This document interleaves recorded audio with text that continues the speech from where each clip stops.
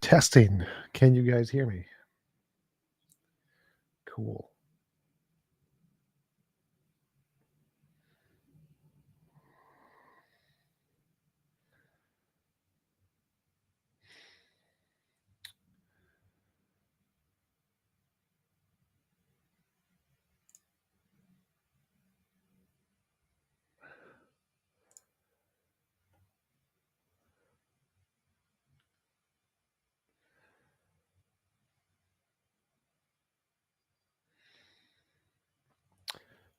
What's up, Clubhouse Debates? Do you guys know who runs Clubhouse Debates? I know I've talked to him before.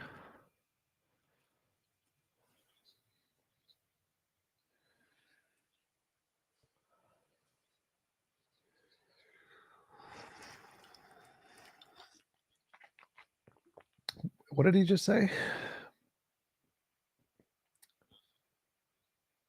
Ah.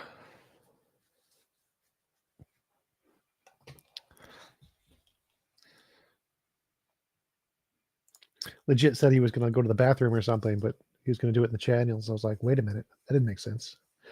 Hey, Daz, how's it going? That British guy. There's too many British guys. The skeptic. I can't find it. I can never find the skeptic's YouTube channel when I try. It's like the skep and then check mark. And then what's it?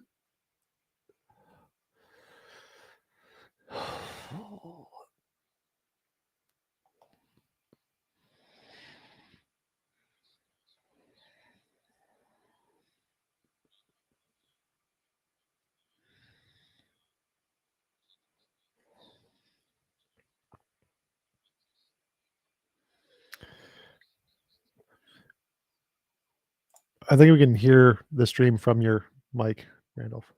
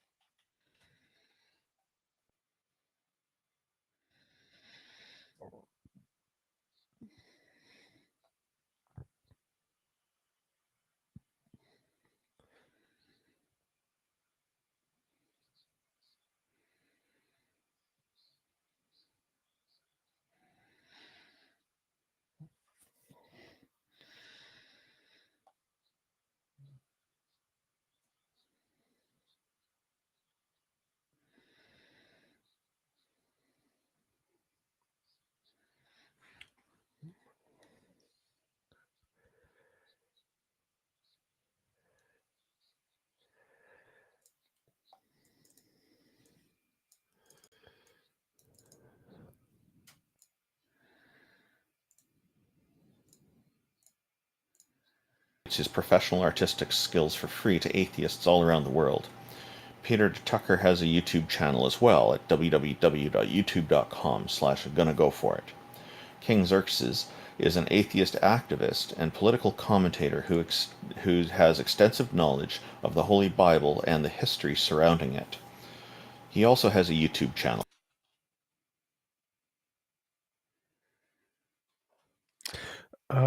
Did Randolph cut out? And Taco is the #1 Discord debater who has never lost a Discord debate in his life. He's the organizer of this event, and with that, we will start turning to the floor for anybody who has any challenges for us. In the meantime, I wonder if Jack Burton or TJump have anything to say as we begin. Potato. No, good morning, everybody. Just happy to be here.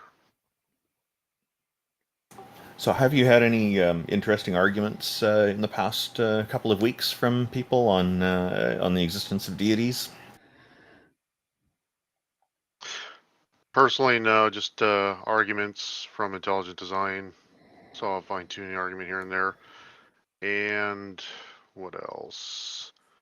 First cause / Kalam. They're pretty much synonymous the way people argue them. That's about it. The Kalam cosmological argument is one that seems to come up quite regularly with Christians and Muslims, I find, in particular. And the big piece that seems to be missing from it, from my perspective, is how it connects to a god, because it doesn't seem to really directly connect those points. Do you notice the same things? I do, but it just starts from basically they need a stopgap. God fulfills that need to their satisfaction, not to mine. I'm in the same boat with them. I think there's a God, but I wouldn't use the Kalam to justify that. I'd just blatantly be telling you, yeah, I need a stopgap, and God was convenient enough to convince most people. Yeah. The other one that comes up is Pascal's Gambit, or Pascal's Wager, it's better known as. I don't find these arguments convincing at all, but they do tend to come up, and somehow they do convince some people. And that the Pascal's Gambit one, I think TJump might have some great perspectives to share on it as well.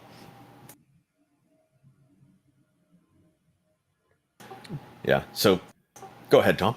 Wait, what? Oh, you wanted me to respond? Yeah, Pascal's wager doesn't work because the probability that you go to heaven for belief in God is exactly the same as the probability you go to hell for belief in God. And any belief you have will have equal probability of getting you into heaven. So, for example, if you believe there is no God, there could be a God that lets you into heaven for not believing. And you can get the same results without a God. For example, if there's a naturalistic pantheism of kind of a universe, it could be the case that you will get to the eternal afterlife or like karma resurrection kind of a thing if you don't believe in a God, or if you do believe in a God, as well as any belief you have. And so the probabilities are exactly the same from belief in God and not belief in God. And so the Pascal's wager fails. Yeah, I agree with that. It's always seemed strange to me that it focuses on one particular deity, but then the way Pascal's wager is presented, it never specifies which deity that is. I feel like it would be dangerous to pose God under Pascal's wager. Taco, is there anybody in the audience who would like to present an idea to us today? Maybe. All they have to do is raise their hand. If anybody thinks they can convince us a god or goddess exists, raise your hand and we'll pull you up, and we'd love to converse with you. I know Jack's a deist. Why not get us started? Well, on Blaise Pascal, it's weird because he's a mathematician, but if you're going to just, and he was specifically Christian, but if you're going to just go with the odds, if you just split it up into a 50-50 shot of gods or not gods, the not gods side actually is a bigger chunk to put your bets on, because on the god side you have the denominations within the god side split up, and a lot of them are mutually exclusive. So already your 50% isn't 50% anymore. It's just chopped down to, all the mutually exclusive religions and denominations within those religions. So mathematically, even by Pascal's own standards, it just doesn't pan out in favor of the God side of the argument. Yeah, it's interesting. One of the arguments that comes up on religions as well for people who are in favor of them is that religion would somehow be really great for society if everybody followed the same religion. And it's as if that this is the chance that religion needs that religion has never gotten before. And I think it is an unfair assumption to make because it really reality shouldn't be dependent on what every single person believes because it all seems to be based on facts. So I was in a debate in December 2021 it was my first formal debate with a Muslim. The fellow's name is Nadir Ahmed, and it was on modern day debate. He was arguing that Islam is better for society than atheism, and I was on the other side of this, of course. We ended up getting into the Holy Quran, chapter 4, verse 89, which, to summarize it is an edict to kill anybody who doesn't believe in Allah. And so if somebody refuses to believe, I guess under threat or something, then you can spare their life. So to me, I think that this is a very bad idea. And so, of course, I objected to it. So he wanted to go through the next two verses with me. So we did. And those verses were, they listed about three what I call annoyances to justify killing somebody. And so we went into all of this, and I was saying, look, this is not on equal footing. Like if somebody is trying to kill you, then self-defense, certainly it's reasonable to justify defending yourself against that. With an equal amount of force. If they're trying to kill you, then it may be okay to kill them if that's your only option. But if all they're doing is doing things that are kind of mildly annoying and not actually trying to kill you, like one of the criteria was if they're not bringing you peace, which is, or if they're not. Another one is if they're not restraining their own hands, and another one is if they're not staying away from you. So these three things are not equivalent to somebody trying to kill you. These are what I call the three annoyances. And so we were kind of at loggerheads. We couldn't find agreement on this. He interpreted it differently than I did.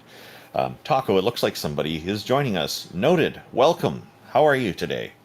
Hey, Noted, I saw you in the audience there, and I've seen you debate religion quite a few times. I've actually gone back and forth with you via text chat, so I figured you'd be an interesting guest to pull up here. How's it going today? You're muted, Noted.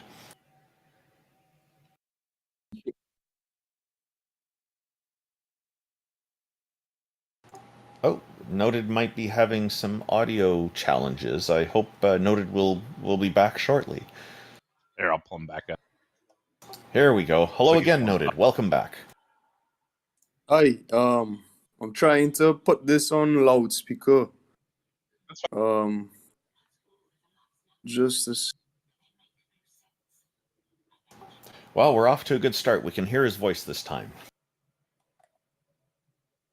So Noted, Yeah, I guess I have to put the phone to my ears. It sucks, but well, your voice is coming through yeah. clearly, so we can hear you loud and clear. So that's really good. From my conversations with you, you seem very theistic, and we'd love for you to attempt to convince us a God exists. Well, it's funny because I joined honestly very quietly, like I didn't expect to talk, but I don't know. I just joined. Yeah. Well, I mean, I'm not in the best state to to really prolong this conversation, but I guess I could just kind of talk a little bit about my belief. Sure, go ahead. What? Tell us about that. What have you got for us? Well, I guess for me, I guess a lot of people think that as a Christian or as someone who is a theist, that you're basically indoctrinated, or like you were raised in a family where this is your belief system that you must uphold to, and so on, right? But I think a lot of people don't realize that a lot of Christians like me believe in science, believe in logic that directs to God, right? And it causes a very conflated or confusing standpoint, when I talk to atheists, because like for me, that's how I see life, right? But yeah, I mean, I don't know where to start. Like, if you guys wanna like try to give me an initiation, because like my mind is all over the place when it comes to God and trying to get my message across. But for me, I think fundamentally, I actually want to ask you guys this, right? My question is how do you see the origination of the universe? Do you see it from a point where there's this absolute possibility, or do you see it from a point where there's potentially a creator greater than absolute possibility? Okay, well, I would like to address some of the things you brought up as well. So I'll start there.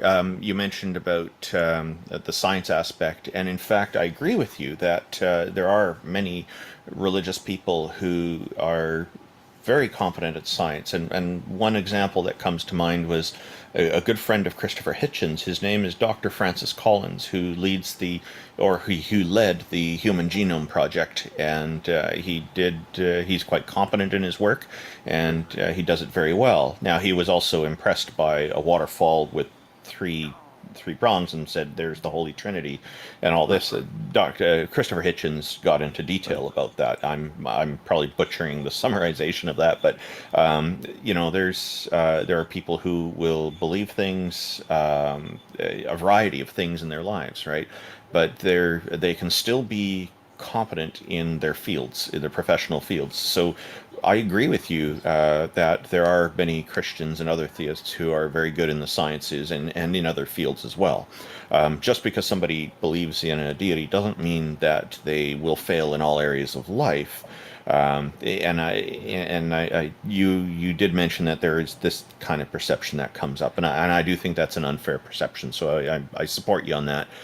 To answer your question, myself as an atheist, not as a scientist, but as an atheist, and I'm not a scientist. It seems to me that the beginning of our universe or of the cosmos is an unknown, because I don't know if there was a beginning point or if there is an eternal characteristic of our cosmos.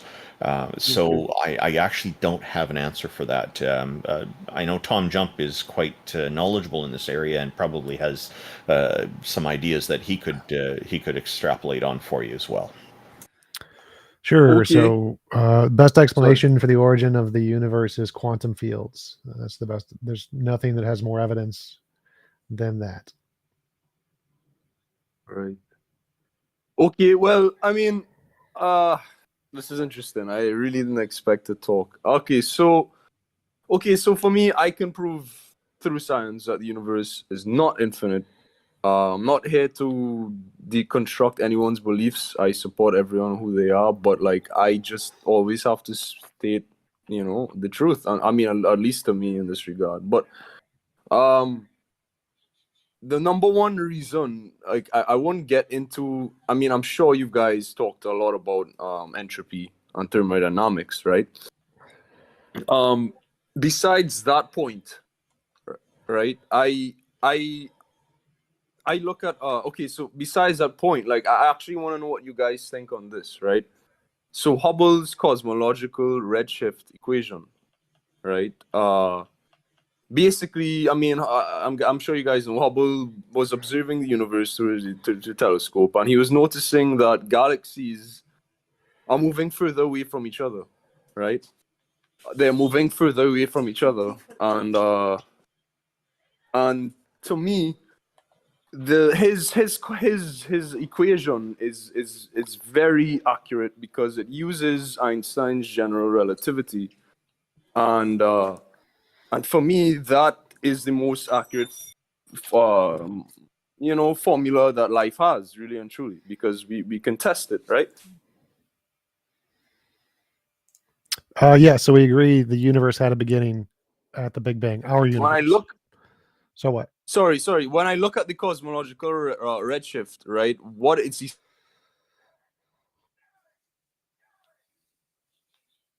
You just cut out, Noted. It sounded like you're asking about the redshift, and then you stopped there.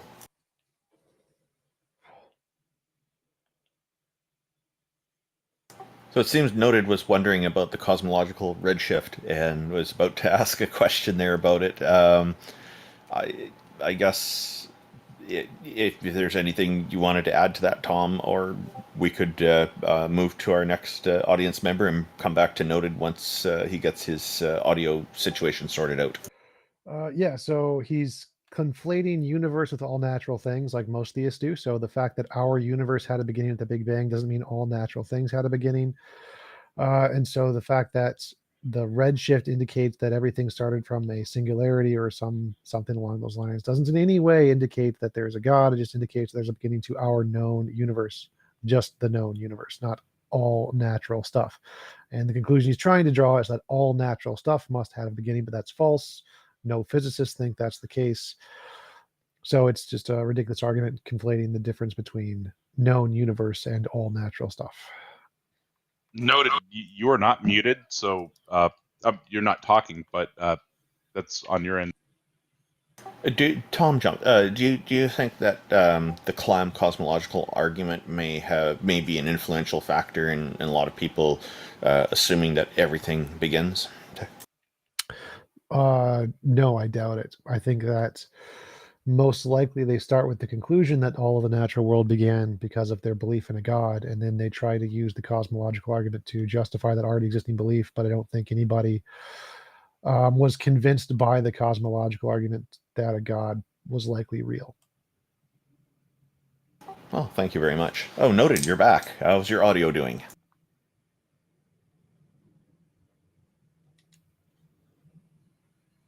Okay, so why don't we thank you very much for coming on, Noted.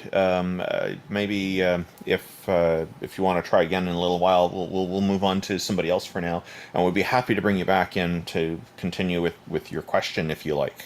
We'd be delighted. Yeah, just stick your hand up when you figure out the mic thing. It's not a big deal. It happens sometimes. It's kind of hard on your phone to use the stages.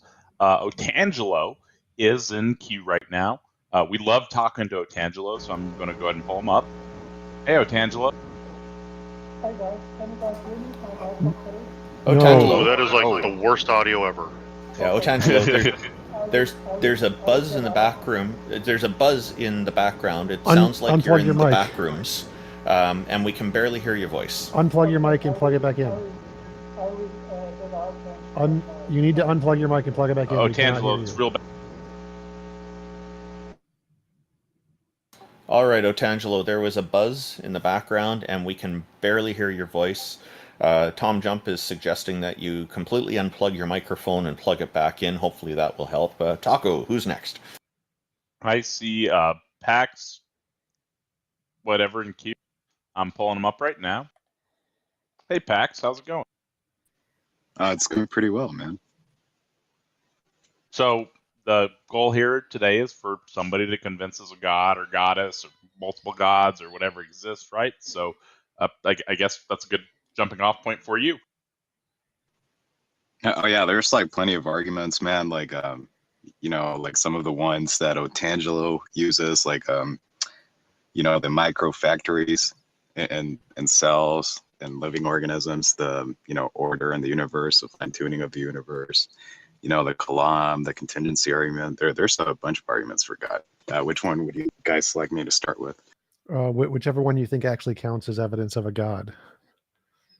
Because I'm familiar with all the arguments. How does any of this count as evidence for a God? Yeah, because that's your question. I'm familiar with all those arguments, but just using basic logic, you can realize that none of those indicate a God to any degree. So I don't understand why you think they're evidence. Like you don't think the order in the universe and like the fine tuning raised the probability that it was designed, Nope, and thus that definitely raised the not. probability of a God existing? Nope, definitely not. In fact, it's quite easy to show it doesn't in any way.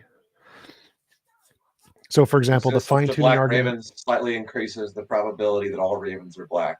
Say that it gives us anything remotely like probability that ravens are most. Well, I mean, it seems like a concession, though. I mean, if it raises the probability, wouldn't it be fair for me to say that it's evidence, even if it's No. like weak evidence? No.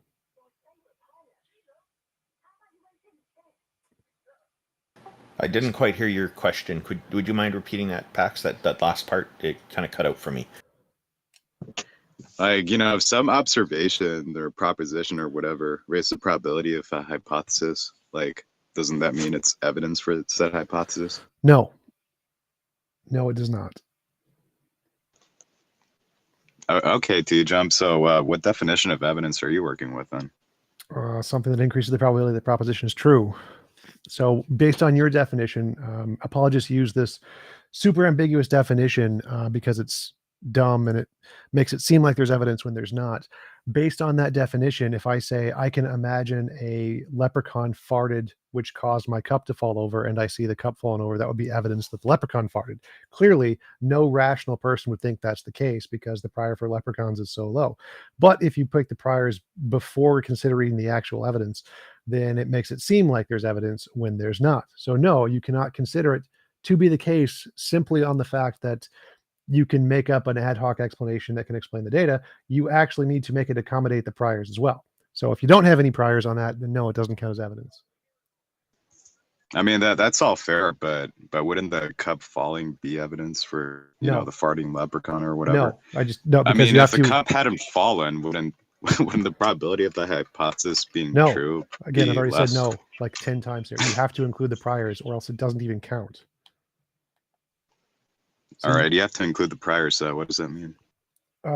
So the definition of evidence you're using is a Bayesian definition of evidence, and in the Bayesian definition of evidence, if you have any possible thing that is logically possible to explain the data, that's evidence in the very stupid definition that theists use. But the reason that works is because the priors for the data are not included. They put them, it's called the problem of priors, where in Bayesian epistemology, you put the priors before you make any consideration of the evidence that anything counts as evidence. If you include the priors... But what do you mean by priors then? All of the other evidence. So like, is there evidence of leprechauns existing? No. Leprechauns, all of the evidence indicates leprechauns are things humans made up. So if we ask, is the cup falling over evidence of leprechauns? No, it's evidence of not leprechauns because there's so many other things that show up leprechauns are completely made up. Well, I mean, yeah, that would be the evidence against the leprechauns, right? But that doesn't mean that. No, you have to include that. Falling as an evidence for. No, you have to include that. There is no evidence of leprechauns simply by the cup falling. I mean, literally, this argument is so stupid, and theists are so stupid for making it. The definition of evidence you're using is so vague that literally anything applies to literally anything that's not logically contradictory. That is not an intelligent use of the definition of evidence. But I mean, it seems that when I asked you for your definition of evidence, I mean, you gave the same one I was using. No, I didn't. Like, didn't you say I said something that increases the probability the proposition is true, but that means in conjunction with the priors. You have to include the priors. If you don't include the priors, it doesn't. Does the cup falling over increase the probability leprechauns are true? No, it doesn't.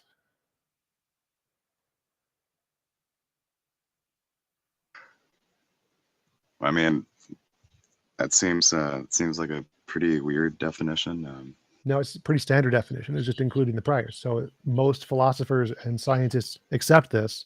It's only the theists who use this very stupid definition and use it in an ambiguous way that doesn't include the priors. Everyone who uses the Bayesian definition seems to no, they agree with me here that the problem they seem to accept that, well, okay, you might have, evidence over here that raises the probability of a proposition being true, but you might have other facts that, decrease the probability of it being true.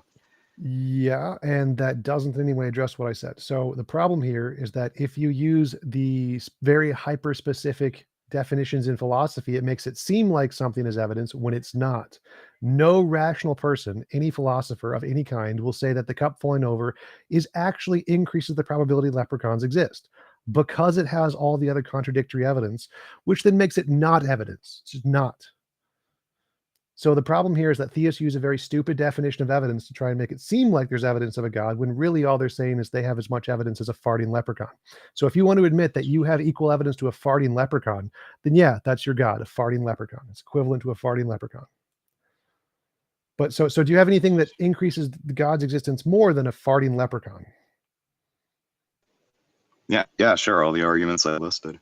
Those all indicate a farting leprechaun as well as a God. So I don't know why you think that's better than a farting leprechaun. Okay, that's a claim. What's your argument for it? Because it works equally as well for a farting leprechaun as it does for a God. Like, what would be? There's no difference there. If you want to say, okay, so you're gonna beg the question next. No, I didn't beg the question. There is no premise in the conclusion on that one.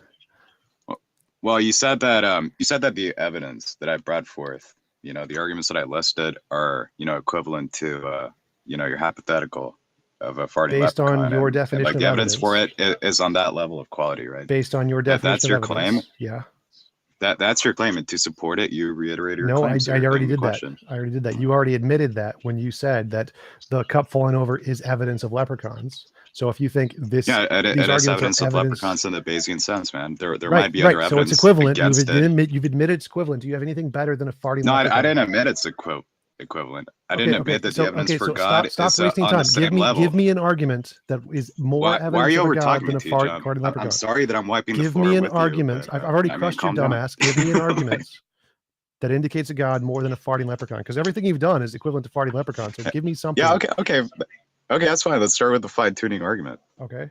Fine-tuned argument does not in any way indicate the existence of a God, because the Yeah, God what's your is argument? simply What's an- your argument for that? You that's can let me. that's the second sentence if you'd shut up. So the fine-tuning doesn't in any way indicate a God, because God is simply asserted as an imaginary explanation with no actual evidence that it caused the phenomenon in question, equivalent to a farting leprechaun. So I can say a farting leprechaun caused the fine-tuning of the constants. Therefore, it's evidence of a farting leprechaun, equivalent as much as so for a God. What the fuck are you even talking about now? It's like on top of begging the question, you're bringing up farting leprechauns again. Yes, That's because more that was civil the now. claim, is that your argument is equivalent to God, equivalent evidence for God as it is for a farting leprechaun. And I'm providing evidence for this. Your evidence for God caused the fine tuning is simply you made it the fuck up. And my evidence that a farting leprechaun caused the fine tuning is that I made it the fuck up. So those are equivalent claims. Yeah. So do you have anything that's actually indicates a God more than a farting leprechaun? You're saying that the fine-tuning evidence for God is as good or as bad as the evidence for a farting leprechaun in the hypothetical you listed. No, the fine tuning. What's your The fine tuning works equally as well for a God as it does for a farting leprechaun. okay? Why would you assert that? I literally just explained it to you. So the only evidence you have that God caused the fine tuning is you made it the fuck up. So, and the evidence I have that a farting leprechaun caused the fine tuning is I made it up. So now they're equal. So again, I'm asking, do you have any evidence that indicates God more than the farting leprechaun? Well, I mean, but we don't have experience in the real world of farting leprechauns Or God. creating fine-tuned systems, right? Or But we God. do have evidence in the real world of minds designing minds creating finely tuned systems that are such that if you slightly tweak them, the system falls apart, right? No. So you So I have mean, equal I evidence guess that'd of be a- my response. So you have equal evidence of a inductive God. reasoning. You have an equal evidence of a God fine-tuning a universe as you do as a leprechaun fine-tuning a system. So those are equal, equivalent. Do you have any evidence of God more than a farting leprechaun? Yeah. Okay, TomJump. I gave you a straightforward inductive argument, and your response is not. Man, doesn't seem like you have much. No, I mean, addressed that, I guess I win again on this point. No, is there somebody else that wants to I've talk to me? dunked your dumbass. Don't run away. Don't run away, dumbass.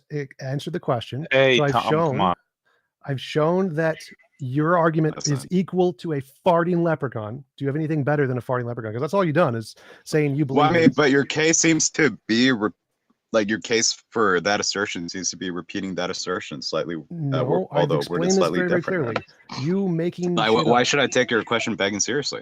Because it's not. There's no premise in the conclusion there, so it's not question begging. That's just you making stuff up as normal.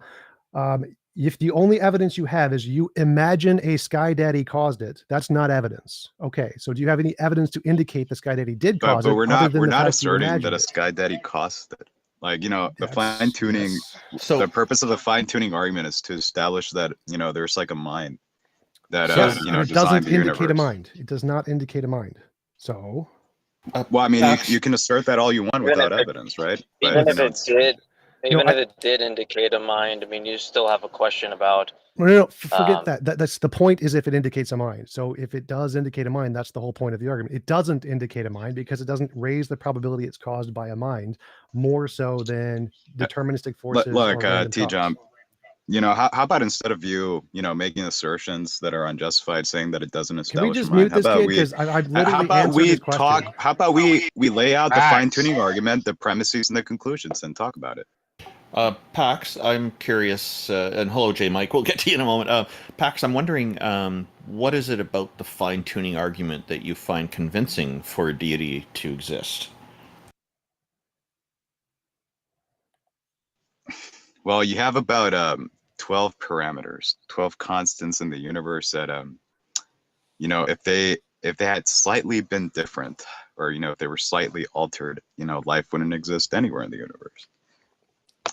And you know, that seems to demand an explanation. And you know, it seems to me, based on inductive reasoning, that you know, the most probable explanation for that would be some kind of designing mind.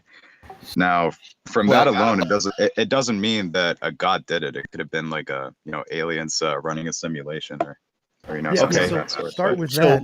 what I'm Why- thinking is what the reason I'm having some problem with that is because from what we see of life is that life adapts to the environment that we develop in.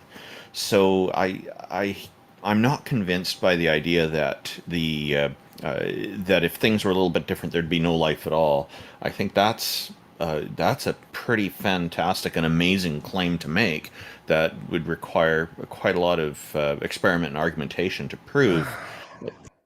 He's right. No, he's right on that. If you change the laws of physics, all known life would be gone, and so that's the argument. Oh, known life, but maybe a different kind of life would develop. Like maybe I misunderstood. It sounds like there'd be no life at all. That's again an inductive argument. We don't know of any other kind of life, so all of the life that we know is possible wouldn't exist because all of the particles we know are possible wouldn't exist. So the argument is that given the known laws of physics and the known ways they can change, no known life would exist, which is fine. Problem is that the explanation could just be they're all determined. That's a possible explanation. Secondly, the mind explanation doesn't work because minds have to be equally as fine-tuned as the constants necessarily. And so you can't get a mind as a solution to the fine-tuning because who fine-tuned the mind?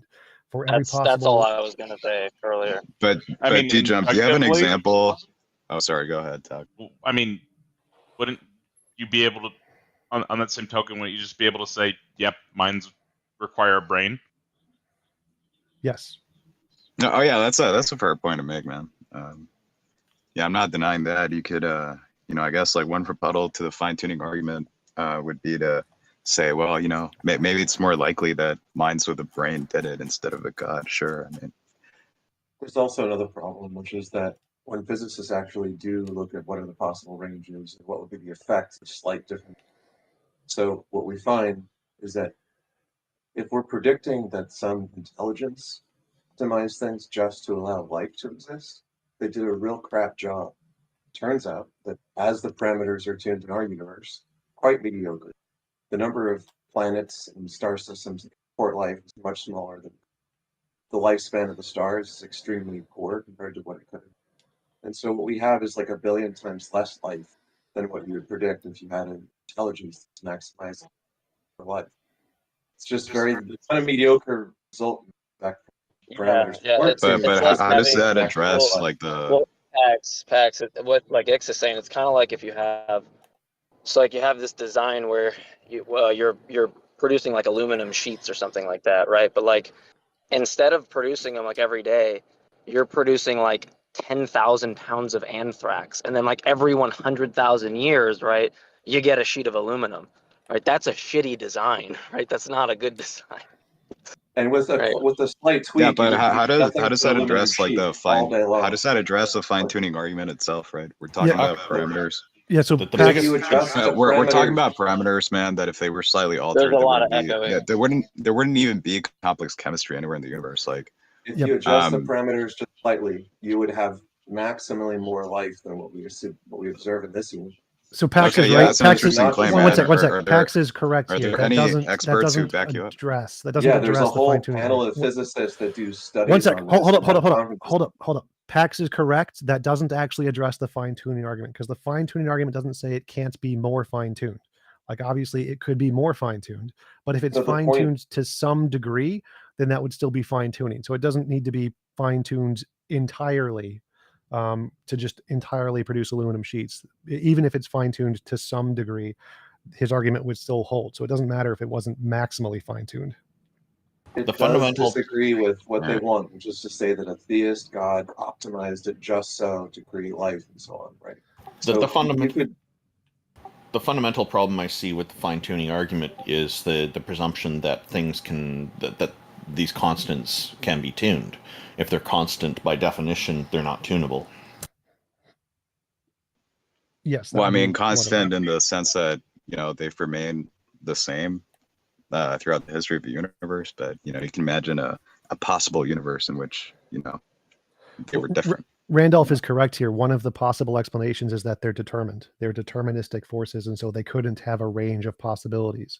If they're determined, then they don't need to be finely tuned, and that explains the fine tuning. Because you said it calls for an explanation, that would be an explanation, and it would be more plausible than a mind. Yeah, okay, cool. I mean, on what grounds would you say it's more plausible in mind? Do you have like an example of a fine-tuned system being you know, the product of a mindless process? Yes, we only pretty got much one every planet part of in nature. the universe. Why wouldn't that work also on the every other? part Like, of why nature, wouldn't like why wouldn't that objection not work on the other side of the coin? Right? Like, if you're asking for an example of that, like, why would that, by parity of reasoning, not affect what you're saying, right? but you know, I can give you a plethora of like examples of fine-tuned systems in the real world that are products of mind. Like, Well, so the definition of a finely tuned system in physics is something that is improbable, essentially. So our solar system is a finely tuned system. A hurricane is a finely tuned system. A magnetic field is a finely tuned system. All of the different constants of how particles work are finely tuned systems. Hurricanes, finely tuned systems. All of those things are finely tuned systems based off of the definition in physics. None of them are produced by a mind. You're conflating the finely in tuned. what sense are they fine-tuned?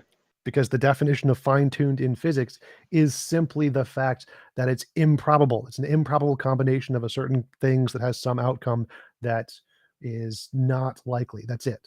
So, Well, that, I mean, maybe you're right that the word fine-tuned can be used in that sense. in physics, that is But the the word you're but I mean, using in that's physics. not tracking the way the term fine-tuned is used in the argument, right?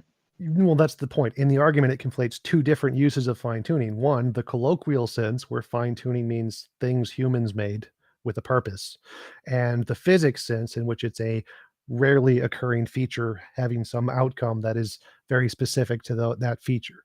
So in physics, the universe is fine-tuned in that physicists all agree it's fine-tuned, not in the way it's designed by a mind usage. It's fine-tuned in the fact that it has some rare combination that has some rare outcome, which is the same as crystals and hurricanes and tornadoes. So the only way in which physicists agree that it's fine-tuned is the way in which a hurricane is fine-tuned, or a tornado is fine-tuned, or a crystal is fine-tuned.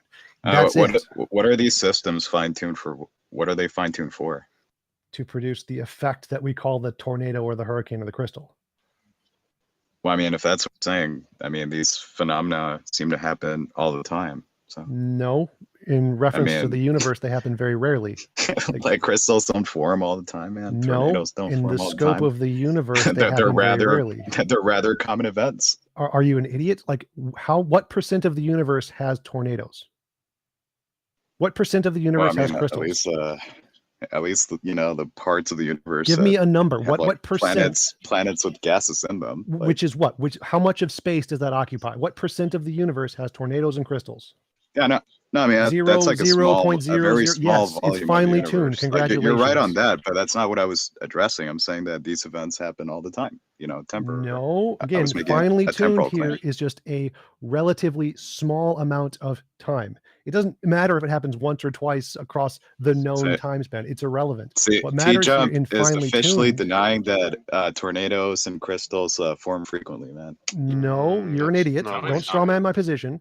As I said, finely tuned in physics just means a rare occurrence given some set of variables. That's it. It doesn't mean happens once. Nowhere in fine tuning does it say happens once in the known time span, not in the definition. Again, you're making It's like, stuff up. to every try and time it support your snows argument. over here, and I go outside, man, I stretch my arms, I collect Are you ice just like crystals. strawman Some of again? them are big enough to be seen by naked eye. TJump, Good for you. seems kind of like an absurd claim to make. No. So my claim is that you're conflating definitions of fine tuning and using them arbitrarily to try and support your claim, which I just debunked your entire argument there. So if you want to claim that the universe is finely tuned, then crystals are by definition also finely tuned. And so your argument is debunked. I just gave you an You're example saying of a that finely tuned thing that isn't made by man. you're basically saying that crystals are like finely tuned for crystals, like The conditions that produce crystals are finely tuned to produce crystals. It should not be hard to understand. If you want to think that the constants of the universe are finely tuned to one sec. So if you want to think that the constants of the universe are finely tuned for life simply because they produce life, then I can say that the constants that produce crystals are finely tuned for crystals simply because they produce crystals. It's the same begging the question. all right, so the universe is like fine tuned for both life and crystals. What's your point? Right. So you can say that things are fine tuned. I wasn't going the universe there. I was going just like the constants of the state of the planets, the cold, water levels. So forget the universe fine tuning. Think just the particular state of our planet that allows for crystals to form is finely tuned for crystals. Like that's obviously a stupid argument. Like no one in their right mind is going to think Earth was finely tuned for crystals. That's a stupid argument. It's equally as Well, I stupid mean, if to you're think going to go the in that universe is direction, finely man, tuned for there's like crystals that form from different molecules from different elements, right? Yes. Yeah, so some do not form in the cold, man. I mean, What does that have to do with the argument? So the argument isn't literally only the cold. Here, think for a second. Try to you know, process the there's argument. crystals that form from fucking lava or magma that What? You're not tracking what TJump said, and you're just kind of derailing jokes. Well, I mean, TJump seems to be saying that crystals like form under like specific conditions in our universe, Yes. but I'm saying that they seem to form in Oh different. God, there's a few conditions. Oh my God, you've debunked it. Oh, there's more than one. What? Guess what? There's more than one possible outcome to produce life too. There's a spectrum. There's in fact an infinite spectrum of possible combinations of constants that can produce life. Wow, I guess I've just debunked your fine tuning argument.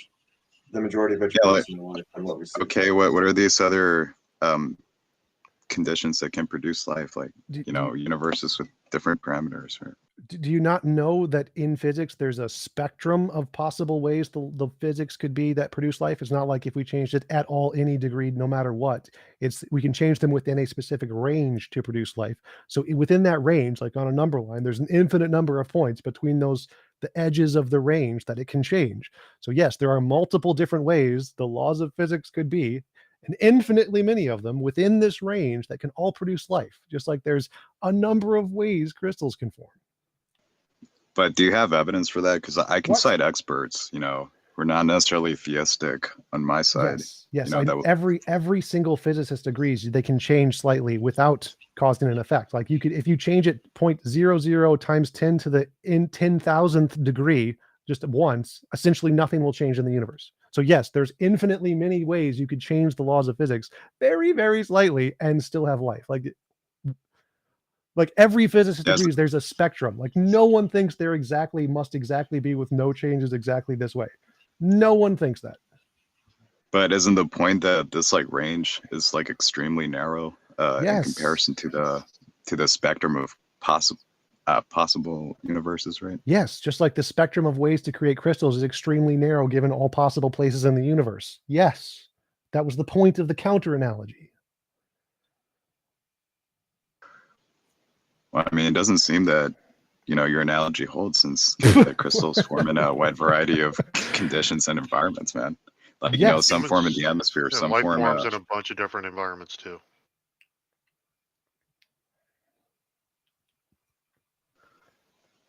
Oh, well, all right. Yeah, you got a point there.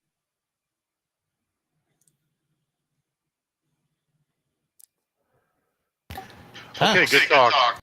Hey, Pax, thanks for bringing us all these wonderful topics. Were there maybe a last statement you wanted to make without falling for the temptation of declaring yourself the winner, or anybody? Maybe just kind of summarize what your thoughts were in 30 seconds. Well, TJump basically stated that tornadoes and crystals are rare events. They don't happen often. Straw man. No, And- that's correct. That's correct. I said they were rare events in reference of the universe, which is correct. See, man, he concedes to it. I didn't Yes. straw man him. Yes, Of the I universe. was right. And if you disagree with that, you're an idiot. So yes, I'm correct. I agree with this point too. All right. Well, you guys have a good time. I gotta go work now. It was fun. Thanks very much. Who's next, Taco? I see Otangelo's back in queue. It looks like he got his mic working. This will be Great. exciting. Ken, before you start, Otangelo, I just want to say, Mike, welcome, and thank you for joining our panel. I know we've been trying to get you in here for a long time, and we're really happy that you're here.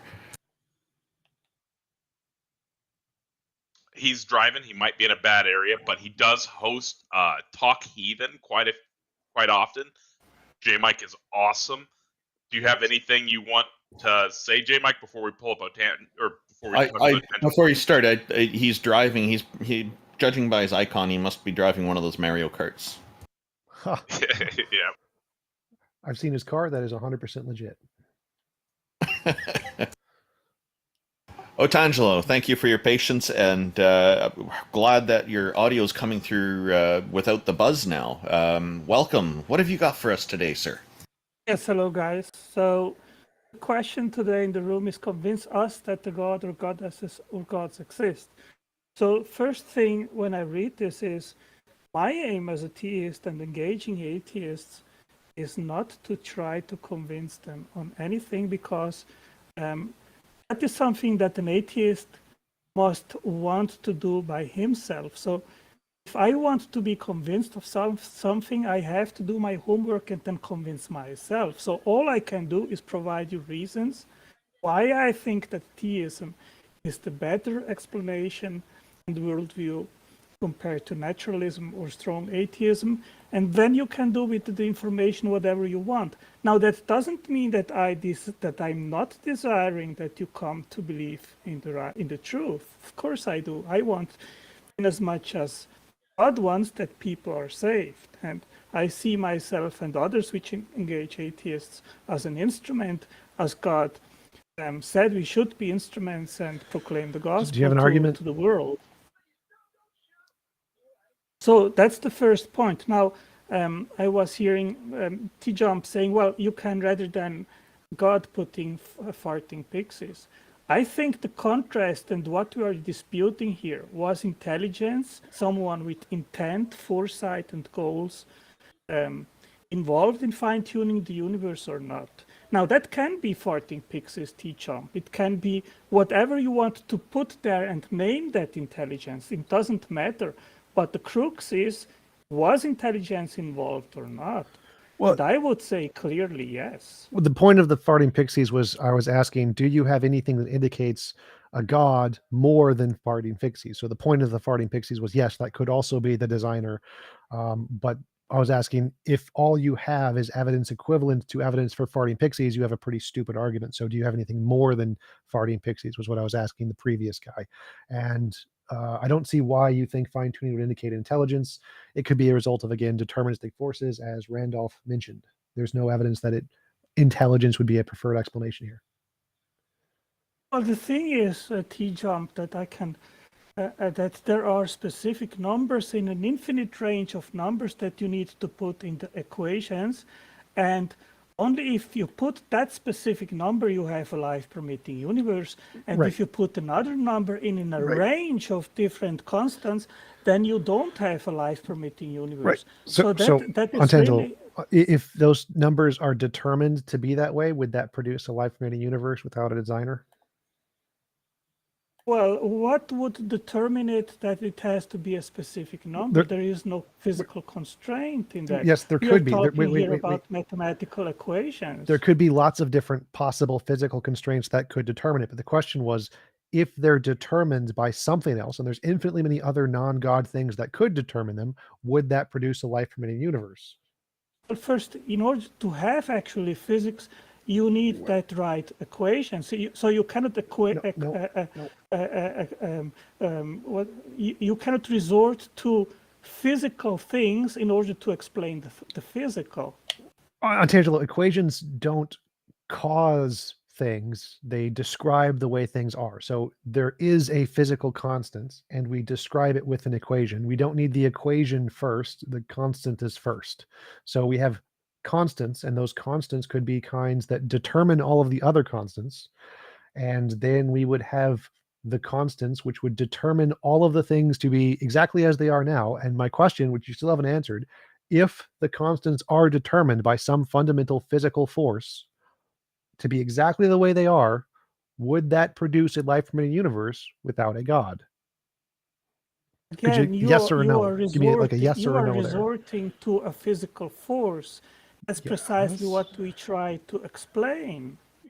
No, what we're trying to explain is the fine-tuning. We're trying to explain why the constants that we measure have a particular combination to them, and those could be explained by a physical force or a God, but the physical force is more plausible here. So we wouldn't ask who created God, because the point isn't to figure out what the first thing is. The point is to figure out what caused the fine-tuning. So the fine-tuning for life can be explained by a deterministic force that determined all of the constants, and that would produce a life-permitting universe, right? Could you please answer yes or no? Would the constants being determined by a non-God produce a life-permitting universe? Please give me like a yes or a no on that one.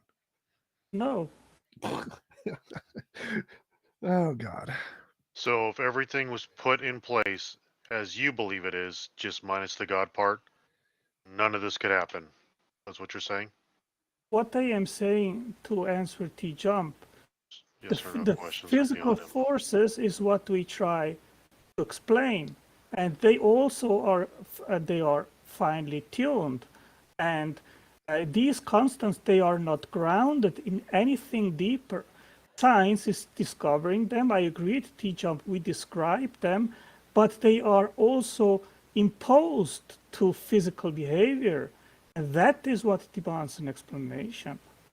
I have no idea what you just said, though. You said they're not grounded in anything deeper. You believe in God, so they must be grounded in something deeper in your worldview. And everyone in physics thinks they're grounded in something deeper. Nobody thinks they're just there. So, like quantum mechanics, string theory, everybody thinks they're grounded in something deeper. Even you think they're grounded in something deeper. We're not trying to explain the original thing here. The fine-tuning argument is only trying to explain the pattern. That's it. Once you explain it, you can explain it with physical laws or God. Either one of those explain the fine-tuning. Fine-tuning explained, the argument done. Then you could go on to like the cosmological or something, but the fine-tuning argument has now been fully answered by deterministic forces.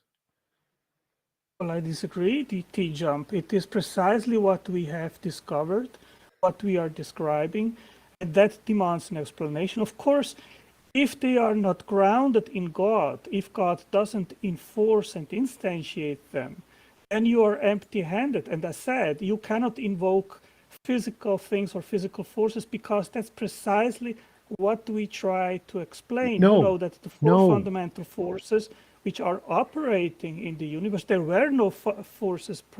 We don't know beyond the physical universe. So Untangelo, you keep making the same mistake. You keep saying that we're trying to explain all physical forces. Like, no, that's not what we're trying to explain. The fine-tuning is just explaining the combination that produces life. That's it. It's not, you can always submit another physical force there, and that's fine, because the fine-tuning argument isn't trying to explain all physical forces. That's not what it's doing. It's just trying to explain the combination that produces life.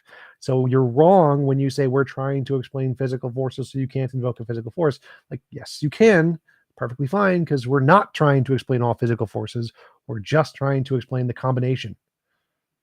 Well, that is just an ad hoc assertion, TJump, because I can say that that original force which you try to invoke was stochastic and was just unregular, and would be unable to do anything. So you are just making up an argument for which you have absolutely no evidence. Congratulations, Untangelo. You've just stated verbatim what atheists keep saying about your God. Who fine-tuned God?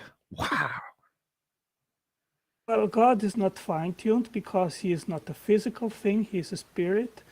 He is conscious, intelligent, powerful, and he can determine, make calculations about these forces which are necessary to instantiate a life-permitting universe. While you, on the other hand, you have just no evidence whatsoever to claim to anything alternative, because we have never ever seen that kind of force which then would instantiate any other fine-tuned forces. So congratulations, you are just living in a made-up I really wish I could like worldview. just replay the second half of what you said as my response to the first half of what you said, because your second half debunks your first half just beautifully. Well, it doesn't, because we have not only nature, but we have direct revelation by God through the Bible, which has revealed himself that he created the universe, Genesis 1. So thank you, TJump. I have an evidence-based worldview, you don't.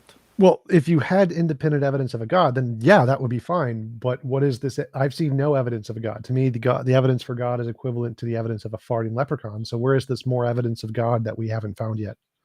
Yes, because you are blinded by your wish no God to exist, so you are unable to actually see the obvious. Well, me wishing God to exist or not wouldn't be positive or negative evidence. That's shifting the burden of proof. So what positive evidence is there of a God actually existing more so than farting leprechauns? As I said, TJump, if you don't remove your blinkers, you will never be able to actually see God. And the evidence all around you, which fine-tuning is one of the most amazing and fantastic arguments. And I mean, if I would ask you, TJump, you have 200 times someone winning the lottery in a row. And then you have two possible competing explanations. One is that someone was cheating, the other that someone just had luck. Which of the two possible explanations do you think would be the more plausible one? That it was determined by natural forces and they figured it out. So like if, for example, we could use quantum mechanics to determine exactly what the next lottery numbers are going to be, and someone was good enough at it to win that many times, that would be a very plausible explanation, Antangelo. So quantum physical events, they have intent to figure out something? No, Are you not anthropomorphizing physical and energetical states of affairs? Do they have intent to come up with a specific outcome? No, you should try listening to what he said. I wish he would do that, but you're overestimating Antangelo. So as I said, the physical forces of quantum mechanics would determine. Please don't use personal attacks. Okay, keep just. So as I said, the physical constants, like the quantum physics, that would be the physical constants, would determine what the lottery numbers are going to be, and somebody would discover that fact about reality, and then they could know and they could win 20 times. And so if it's determined by physical facts, someone could figure that out, but that would not be the same as saying the quantum physics is intelligent. Like, no, it's not what I was saying. Well, you are just again making up things. You have no evidence that these states of affairs could have knowledge of a specific outcome and then just aim to get to these outcomes. Right, they don't have any knowledge. Things again, TJump. You are empty-handed again. No, so all of my you didn't things, even listen to what he said.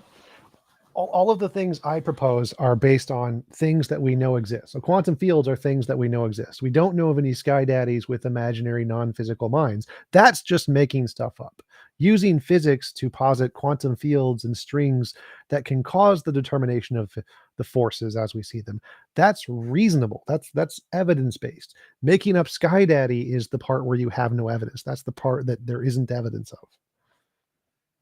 Well, first of all, I have never seen quantum fields bringing forth a functional specific outcome. And secondly, even let's suppose that these quantum fields are the first physical thing.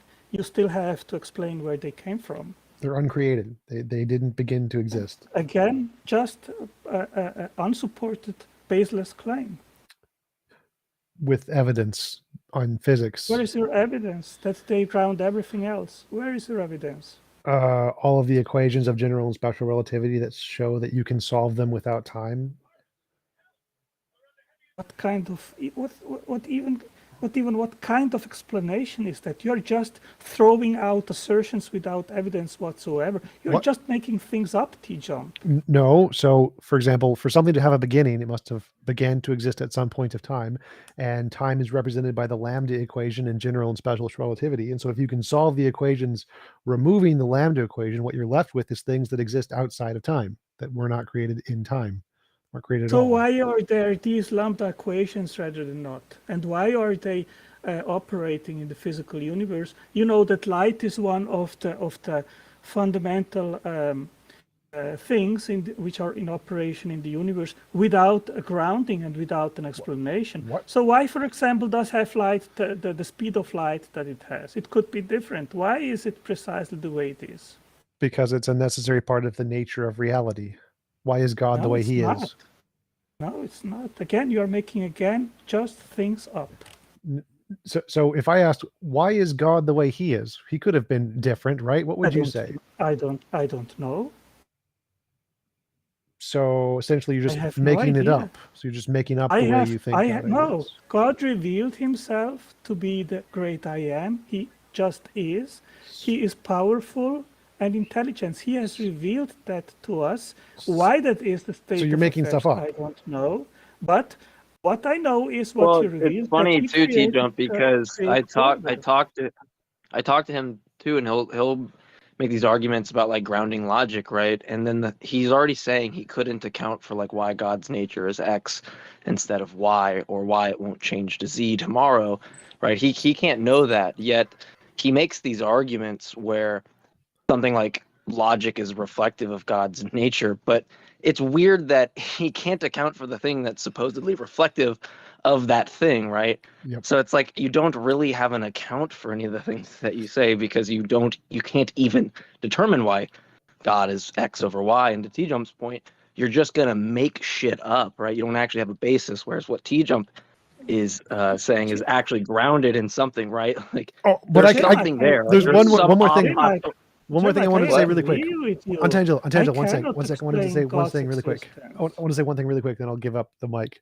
I can say that the quantum fields revealed themselves to me, and so I know that they're ultimate perfection of nature because they revealed themselves to me, and now I have equal evidence as Untangelo.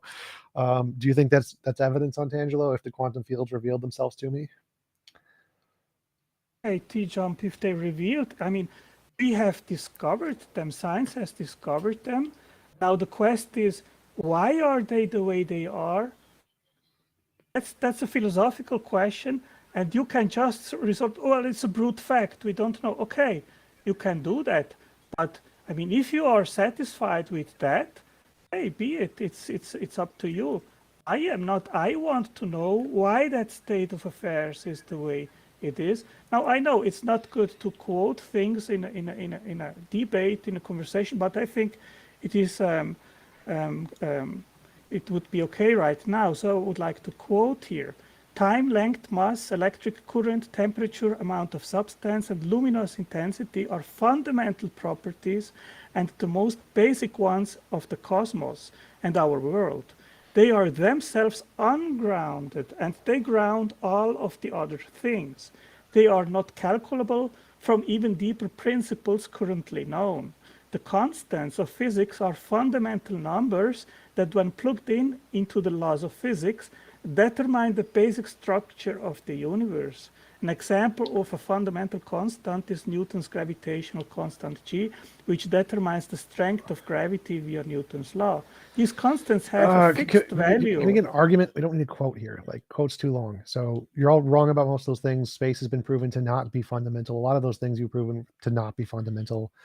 So that's essentially just wrong, proving most of those wrong. What was your even source there, Otangelo, since you like to cite your own website as a source and make people go watch like 30-minute videos that you lie about the contents of which? Oh, I can give you the link here in the. What's the name of the source? Just tell us the name of your source. Well, it sounds like a real physics source. I'm just curious because I've had Otangelo send me to videos that he insists address the topic at hand. They're literally just a complete waste of time that he lied about.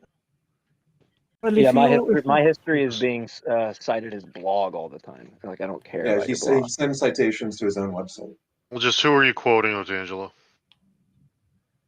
Yeah, I look it up and then I can put it here in the side You don't know chat. who you're quoting? Okay. Oh, I have to look up the source where I got it from, so then I can put it to the side chat. Okay. But anyway, I mean, these I predict fundamental that will things. not happen. Well, no, it sounded like a legit, because that's a legit old thing physicists used to say, but Yeah, it more sounds like an recent, outdated physics quote. yeah, recent physics has discovered that like space is definitely emergent. Emergent space-time is the consensus, which happened in the past like 10 years. So yeah, physics has changed where we think most of those things are emergent. Causation has been argued to be emergent from other fundamental things. So we've made a lot of progress in physics. But that does sound like a legit quote from a physicist. I would bet it was probably someone he got. Here My I point can is, give you as I quote predicted, he here. did not even know who it was from. Sort of No, listen, I randomly have Googled something or pulled something out of a creationist book have that a doesn't link cite here. the source. These are SI units, fundamental and derived units: length, mass, time, electric We current, didn't ask you to temperature. quote a bunch more. We asked you to give us the source. I give you the source. I can put it here in the side chat and you can look it up. Is Like that a okay? name of the website or a name of the person who said it. That's what we're looking for, not a link. Oh, TangeloBlogspot.com or something. Google SI units. International System of Units on Wikipedia. You have it right there. Hey, Otangelo, could you post that in the Heathen Hangout chat, and I'll make sure it gets posted in YouTube as well for your blog or your channel or your website. Yeah, I put it here in the Heathen Hangout one? chat. Yeah, you can do that anytime, but maybe just keep talking while you do that. Okay, Do you know what source is cited in the article? It says, I don't know if you understand this, Otangelo. Wikipedia is not a source. Wikipedia is a collection of every statement in Wikipedia has a number at the end. The number at the end of it, a reference to an actual citation source. Wow. Just Google International System of Units and you will find second, meter, kilogram, ampere, Kelvin, mole, and candela. Okay? Normally people give the name of the source that they're quoting when they waste I just reading told that you, just Google and you will find Untangelo, that's your job when you bring information when you cite a source. Untangelo, those aren't physics. Those aren't physics sources. Those are language sources. Those are measurements we use in our languages of math that are fundamental to our languages of math. They're not fundamental to reality. They're fundamental to our language. So that's not a physics statement that those are fundamental in reality. You are just telling nonsense. You don't know who said it. You don't know what book it's even cited from. You don't know if it was a physicist or a linguist. You just don't know anything about the quote because you pulled it out of that. NIST.government. Well, Untangelo, none of those things you listed are fundamental. Those are emergent.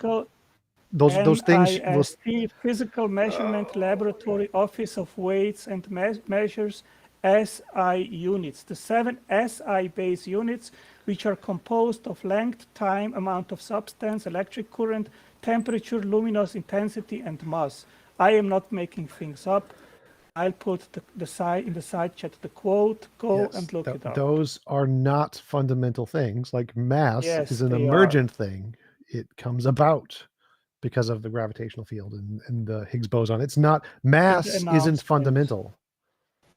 Yes, space isn't fundamental. Like this was solved in physics. We've made progress. Those are fundamental in our language. Is mass and energy fundamental? Yes or no? Energy is fundamental. Mass is a response of energy in a field. Not all things have mass. You can't call it fundamental if not all things have it. I think fundamental refers it's clearly to something that mass is dependent upon. That's true, but I think fundamental in this case would mean like some fundamental state in the universe, even if nothing has that particular state. Are we talking like elementary particles? Like just okay, some of them have it, some don't.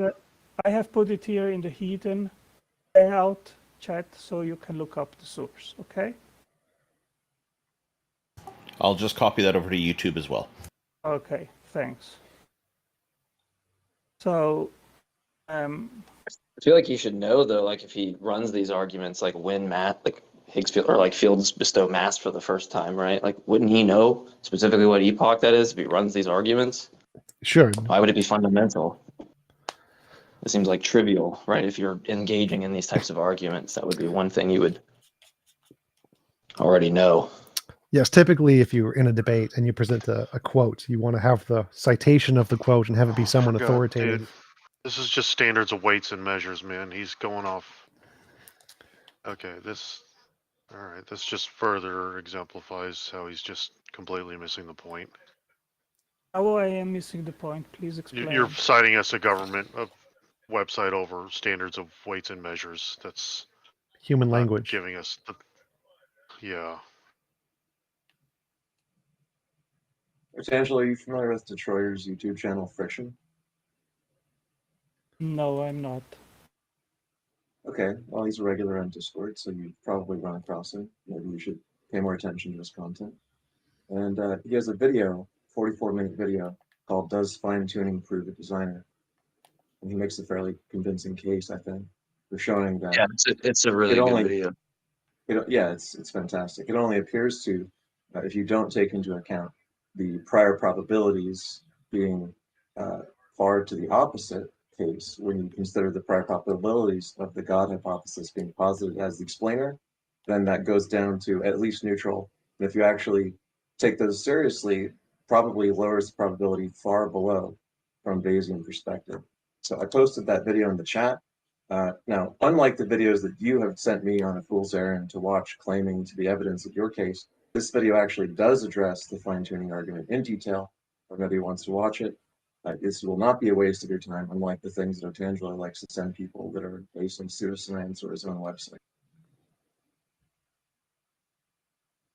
Well, I disagree that the units which I gave, that they are not fundamental. They are fundamental. They are not derived from other things, and you need to explain them. You need to explain why they have fixed values, and why they are just right to permit life. Yeah, the website you offered is a government website on standards of weights and measures. So the values they have, the actual Office of Standards of Weights and Measures arbitrated them. So they are fundamental. Yeah, listen, they are fundamental. They're not fundamental. Google, it wasn't like God said, here's an inch, and it will be an inch for all eternity. Okay, I'll give you another link where it states clearly that they are fundamental. Could you just Google emergent spacetime? Just Google emergent spacetime. Look at all of the different physics papers that say that, and then try to recognize that the site you gave is just talking about human language and isn't expert on physics, and the experts on physics are saying, nope, space isn't fundamental. It's not. Like all of them, not fundamental. Google emergent spacetime. Okay, listen. I just did put in the side chat another link, and it says our current definition of a fundamental constant of nature is any quantity whose value cannot be calculated using a given physical theory, but can only be determined experimentally. Examples include the fine structure constant, a measure of I just addressed this. Google emergent spacetime, or Google is space fundamental. Google that, and all the physicists will say, no, it is not fundamental. It is emergent. So I've addressed this. Google emergent spacetime. So what are the fundamental constants of nature? Ask the physicists. They literally write papers on this. They're the experts. And spacetime is emergent. I just answered to you. I gave you 7 measures which are fundamental, and it says it right in what I quoted here. Our current definition of fundamental. Untangelo, I've already debunked this, like emergent spacetime. If you want to disagree with everyone in physics, that's fine, but I've proved you wrong. Move on. Okay, what else would you like to talk Angelo, about? the next time that you come to us with a claim, like, I would appreciate if you would actually demonstrate that you watched Detroiter's video on friction, or made any effort to educate yourself on the subject other than from your own biased, sort of self-motivated reasoning. Well, you know, what I do is I study science, and the premise is always science-based, and that what I presented is science-based, despite you guys denying it. The quantities which I just mentioned, they are fundamental. I gave 2 links, you can look it up. So just denial doesn't cut the cake, but hey, whatever. Yeah. If you want Last to week live you told us. Yeah. Last week you told us that you didn't think it was possible for abiogenesis to occur on clay substrates generating chains. And you claimed the evidence of that was that an experiment was debunked because it was only getting a certain kind of clay, and that's too unlikely to have occurred in Earth's primordial environment. You were completely ignorant of the fact that was one of the earliest experiments of its kind, and that there are other experiments that showed orders of magnitude more possibility to create longer chains with totally different circumstances for the starting clay. You didn't know anything about the subject which you claim to study scientifically. You just throw out canards and hope people don't Google the thing that you're claiming. With 5 minutes of time, they can find that you've completely no knowledge of the subject. Okay, let's even suppose that what you're just saying is right, and that some experiments have been able to concatenate or polymerize RNA chains of over 50 nucleotides of length. Thousands. Thousands. Okay, thousands. Okay, fine, thousands. Even if that is true, Did you read it? that, oh, let me answer now.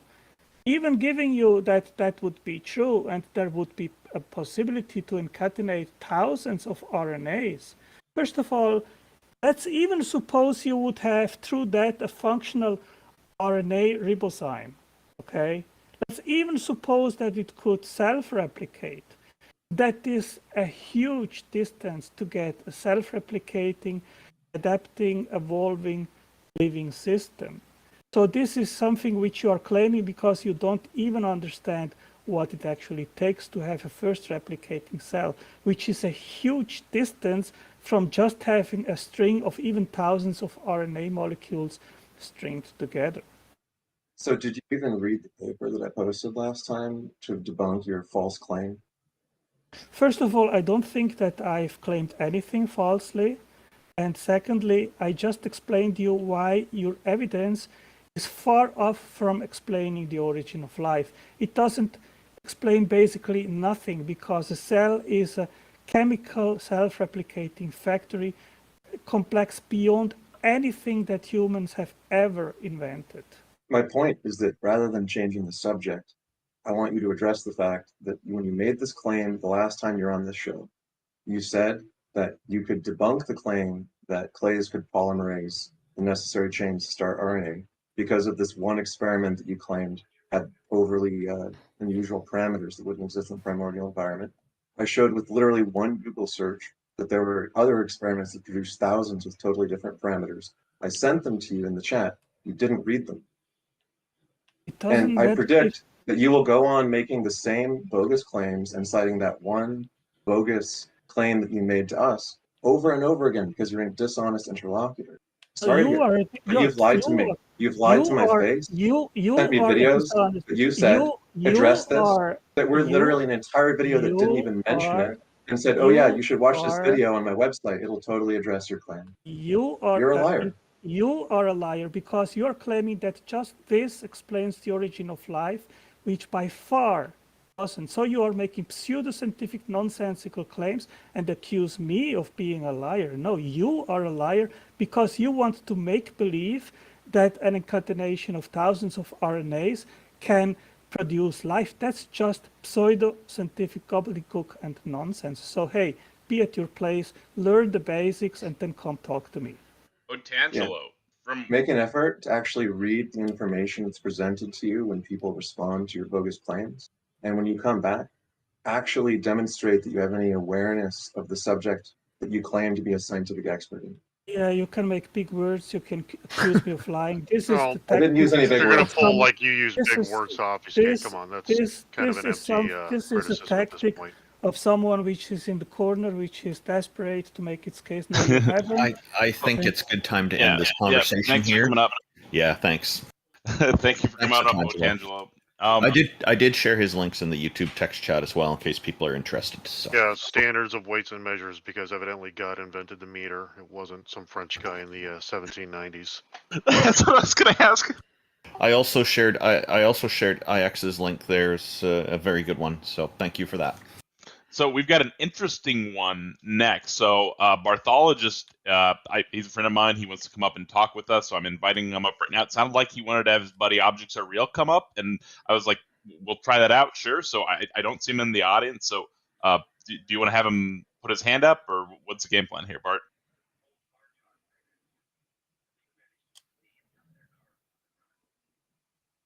We can't hear you talking.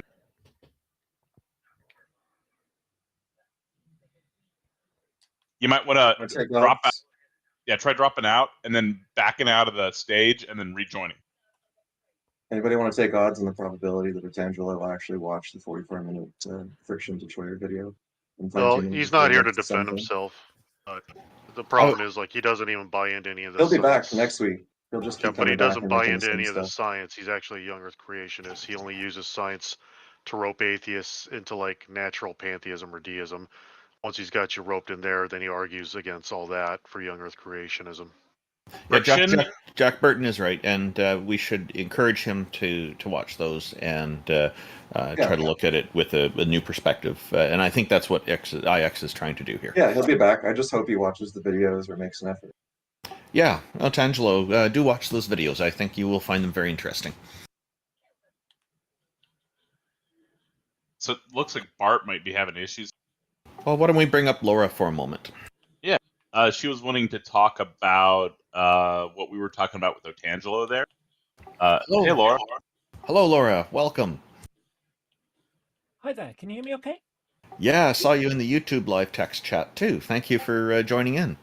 Yeah, and one of the things that always makes me chuckle when I hear this, Otangelo and people have a similar kind of thing, they automatically assume that God was behind this, God is the tuner. And I created an argument which, is basically an atheist presuppositional apologetic. And it really is just a reductio ad absurdum one. So I'll give you here, and the irony of it is that the argument I'm going to give now is exactly the same argument as Otangelo's, except for no God required. So here it comes, and again, if it comes to anything, it's more of a a deist God, but even then, it's not an actual God. It's a it's the old. Was it Hitchens who said? No, it wasn't Hitchens. I can't remember who it was now. Any sufficient technology, Indistinguishable from magic. exactly. So it's basically that. Okay, so here it comes. That's Sagan. Yeah. So here it comes. Okay, so a long time ago in another universe, a being called Bob decided to create a universe just because he wanted to see what would transpire. In Bob's universe, the laws of physics work differently, so something can come from nothing, and that's how Bob's species came about. Over time, that species advanced to the point that they had the technological advancement to be able to create planets and universes. So Bob created this universe, life and everything, including the laws of logic. That Yahweh thing, yeah, that's just a myth created by an ancient tribe who couldn't answer the big questions. Where do we come from? What caused the universe? What's the purpose in life? So no God required. I think that's Now, good, but I think you should change it in one way. I would say that you should make here's a universe where Bob popped out of existence from nothing, or Bob was created from pre-existing physical forces, and he designed our universe. Therefore, our fine-tuning is evidence of Bob, which is evidence of non-God. yeah, but again, it's not God that it did the fine tuning here. It's just someone in another species that created this universe, and the fact we're here to make any claims or anything, the fact that we're here at all and our universe exists just means that the universe exists, that the knobs were in the right places. But there could have been 1,000 universes before this, and the previous one collapsed on its own gravity, expanded to a point and then just collapsed and created a new universe. Because you're familiar with something called the Big Bounce? Yes. I've heard of the Big Bounce, but I just want to clarify one thing. That quote is from Arthur C. Clarke, actually. He wrote, any scientifically advanced technology is indistinguishable from magic. That's the one, yes. So, like I say, Otangelo, his argument is no different than Bob. It's just that, I got a Bible, I got a book that was written by a bunch of, people that wrote stuff a long time ago. But that doesn't actually conclude that, therefore, the Christian God created this universe. It could have been one of a million, theist gods or deist gods, and that doesn't actually answer the question. All it does is just, say, yeah, my God created it. Well, you can assert that all day long. He can assert that all day long. Doesn't mean it's true. Doesn't mean that's what happened. Hey, It just means that's what ancient culture made a conclusion of. I'd like to add just one quick comment that came from the YouTube live chat from a fellow named Normalizing Atheism, a good friend of mine. He wrote, TJump is a chair in a vat. Also, your argument is fairly similar to like the idea of the simulation hypothesis, which suggests that there's some probability in which it would be possible to simulate a universe, and that you could estimate the probability of how likely those universes are to exist, and then estimate the probability that we would be in one, and so on. And some people find this convincing, or are convinced that we live in a simulation or something, because that's what your Bob's universe is sort of equivalent to. You didn't specify if Bob actually created a universe by like a magic power, No, or it's if he technology. did it. What's that? It's technology. Yeah, technology. They had technological advancement to be able to create universes and planets. Right, but just in terms of like the form the argument takes, it's also pretty equivalent to he can simulate a universe or he can create a universe, but they'll all be the same to us, right? And the part that's funny about any of these arguments from a theist perspective is they don't really like these arguments. You don't see them going anywhere near simulationism because it doesn't address Bob. In fact, it trivializes their God because it makes their God just another Bob, right? Any engineer with a sufficiently powerful NVIDIA, graphics card in the future could just hit start and have a universe in it. So it makes God very unspecial. And it doesn't address anything about where Bob comes from, right? As you said, he just popped into existence. So it's kind of a non-explanation for the existence of Bob itself. Yes, I mean, the thing is that the Bob argument here is an atheist precept to basically, it's the kind of nonsense that Darth Dawkins comes up with, that his God presupposed everything, he presupposes it. Well, obviously this is a precept defeater, or rather it just mimics the same argument. What I might as well do, I might as well give you the end of it. So again, the no God required. So if you're a Christian, you'll just say, oh, you just made that up. Well, how could you possibly know that without stealing from my worldview? You can't even use the laws of logic without stealing from my worldview. Everything you say and do is contingent on Bob. This is where presupposing things lead. A Bob-esque creator in the universe has as much validity and a presuppositional sense than Yahweh. The only difference is how many people believe it, and then that becomes a fallacy, argumentum ad populum. So that's what the whole thing is supposed to be about. And it's like, the universe came from nothing. Well, didn't God create it from nothing? These conclusions that someone like Artangelo likes to claim came from his God. Well, that's a nice assertion, but how do you demonstrate that that's the case? He doesn't. He just asserts it. You're just wrong because my God did it. That's the argument. Well, you can look at other, God systems, and they can make exactly the same claim. So how does he demonstrate that his is the correct one and the other ones are not the correct one? Does that make sense?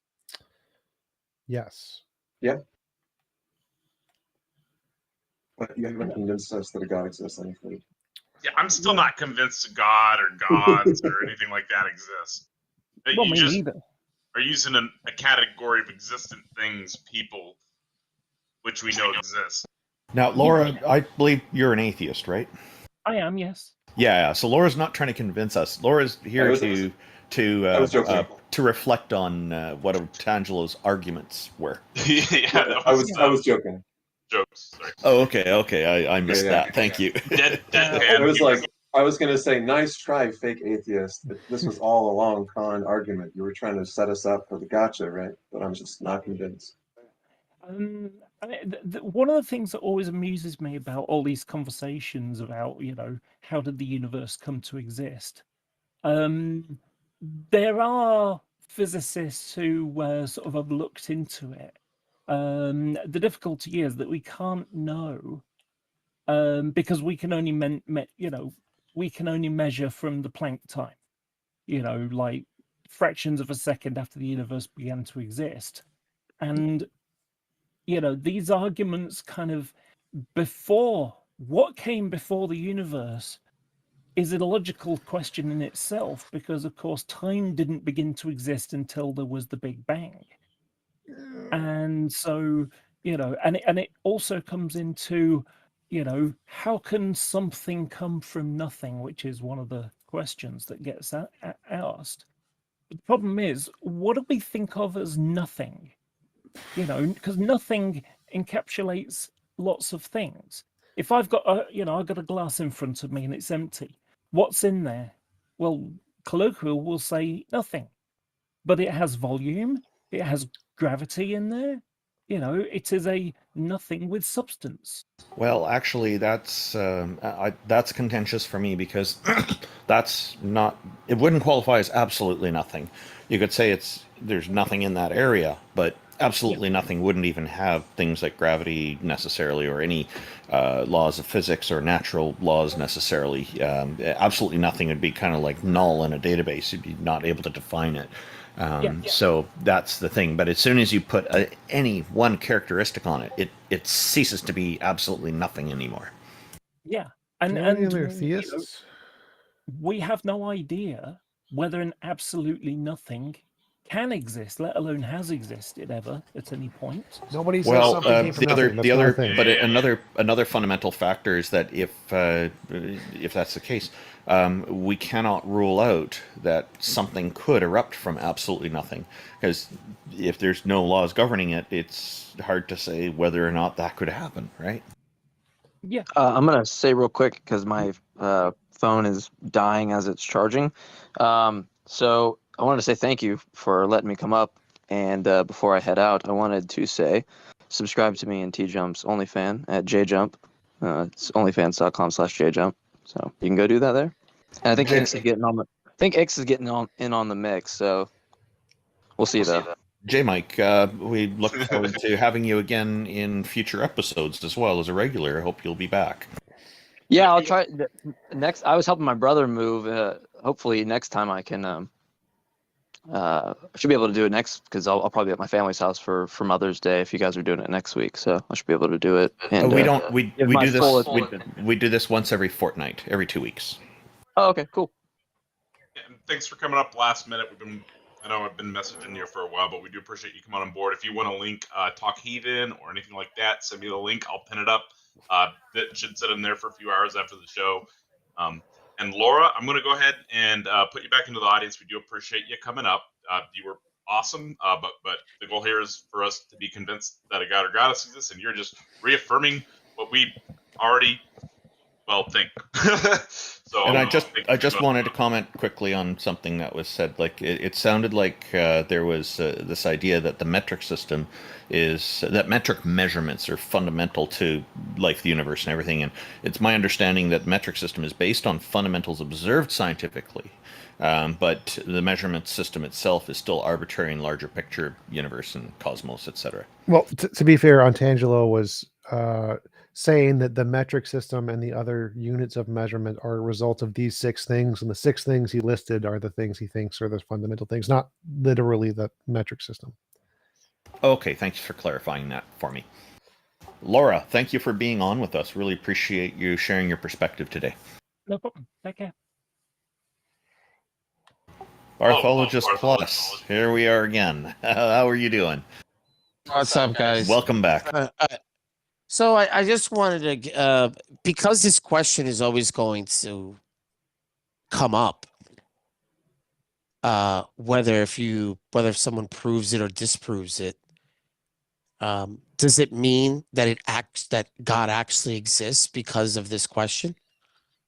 Well, just because of the question in and of itself, does God exist? If you could prove it or disprove it, then yeah. Well, the fact that you even asked the question. Exist? Well, I can accept all the God beliefs, right? And the fact that you even want proof, does that give it validity? Does it give it some sort of does it make it something important to talk about or to know, right? This is an No, incoherent the question. answer the answer is very simple. No, these are all kind of arbitrary questions that people have come up with because there are questions asked all the time about how things work in reality that have no bearing on reality at all. So just asking the question doesn't make something suddenly more valid as a concept. So we question all kinds of things all the time. We write stories, science fiction stories, and other kinds of fiction all the time, and it causes people to ask all kinds of things. Hey, So Randolph, New Age. You can also, um, Barth, real quick. You also have like I spend a lot of time like there's a lot of people on TikTok that do like the whole New Age spiritual crystal clutching stuff, and so I spend a lot of time on that. But I think that stuff's like extremely absurd. It doesn't give it validity because I want to show people that what they're doing is just like not engaging in critical thinking at all, right? That's just the goal is to hopefully have a world around me that applies a little bit more critical thinking because we have to share space with these yeah, but people. J Mike, unfortunately. you're not disproving God. You're just bringing up that people don't really have proof for his existence, right? That's all you're really doing here. No, we're disproving the arguments. So if people think there's evidence and we can disprove those evidence, we're disproving their arguments. That's the point. Well, you're Or disproving somebody people has, on Discord. Yes, that's the This point. is a Barth, very it section. also You know what I mean? matters. Like you're What also disproving matters if people somebody on presents Come on, man. somebody presents attributes on some god, right? And like we could derive some contradiction from what they accept already, then yeah, you could show them. Especially if they're like, yeah, I don't think contradictions can exist. And we say, well, here, what's entailed here is a proposition and then the conjunction of its negation, right? Like P and not P. And if you agree that like squared circles can't exist and things like that, then, we can show that thing, right? It's a squared circle. It doesn't exist. So in some cases you can, but it's going to matter in terms of like, what's constitutive of the God or what somebody thinks, All right, J Mike, you just told me you know things. That's all that said. That you know certain things and you know how to use the words. That's all that meant. But the fact that you're on Discord on this server, this isn't open to all of Discord.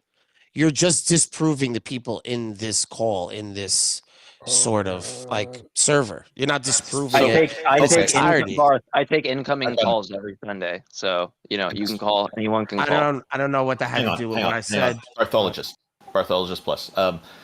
This is the audience that's available to us, and we're very happy that so many people are interested in this, and we're finding some of the conversations here have been really, really wonderful.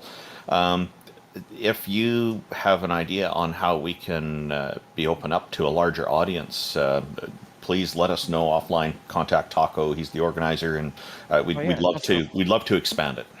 Yeah, we'd love to hear from some more educated theists for sure. Well, hopefully Discord will open it up like it did before, and we could stay in this server and do it how we're doing it now. But that'll eventually break. But anyway, bring them for here. Right now, this is fine. I think Ix, TJump, myself, Taco, Jack, Randolph, right? I think everyone here would take, given the chance of a platform or an opportunity to take incoming calls from theists. Like that's what that's what we do. So there's not like no one limits that, right? We would take any person. So I don't really know the relevance. Right? His implication that we're like taking strawman theists and only addressing the weak theists. Like my show is all about inviting on professors of the highest experts in the field on every single argument on YouTube. That's what I do.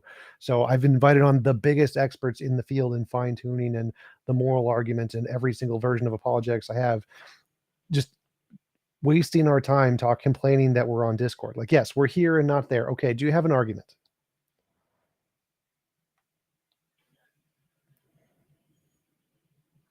I do. I just don't. Could you tell me it? Do you guys think that you're ever going to live in a non-God world? Whether if someone doesn't, we do now. Well, you do now subjectively, right? No, objectively, but I guess in your the only argument I've heard is like if you're on Discord, then God exists. I can't talk. I'm constantly getting over talked. Yeah, guys. Okay, let me just mute my mic and I'll wait. Just tell us the argument. I'd like to hear the argument. All right.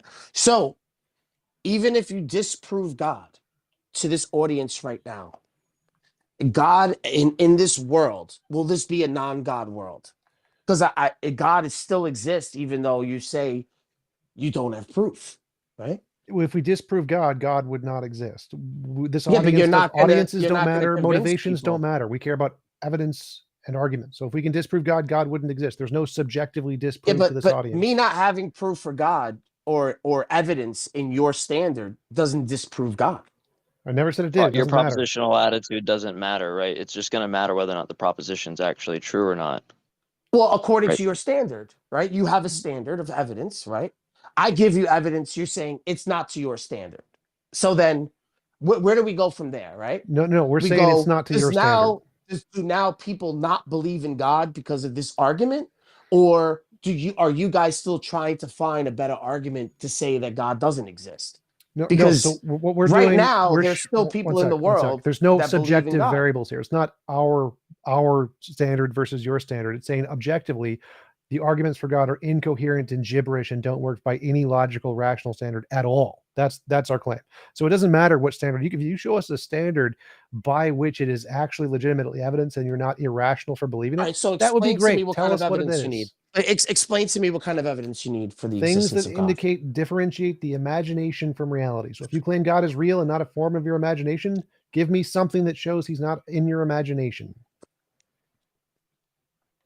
Okay, so then why do people naturally presuppose God Because when of they evolution. understand the world? So that's evidence of imagination. So next. So evolution is imagined? How is wait, a question an argument? Wait a second. Did you just say that evolution is imaginary or it's No, evolution. there's- You asked why do we presuppose things? Why do we have predispositions of some kind? That's because of evolution. We have solid proof of that.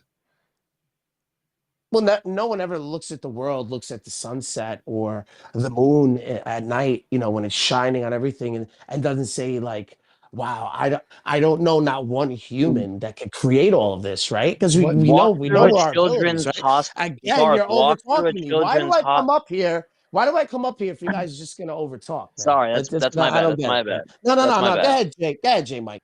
Well, I was going to interrupt you if he didn't because you're gibberishing. Give us the argument. Yeah, it is gibberish. But look, of course I'm gibberish. You're counting, Barth. You're counting your hits in that, right? Like walk through a children's hospital, right? Well, I don't know what you it's gibberish like, because right? One sec. I was gibberish because I didn't understand what you were saying. You're bringing up something about people not looking at the moon and the stars and thinking they couldn't design it. Like literally, that has nothing to do with nothing. Complete gibberish. Like, what's the argument? That you naturally presuppose a higher being. Yes, that's called an supernatural anthropocentric fallacy. Anthropocentric fallacy, type 1 and type 2 errors, specifically because of evolution. We know exactly why that is caused. That's just an opposing view. It doesn't mean that by you saying that, it disproves what I'm saying.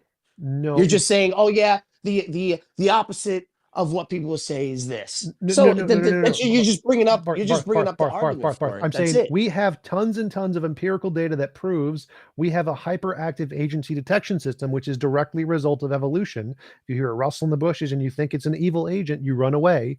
If you think it's the wind, you don't run away. The ones who run away survive more often, and so evolution has predispositioned us to think of there's agencies and when we're in the dark, there's a monster under the bed and imaginary friends. Yes, we know this is a fact. We've proven this is a fact from evolution. This is something that is indisputably proven. We have evidence of this. So yes, you're wrong. This is not because of some God is there. We don't presuppose things because it's true.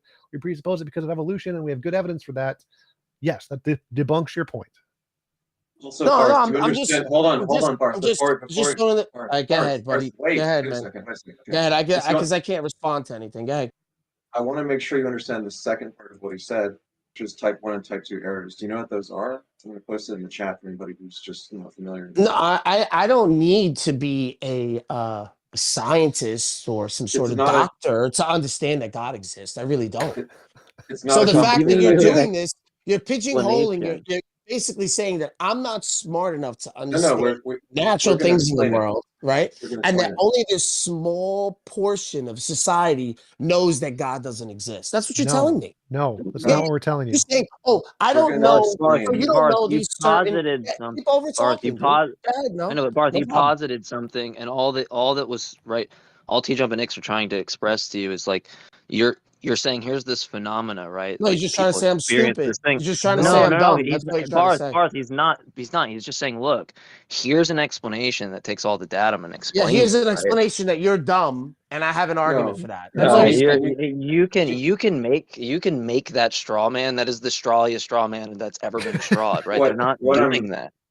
What I'm trying to say is that most people don't know what this means. So what it means is the type 1 error is when you reject the null hypothesis when it's actually true, and you're concluding that something seems statistically significant to you when in reality you don't really know that, right? You're just inferring that because of your intuitions or something, right? So you're saying everyone's natural intuition is wrong? Yes. Correct. Yeah. Wow. We have lots. That's not of playing examples. God. That's not playing God.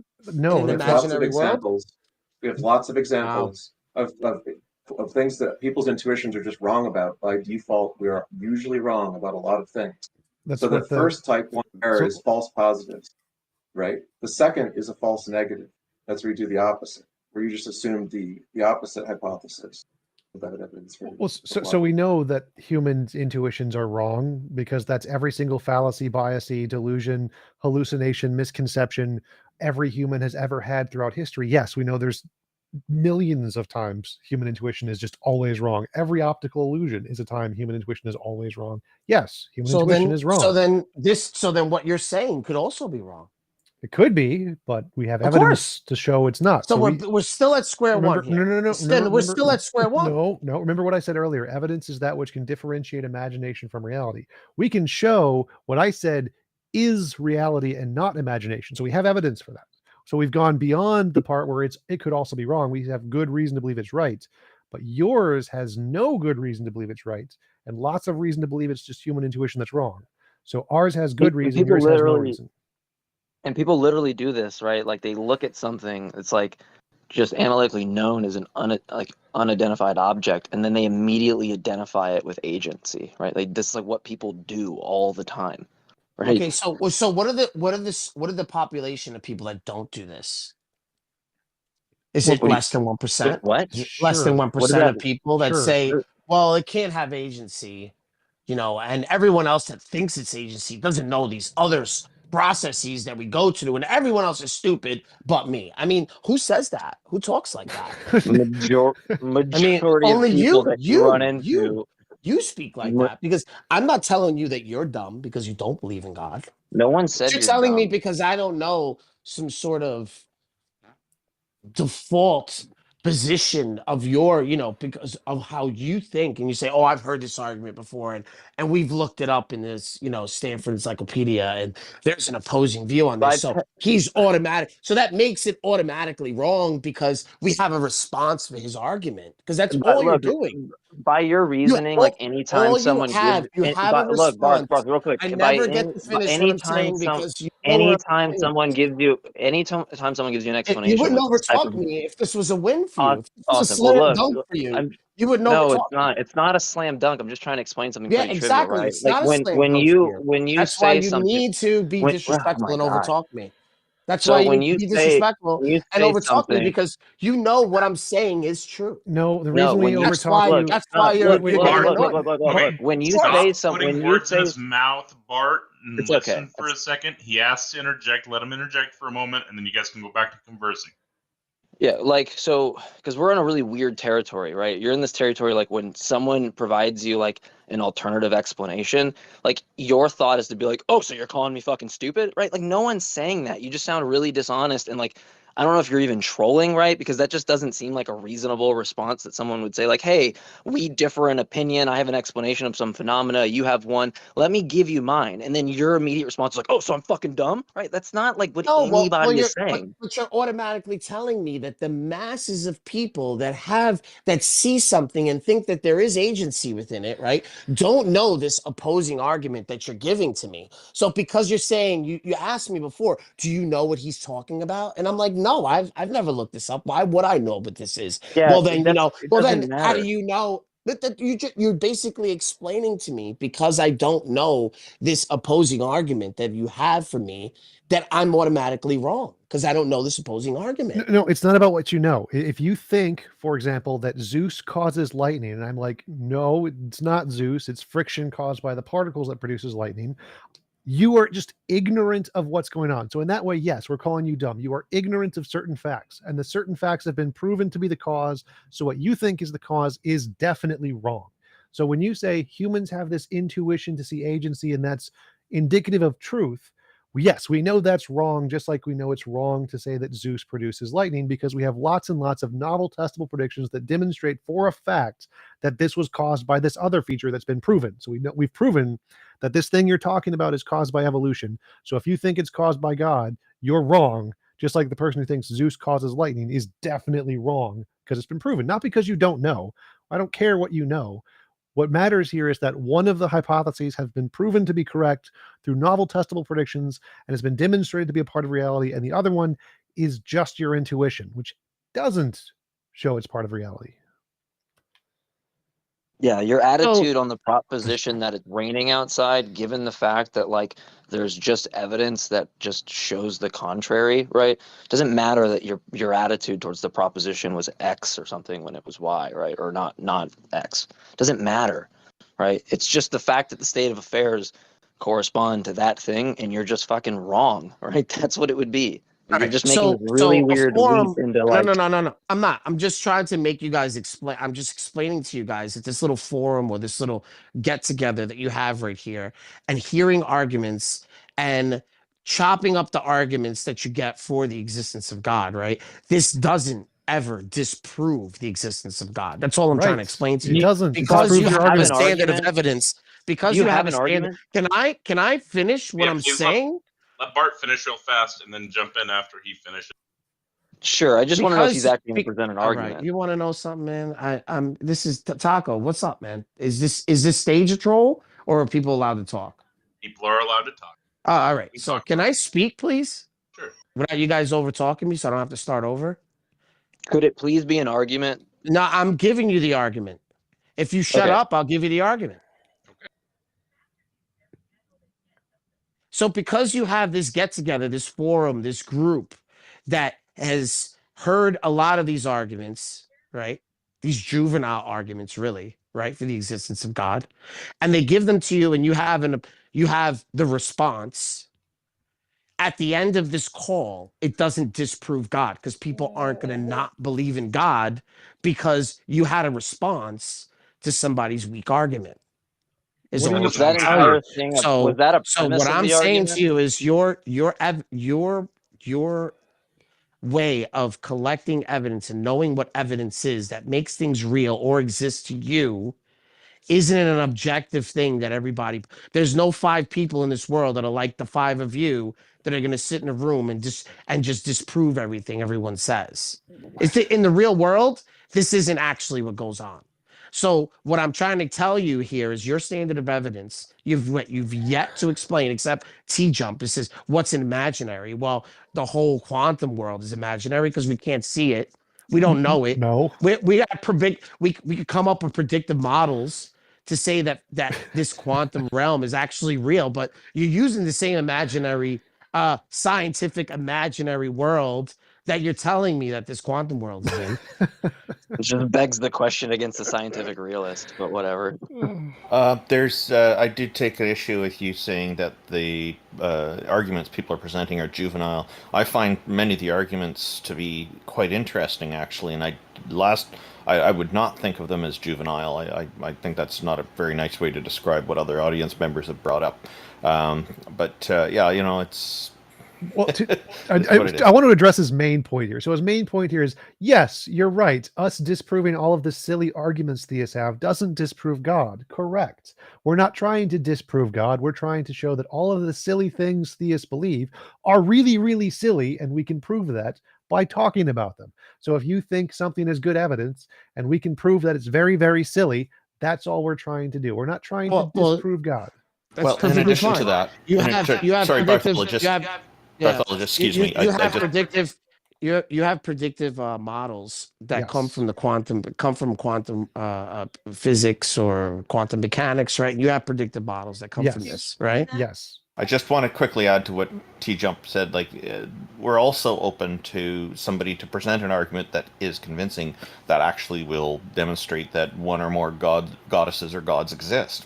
Because, of course, we're open to that. The side effect of these conversations, though, is that the arguments that are presented are very often found to be flawed in some way, and so we get into that. Yeah.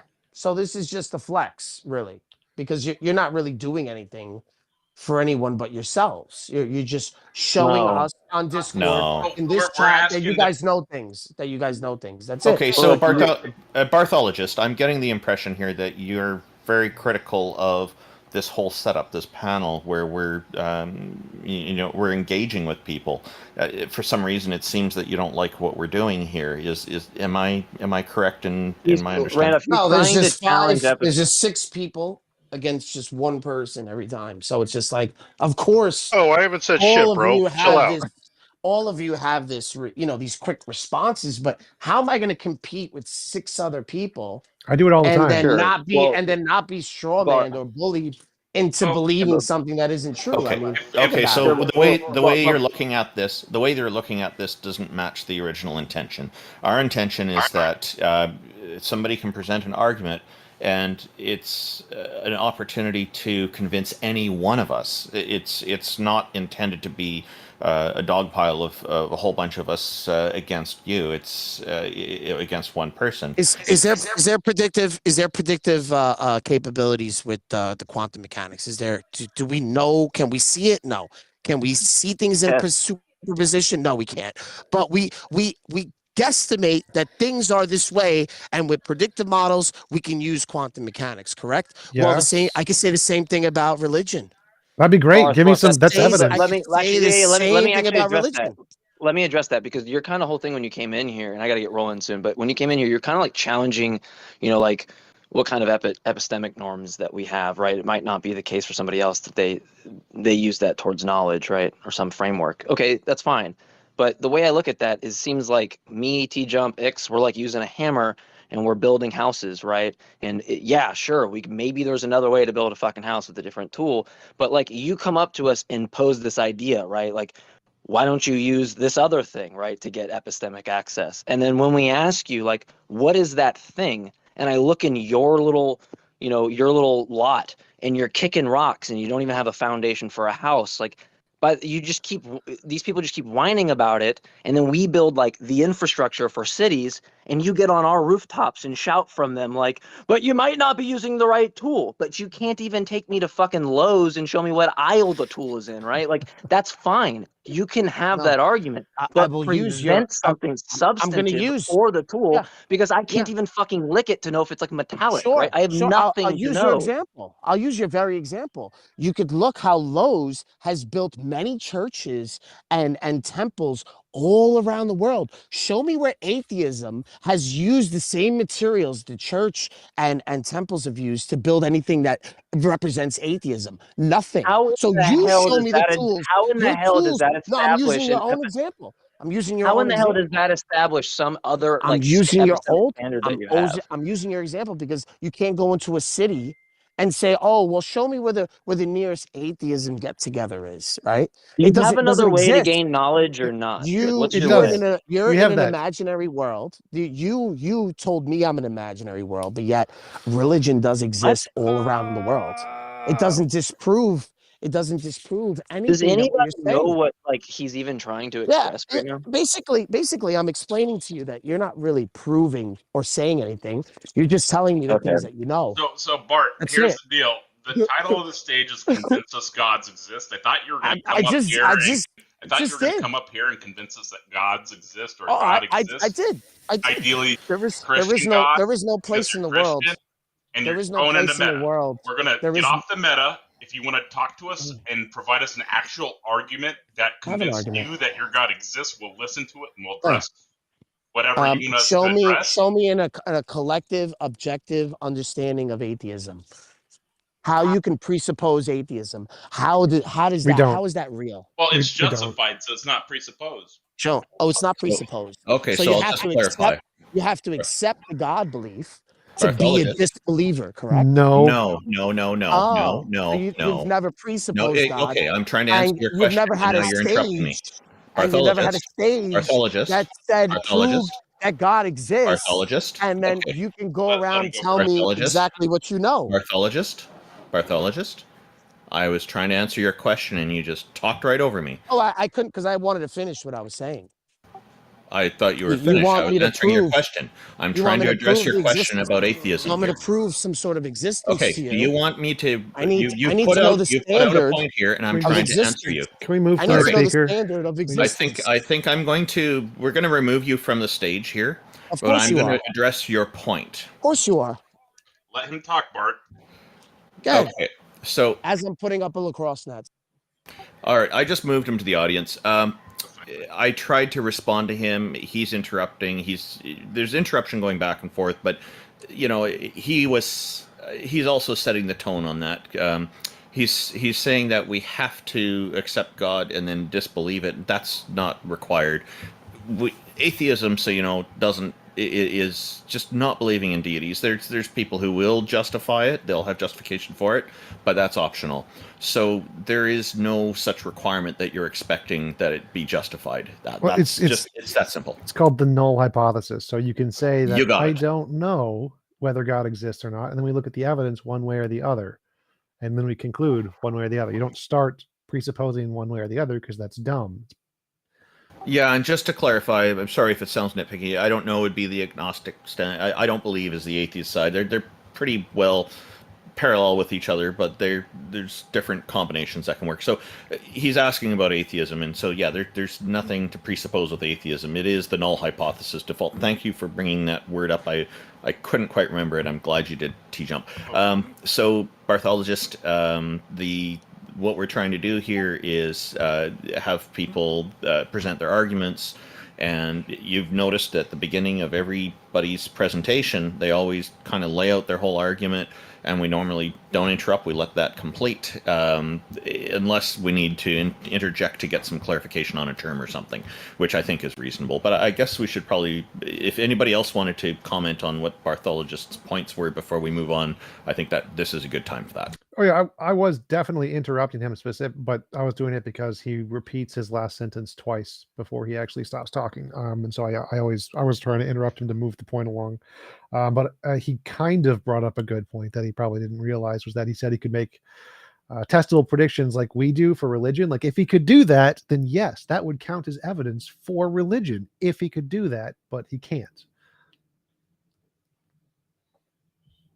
Yeah, I noticed that he was kind of starting to repeat that. That was taking up quite a lot of time. So it's good that and sometimes it is necessary to kind of cut things a little bit short. We do need to do that sometimes, and we try not to, but unfortunately it has to be done sometimes.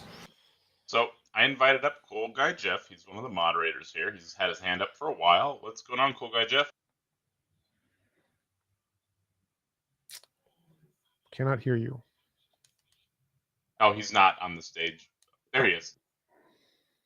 Hello. Cannot hear you. Oh, I'm sorry, I forgot to have my hand up. I just wanted to engage with Otangelo when he was up here, but he's gone. So I just wanted to talk to him about ERVs. I tried to engage with him on here and other platforms, but he kind of just ignores me. So I guess I'll just go back down now.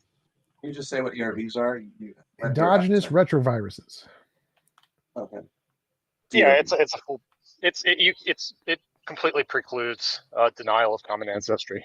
There's really no argument for it. I wouldn't say that. I say it definitely shows the evidence is bad, but you could always say God did it. Yeah, God hid the dinosaur fossils to make it look like they were in the exact correct strata of the rocks that matched the millions of years. Exactly. It's right. all Well, he would have to be a deceiver God, which won't sit well with. Or you guys are going to invoke Nephilim Frey if you keep this up. I think he could be a shy pooper. The shy pooper hypothesis is that God can't give evidence that's convincing, so he has to hide it amongst contrary evidence to make it really hard to believe. Because if he does any miracles when people watch or record it, it would ruin the fun. It would ruin the fun. That's awesome. Okay, Like, thanks. like Rick and Morty. I'm gonna get rolling, guys, but thank you again for having me on. I'm glad my phone didn't crap out on me. Thank you for coming up. It's awesome having you. J. Mike, it's been a pleasure to have you on here. It's great to meet you. Yeah, you as well. Thank you, everybody. And TJump, Dix, Jack, everybody. It's good seeing you. Good seeing you at Atlanta last 2 weeks ago. 1 week ago? 2 weeks ago? Yeah, we've hung out 3 times now. Yeah. I for those that don't know, the second time me and TJump hung out, I go see TJump and we did make our OnlyFans, but before that happened, I see TJump and our buddy Don, and I'm like really excited. We're meeting at a Starbucks, and I'm like really excited. I especially haven't seen Don in a minute. I saw TJump at his debate in Georgia like probably 5 months before that, maybe. So I run up like, yo, what's up? And I fucking knock over the entire stand of gift cards, right? Like a stand that's like as tall as me, right? And all of the cards just go flying. I'm trying to just put them up like randomly. Of course, TJump with like how, his mind, he's like, you can't just put them up. You have to like put them back the way that they go. I'm like, dude, you're making this so much more embarrassing for me right now. Just fucking put them up there and shut up. Like, but it was great. It was fun. And then we debated about morality and he got pwned.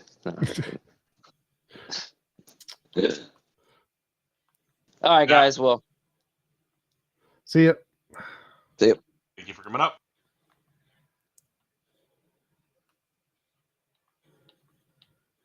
I just invited up Philippo Fish. Supposedly he has a fire argument or spicy argument. That was what he said. I wanted to hear the fire argument. What is the fire argument for God? Fire good. God. Hello, fellas. How's everyone doing? Hey, thank you for joining us. Yeah, first of all, I want to just do a shout out to my good friend, pathologist. He reminds us all that the U.S. has more to do with getting lead out of our drinking water. Thank you. Now, to my argument. I've said it once before, a couple weeks back, maybe a month ago, and this is a continuation of my belief that there is a God that cannot be explained with chemistry, that you guys sometimes talk about biology or philosophy. It's explained through the wild world of cryptozoology. Are you guys interested? Absolutely. So, this God here, I have to define God first. God is not just a guy who created the whole universe. He's actually, gods are actually, things are just somehow greater than us in some capacity. Okay, no, that's my definition of God, and I guess the definition is stupid. No, you're stupid. A weird one. So, okay, there are superorganisms called gods on this planet, and they're affecting all of us to this day. I'll rehash my last discussion last time. These religions or these beliefs actually are a protocol that links humans together to become the substrate of these superorganisms. No, bacteria are not gods. That's stupid. No, it's not bacteria, my friend. It is your mind. Your mind acts as a neuron of this giant god. And I'll try to prove it somehow, some way. Last time you guys said it wasn't very interesting, but I beg to differ. Well, look at Christianity's rise, right? It grew from a little idea. Some guy got beat up by the Romans and killed horribly. Didn't put up much of a fight. But then the idea of this fella starts to spread, right? And it becomes a group of people who meet up from time to time and talk about their religion. And then later on, it grows and grows and grows. And through whatever means, it becomes a religion of the Roman Empire. And then people really start to believe in it. And it starts to spread like an amoeba across this planet, infecting more people. And then it comes up against another god, Allah, right? The Muslims, which is kind of like an offshoot. And they compete with each other like two fungal molds over a piece of bread. So what is the god that you think is a god? The god is the superorganism, which is believers create. So like Like how your brain has. Did any neurons, of these right? gods create the universe? Well, that's not my definition of God. I mean, everyone knows that no God created the universe. That even Okay. even Pathologist knows that in his heart. Are there any gods that are uncreated? No, they're all you know, they're the next type of life after humanity. Okay, so all minds die, gods are still going to exist? No, because while all minds individually die, we believe that life goes on. You said So the next thing after humanity. So if all humans die, how are these things going to? Well, I think that even a guy who believes in evolution can think about that. I mean, even though, humans may descend from certain apes, those apes may still exist, right? So if we have ancestors, they're still going to be human, just like we're still apes, because our ancestors are apes. So if after humanity would mean no ancestors of our race. Oh, well, I mean after. I mean, I don't mean after as in after we die. I mean after. I mean the next thing that comes out. Well, bacteria became, plants, and plants became animals. That sort of idea, right? They still all exist, but it's the next logical evolution of life. Life that is. So your definition of God is ideas that people come up with that inspire people to do stuff. It's when you say it like that, it sounds unimpressive. But when you say it the way I'm saying it, it sounds way more impressive. Way more impressive. So is Harry Potter a god? No, because Harry Potter does not compel most of its adherents. I don't want to call them adherents; it's just fans, right? Religion compels. Have you never been to a Harry Potter convention? Like Harry Potter legitimately compels people to dress up as witches and wizards and carry wands and shit all over the world every day. Unfortunately, I'm a grown man. I wouldn't want to be seen because of that. But so the point is here, Harry Potter does inspire people to dress up as witches and wizards and go to a big castle that was built in the honor of Harry Potter in Disneyland, and all over the world. There's many buildings that have been constructed in the worship of Harry Potter, totems to the glory of Hermione Granger. You're being facetious when you're saying this, but that is actually a possibility. Yes. So by your definition, Harry Potter can become the spark that creates a new god of Harry Potter. All right. I'll tell you what. Here's how I'm judging this idea as it qualifies for life. I mean, what are the criteria of life? Right. It responds to its environment. It grows and changes. Metabolism. Of course, it metabolizes. It's made up of the people who are part of it, right? So we metabolize it. It doesn't metabolize? It does. We do. Your brain cells all metabolize, and your brain cells are all not particularly aware of the entirety of your being, but they are part of your being nonetheless. Yeah. So what do you think metabolism is? Well, breathing and like the definition of the word. What is the definition of the word? You take energy, use energy, and the process by which your body converts what you eat and drink into energy. So what does the idea of Harry Potter eat and drink? Well, you as part of its being needs to eat and drink. Yes. So the idea of God it's the idea downloaded to you interacting with all the other people who are infected, so to speak, with this protocol. That is what the God is. The idea itself is just the code. I mean, the idea, the RNA of this being. If I could use that term incorrectly. Well, I'm bored. I think I've shown that your definition of God is very silly and not much more required. Well, that's because you're an unbeliever. So, Philip Fish, it is fun to have you on, but what I would hope is that your idea would evolve along with the claim that God is an idea that evolves. Have you read the Richard Dawkins' Selfish Gene book that originated this memeplex? God is a sort of mental superorganism idea in the first place. No, I haven't. Tell me about it. You'll love it. So there's a book called The Selfish Gene by Richard Dawkins, and it inspired a whole field of sort of reimagining the field of what we otherwise would just call cultural evolution or cultural development, which is to say, the ideas spread between people and change form in a manner that's somewhat analogous to organisms. And what memetics, as it came to be called, generated was a couple of analogies to other biological terms and processes, which can sort of predictively model certain populations of ideas and how they're likely to spread and change in the future. So it sounds like you're already thinking along these lines, sort of came to these conclusions yourself, as lots of people have. And you should check out The Selfish Gene by Dawkins. Keep in mind, though, this is at the end of the book, which is first going to give you really good grounding in the gene eye view of evolution itself, which is a really, really good warm-up for the last chapter, which is like an after, basically, where he tacked on, well, what if we applied these ideas about how ideas are selfish and evolve to produce kin-selective altruism between their members that hold them, and that would explain a lot of religious affiliations and things where people will die for their religion. Yeah, I mean I'm glad to have someone who is as high up as Richard Dawkins believe in what I'm saying. So thank you very much for. Yeah, you've proved Richard Dawkins is a theist by your standards. That's fine. He totally is.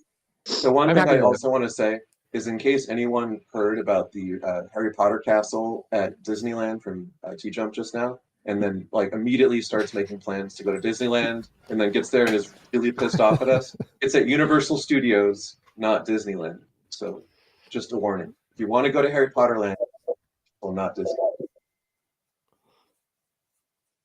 Good point. Philip, thank you for coming up. Do you have any closing remarks? Closing remarks is please, if you live in a county with lead in its pipes, please buy bottled water. Thank you. Good advice. Thank you. Thank you, Philosophish. We have EEF up next. Hello. How's it going?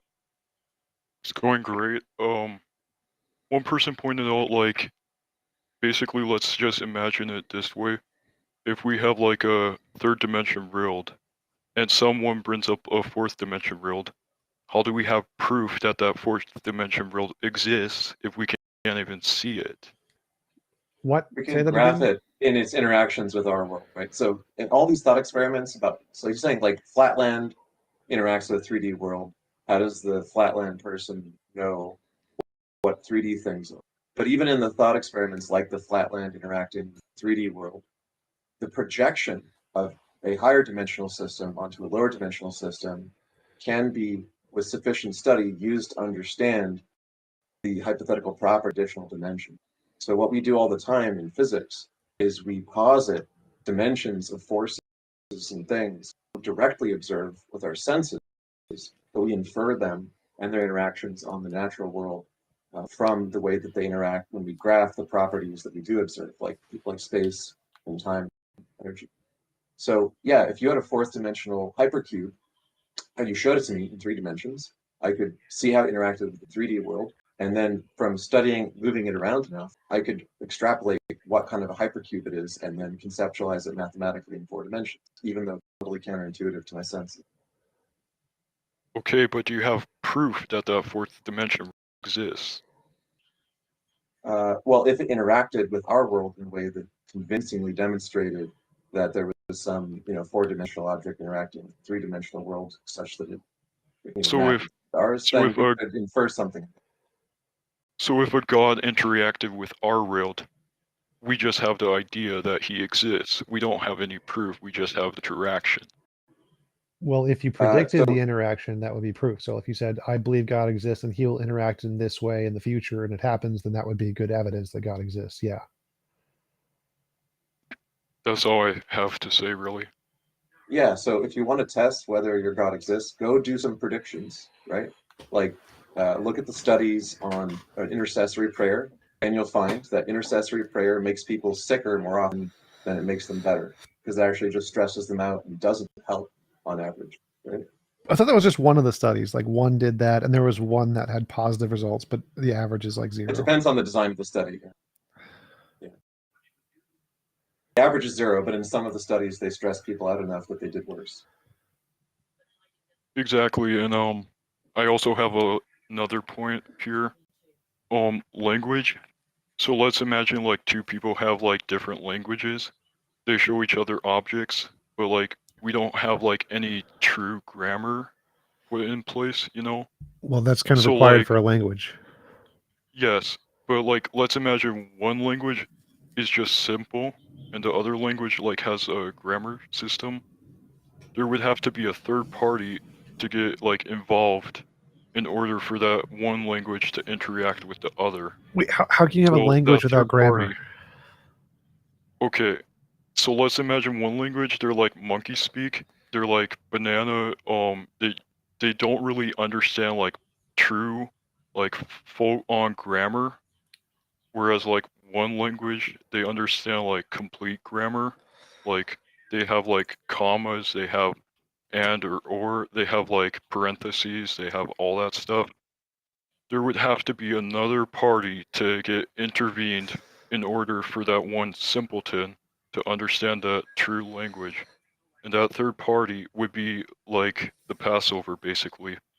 So if the Passover were to happen, we would be able to understand other languages. Otherwise, we would spend years upon years trying to understand. So you mean the Pentecost? Because I don't think you mean the Passover.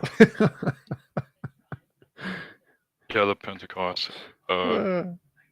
His way was better. Don't correct him. Yeah.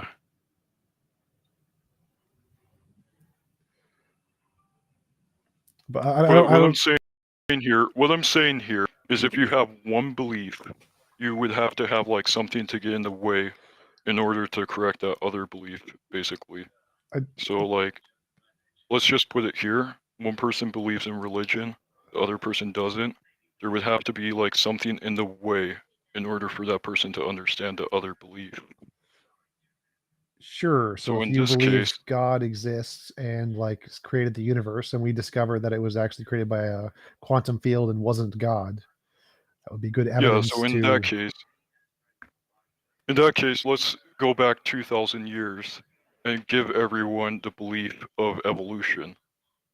Eventually, there's going to be like some belief in evolution, and then there's going to be like someone to get in the way that like basically connects evolution to religion, and all of a sudden everyone believes in religion. But if we have a society that only believes in religion, we would have to bring up evolution in order for them to believe in atheism. So there's always going to be a third party involved.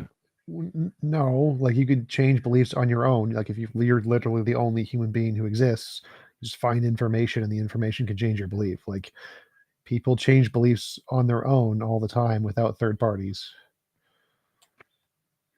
The reason why politics exists is because there's something that happens in the environment that causes these politics to even exist. So what does that have to do with the conversation? If like no one believed in God, there would have to be some sort of God to exist in order for the people to have that belief. No, you know? No, people make shit up all the time. People believe in leprechauns. You don't need leprechauns to actually exist for people to believe in leprechauns. Because someone created the belief of leprechauns, and all of a sudden some people believe in them. Yes. Some people created the belief in gods, which was a natural human tendency called an anthropocentric fallacy. Yes. So like, if someone created the belief of a god, they would have to at least like have some basic knowledge about what they're creating, you know? No. Okay, let's imagine Harry Potter, right? Well, just to answer that really quick. So Robert Sapolsky, Stanford professor of biology, he made a presentation about how the origin of religion was schizophrenics who had like epileptic seizures, and the idea of God popped in their head due to these schizophrenic seizures, and that was the origin of religions. Yes, and I can believe that because like in religion, they mentioned that like, some people had gods come up to them in their dreams, and so like that would have to have some sort of schizophrenic interaction happening, which is the third party. The third party here is their like interaction with their environment, which caused them to believe in the god. And so I'm saying here, there's always going to be some sort of environment interaction that causes people to believe in stuff. Yes, that's how the brain works. And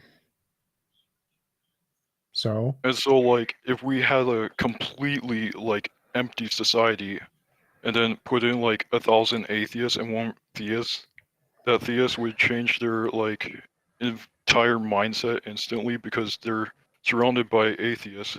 No. So like if we have 1,000 theists with one atheist, would that atheist remain atheist or would he remain a theist? It would depend on the brain of the person, so it's contingent on the individual. It could go either direction. It wouldn't just read either way. Like we have plenty of contrary evidence, right? Like some of the earlier like published atheists that we know about were surrounded by a society of theists that literally put them to death for the crime of atheism. They didn't change their mind just because a lot of people around them disagreed. I don't quite get what you're getting at. Exactly. So yeah, that's my point here. There's a third party happening there, which is people like putting other people to death because of their religion. But if we go way back and we have like no religion, there would have to be some sort of God in order to have that religion happen. No, it can just be made up in a human being's brain, like a schizophrenic. And so they make it up and tell other people, and the other people could then be like, oh, that sounds really interesting. I'm going to believe that. Just like how most religions started.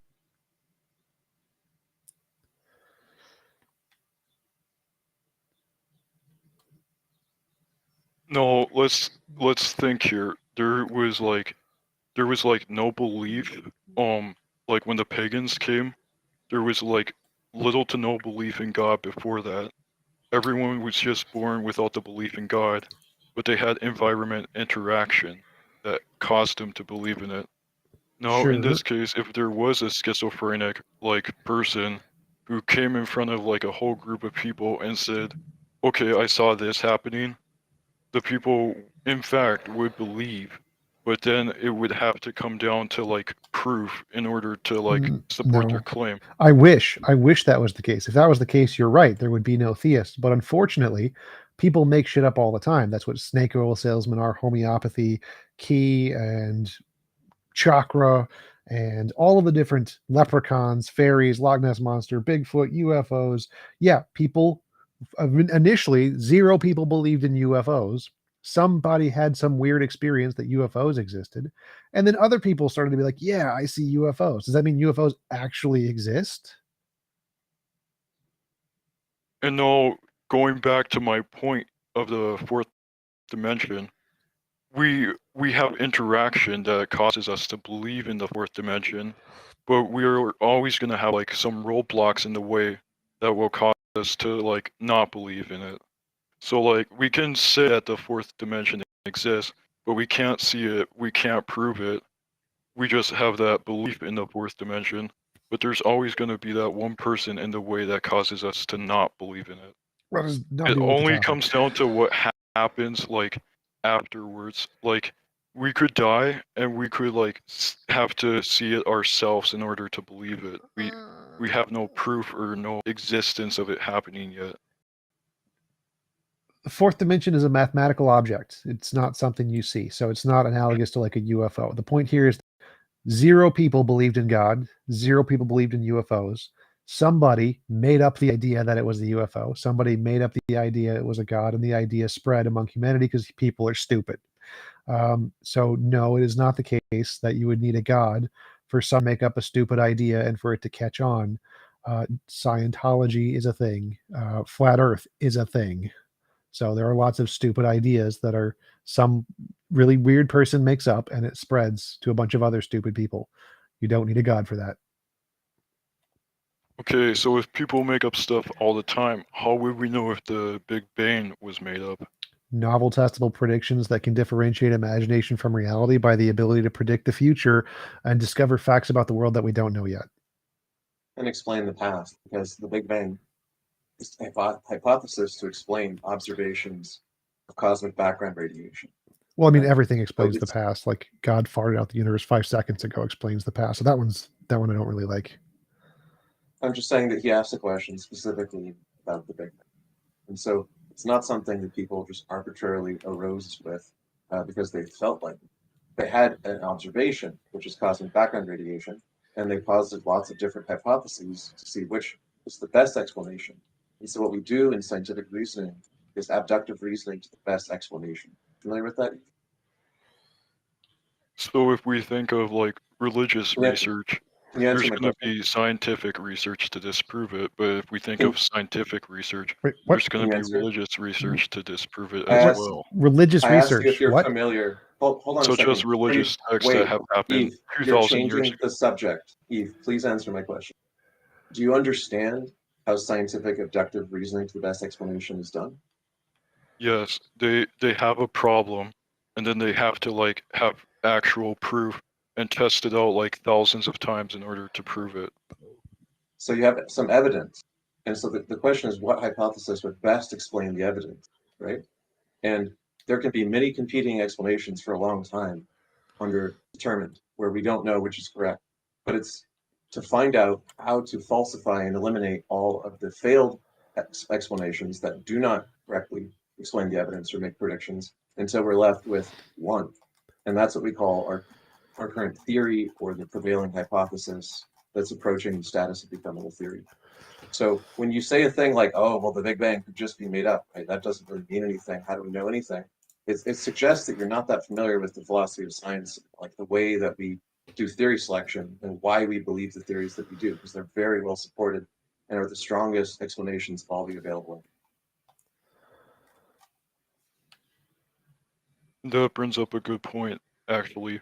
So like if we have like something made up, we would, in order to like prove it, we'd have to like have background knowledge, we have to have environment interaction, and we'd have to test it out thousands of times. So the point here is, if like a god did exist, we wouldn't be able to see it or prove it, but we'd have background knowledge that supports it. But What we can background have knowledge like, supports it? yeah, we can have like thousands of tests actually, and then What step by does step. it mean? I asked you a question. Can you answer my question when I ask you a question? I said, So the what background knowledge knowledge here are you referring is to? all the text we already have about it, and so we can Those are do just like claims, we can do assertion, like not historical background knowledge. research and all that stuff to prove that a god did exist. Look, I But can prove that Harry Potter exists by saying that all these books mention Harry Potter. It's the same exact problem all over again, right? What but we'd evidence have is to there? we have What to background like knowledge do you have other than that it's mentioned in the book, which could be classified as fiction? so the background knowledge here is the book, right? And now what we have to do is we have to look in the book and see all these things that went on, and we'd have to prove that they actually happened here. So well, if we're talking about the Bible, I can prove that they didn't. Well, so if we have background knowledge that Spider-Man is real because New York City actually has the Twin Towers there? Is that background knowledge that we have of Spider-Man? No, the background knowledge here is we have the belief that Spider-Man exists, but the proof here is there's no possible way we can web slint throughout New York City.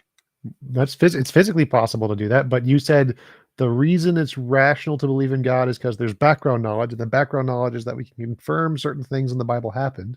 We can confirm certain things in Spider-Man actually happened, like the train station exists, the Twin Towers exist, the Eiffel Tower exists. Like all of those things in Spider-Man are real events that actually happened. So is that background knowledge that Spider-Man is real? No, the setting and place of Spider-Man is actually true, but Right. Spider-Man himself could never exist. Right, kind of like God and Jesus. I suppose I don't think it would be fair to say that he could never exist. I mean, given our current understanding of physics and biology, it doesn't seem plausible. But there's no logical contradiction with the existence of a Spider-Man, so I wouldn't rule it completely out. As far as like the God of the Bible, there are a multitude of logical contradictions in the characteristics of that deity, so we can rule out the possibility of such a thing existing. See, the thing here is it all comes down to what we believe in. We can have No, lots it of doesn't come logic down and to what we believe in. It comes down to what we can demonstrate. And if what you we can can't show it, you demonstrate. don't know it. Yes. But we can demonstrate it by like proving our belief. So until we have like enough proof, we have to like confirm that it's false. Shifting the burden of proof fallacy. You don't have to wait till it's false. You need positive evidence it's true. Guilty until proven innocent is the thing here. So like we have a hypothesis. We don't use that method. That's a flawed method for a reason. Exactly. You can't start from a conclusion and then work backwards to support the conclusion, because then you're just going to ignore any evidence that doesn't correspond to the conclusion that you've already decided is the truth. right? Like I said, if we're talking about the Bible, there are plenty of events in the Bible which we know did not happen. Events that God directly participated in, according to the story. Not to mention the Bible internally contradicts itself and contradicts what we know to be true about the natural world and the earth in relation to the rest of the cosmos. So, I mean, you've got, if you're appealing to the Bible, which it sounds like that's what you're doing in a roundabout way, then yeah, we can know without a shadow of a doubt that that book contains many fictional events, and then there are some events that we don't know whether or not they're true. That's your options. We know whether they're not true, or we don't know whether they are true. There's no event in the Bible that we know definitely happened the way that it describes. There might be similar events in history. Then maybe the Jews were putting a historical spin on it, right? Like the incursion of Babylon. For instance, we know that the Babylonian Empire existed and that they adopted quite a few different tribes in the Near East. We don't know if they ever took Jewish slaves specifically. We don't know if Shadrach, Meshach, and Abednego were actually tossed into an iron. We don't know if Daniel was tossed into the lion's den under King Darius, right? These are all historical fiction flares that are added into a narrative of things that actually happened as far as we're aware of. But then there you have other events like the Exodus from Egypt, which we know did not happen, or the global flood, which is not even possible physically speaking. And you were talking about, like, we have, like, a conclusion and we just backtrack from it. Now let's imagine the conclusion here is that there's no God. The God existing would have to backtrack that belief. Now let's imagine that No, there's we no don't God. conclude from the outset that there is no God. We just don't accept the proposition that there is. Right? Nobody here is saying that there definitely is no God, unless you're talking about a specific deity with specific characteristics that make it logically impossible, in which case we can say that that God in particular doesn't exist. But if what you're talking about is just a generic deity that has sufficient power to create the universe, well, we would have no way of testing that. It's an unfalsifiable claim, and because it's unfalsifiable, it's also unverifiable, and therefore not worth any serious consideration. So if we can't prove it, then basically if we can't even, how do we know if it even exists? It's the thing. We don't, and it's not worth serious consideration at that point. Exactly. The moment you start to tack on certain attributes to this deity. What's the point here? Everything starts as imaginary until you provide positive evidence that it's more than just imaginary. You've provided no positive evidence, therefore it's probably just something you've imagined. And so we have no proof yet, but we also have like roadblocks in the way that prevent us from creating the proof. No. In Why history, would you don't manufacture proof, you discover it. You discover the evidence for a particular phenomenon. In history, people have been trying to prove stuff for like centuries, but there has always been something in the way limiting that. Yeah, it's called reality. So like reality disproves your fanciful ideas, and that's the roadblock. So the roadblock is you have to actually show it exists in reality. If you can't do that, reality is your roadblock. Yes, and so like as we mature, we start like stop believing in stuff. Most of our like beliefs, like the truth theory, for example, we stopped believing in that like a long time ago. And so, some people, if God were to exist, why would people still believe in him? Because they think he exists. If Bigfoot really didn't exist, why do people still believe in him? It all comes down to proof here. No. It's because people are dumb. That is the correct answer.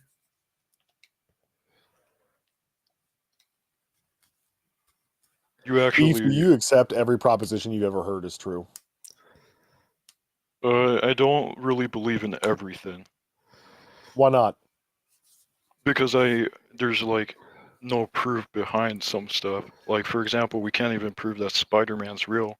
But there's okay, well, we know Spider-Man's not real. He's a fictional there's character. Historical events that happen in Spider-Man, but Spider-Man himself isn't true because Spider-Man and we have first-hand knowledge that Spider-Man doesn't exist because he was contrived by literary authors for the purposes of a fictional story. We know for a fact. So, like, that's not what I'm talking about. I'm talking about like general propositions about reality. Like, do you believe the Earth is flat, for instance?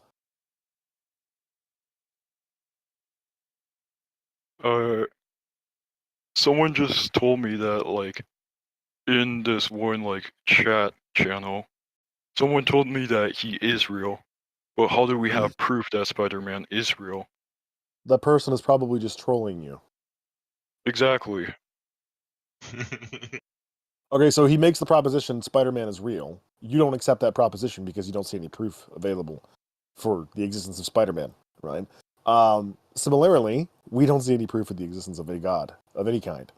And there's ample reason not to believe that certain gods exist, such as the Christian God. In the most, the way that most contemporaries define that God, his characteristics create logical contradictions. It would be like believing in such a thing as a married bachelor or a square circle. You actually disproved me here, so I respect your argument and I'll take it into effect, but I believe that I've been in here for way too long, and Okay, I kind fair of want enough. some more people to bring up an argument, so thank We you. can move on to somebody else. I mean, that's fine. Yeah. Eve, Thank you for coming up.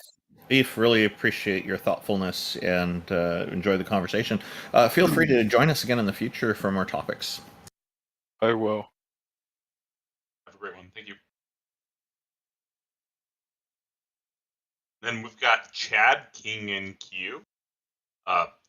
Randolph, he sent you some interesting messages, it sounds like. What a day to be alive. I get to join this very Gambit today. Hello, Chad King. Your volume's a little bit low. If you can raise it up a bit, that would help. Let me see if I can. Bear with me a moment. So in the live text chat, Chad King says he's going to shake my lack of belief, my absence of belief in deities. So, well, I'm interested to hear what he has to say. I believe, but let's start, and I think that the end of that last conversation was a perfect segue into the next conversation. And the start should be, I mean, drawing an analogy between Spider-Man and the existence of a deity. Pointing out the ridiculousness in one is that Spider-Man offers no explanatory power, right? There's no reason to believe a Spider-Man exists because Spider-Man doesn't explain any natural phenomena. There's no explanatory power. And going back to the earlier example, where we were, bear with me. TJump, I thought I'm talking with Randolph. Well, what you just said was just objectively wrong. So you simply saying that you make Spider-Man up offers something. explanatory power. Yes, so you can make up and assert What does Spider-Man. Spider-Man Wait, explain? stop. So you can make up anything you want and say Spider-Man explains it. Saying it explains something is never evidence. It's never evidence to say it explains something because you imagined it explains something. So that is not actually an added benefit that differentiates between the two. They're still both very silly. They're equally as silly. Well, if I just define Spider-Man as an omnipotent panacea, then he explains everything by definition.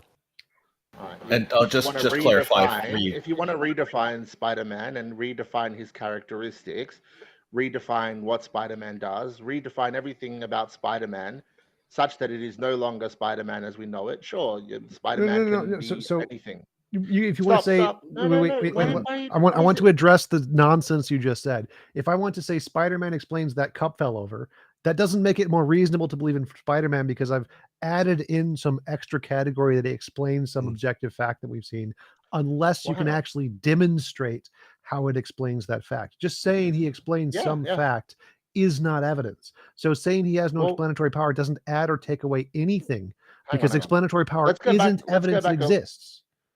Let's go back earlier. Some of us have a memory that's longer than a goldfish. We're talking about hypotheses, like in terms of within science, right? They explain an observation. So we observe something. We say this requires some explanation, right? It's repeatable. We have this observed phenomena, and what do? To the best of our ability, we try to offer an explanation, right? Yes. And we hope that explanation can give us some predictions. In some cases, it just doesn't. But the idea is that as long as it's consistent, that we have a working hypothesis. I'll give you one example of where that's correct. Horribly wrong. Hypotheses. I can give you an example of where this has gone horribly wrong. One second. So hypotheses aren't things we accept. Hypotheses are a model we've made up in our heads that we need to further test before we accept it. So yes, we can make up hypotheses to explain things, but that doesn't matter. Hang on. And then, but once we have the hypothesis, and it works within the model, right, and that it appears to explain an observed phenomena, we have the basis of a theory, right, like a scientific theory. But sometimes this can go horribly wrong. And I'll give you an example of one such case where it goes horribly wrong. And that is in the case of spontaneous generation. I think it's a classic example. And this is where I'm saying that we're going to segue into this in this discussion. Let's take, for instance, in the sort of late 18th century, early 18th century, or late and into late 18th century, you had, early scientists that said, hey, look, it appears to be the case that when we have like this refuse or material, all of a sudden you get, bugs and rats, and they disappear spontaneously to come whenever you leave, decaying material, refuse. They appear spontaneously. And that is the origin point for this material. The material comes through spontaneous generation. And at the time, you had theists such as myself that said, hang on a second, spontaneous generation, we don't believe it. And though, your scientific theory is in line with the observed phenomena, there's a few problems here. Number one, the problem of emergence, the problem of spontaneous creation, the problem of discontinuity, etc. They had these contentions against spontaneous generation. We now know that that's not the case. Spontaneous generation doesn't occur, rather that Why are you pretending as though spontaneous generation was something that was thought of by atheists? It was. It was not. That's a blatant lie. Opposition to spontaneous That's a generation blatant lie, Chad King. The main opponents to I implore you to do some history. Everyone was a theist back then, so the main proponents and the main opponents were both theists, but that's irrelevant because back then people were bad and they didn't understand science. Now we understand science, and so that wouldn't be accepted. It wasn't the case that everyone was a theist. I mean, are you dumb? Literally, the majority of the population were theists. So yes, I was correct there, but that's irrelevant. So your point, I'm debunking your argument here. Address the actual debunking of your argument. It literally doesn't matter because people were bad at science and did stupid things back then. Okay, so why don't we address modern science? Well, that's the first claim, that they were bad at science. But why, in that case, did they fail? It wasn't that they were bad at science. Yes, it's because they were bad at science. They didn't use novel testable predictions. It wasn't that. Yes, it was. You get to ask the question. I get to answer it. The reason they failed. Bad at science. Wait, was because they were bad at science and they didn't use novel testable predictions to confirm their hypotheses. They just believed stupid things like theists do. So if they were good at science, like modern scientists, they wouldn't accept that, and they would wait for novel testable predictions. You're just making claims here. It's not that they were bad really at quickly, science. I just searched it up, and spontaneous generation was first speculated by Aristotle, who was not an atheist. I saw the same thing. Yeah, and it was carried through. We're not talking about the origin. It was carried through and primarily adopted by. Is it possible to have a discussion? It was adopted by the church. The main opposition to the spontaneous generation was the church. I implore you to do deeper research than a 30-second summary Google search. Okay. There was no church at Aristotle's time. God spawned all of reality out of nothingness. It's probably worth doing that after this discussion. Chad King, you literally believe that your deity spawned the entire physical reality that we experience out of literally nothing, and you're going to sit here and argue against spontaneous generation? It's impossible. It's impossible. Yeah, your God is impossible. I agree. No. My God is not impossible. You're impossible right now. Okay, why are you arguing against spontaneous generation when you have to believe that is what happened? We'll get to that. We'll get to that. Things that are true. Your behavior is being disruptive. You're being disruptive to this discussion. Can we have a discussion? You're being deliberately obtuse, and you're erecting a false premise. Can we have an open discussion? Can you bring up an actual point instead of gibberishing? All right. So the point here is it's not that we're bad at science, or they're bad at science, and that we're better at science now. We are. You're bad at science, TJump. How? Right? When I say that you're bad at science, is because you fail to recognize what happened there. What happened there is that they didn't identify a very obvious problem, and that is that there was a confounding factor, and there can always be a confounding factor, right? That is that there is an yet to be identified cause, like in terms of identifying a causative factor or a causative. If it's yet to be identified, you can't use it as evidence. I'm not saying that it can be used as evidence. That's why even with the same model that we have today, you wouldn't be any better off at distinguishing that, hey, it's in fact not spontaneous generation that's occurring, rather that there could be a confounding factor. That's stupid. Like if you think that modern science would think, if you think that modern science would make the same mistake, you're an idiot. Okay, I think I'd much prefer to speak to Randolph. He seemed like he. I bet you would, because I'm going to kick your ass. from the five of you, Randolph seemed like he had a bit of reason. So Randolph, you still there, mate? I'm still here. I just want to clarify that you're speaking to a panel here, not just me. And but if you wanted me to answer a specific question, I'm happy to try to do that for you. Okay, brilliant. That would be nice. So again, with the earlier gentleman, Eve, he had some good points. I think that in terms of his ability to adumbrate on those points, maybe a little bit lackluster, but the idea was generally good. And it comes back down to, again, explanatory power. If I told you unicorns exist, what would you say to me, Randolph?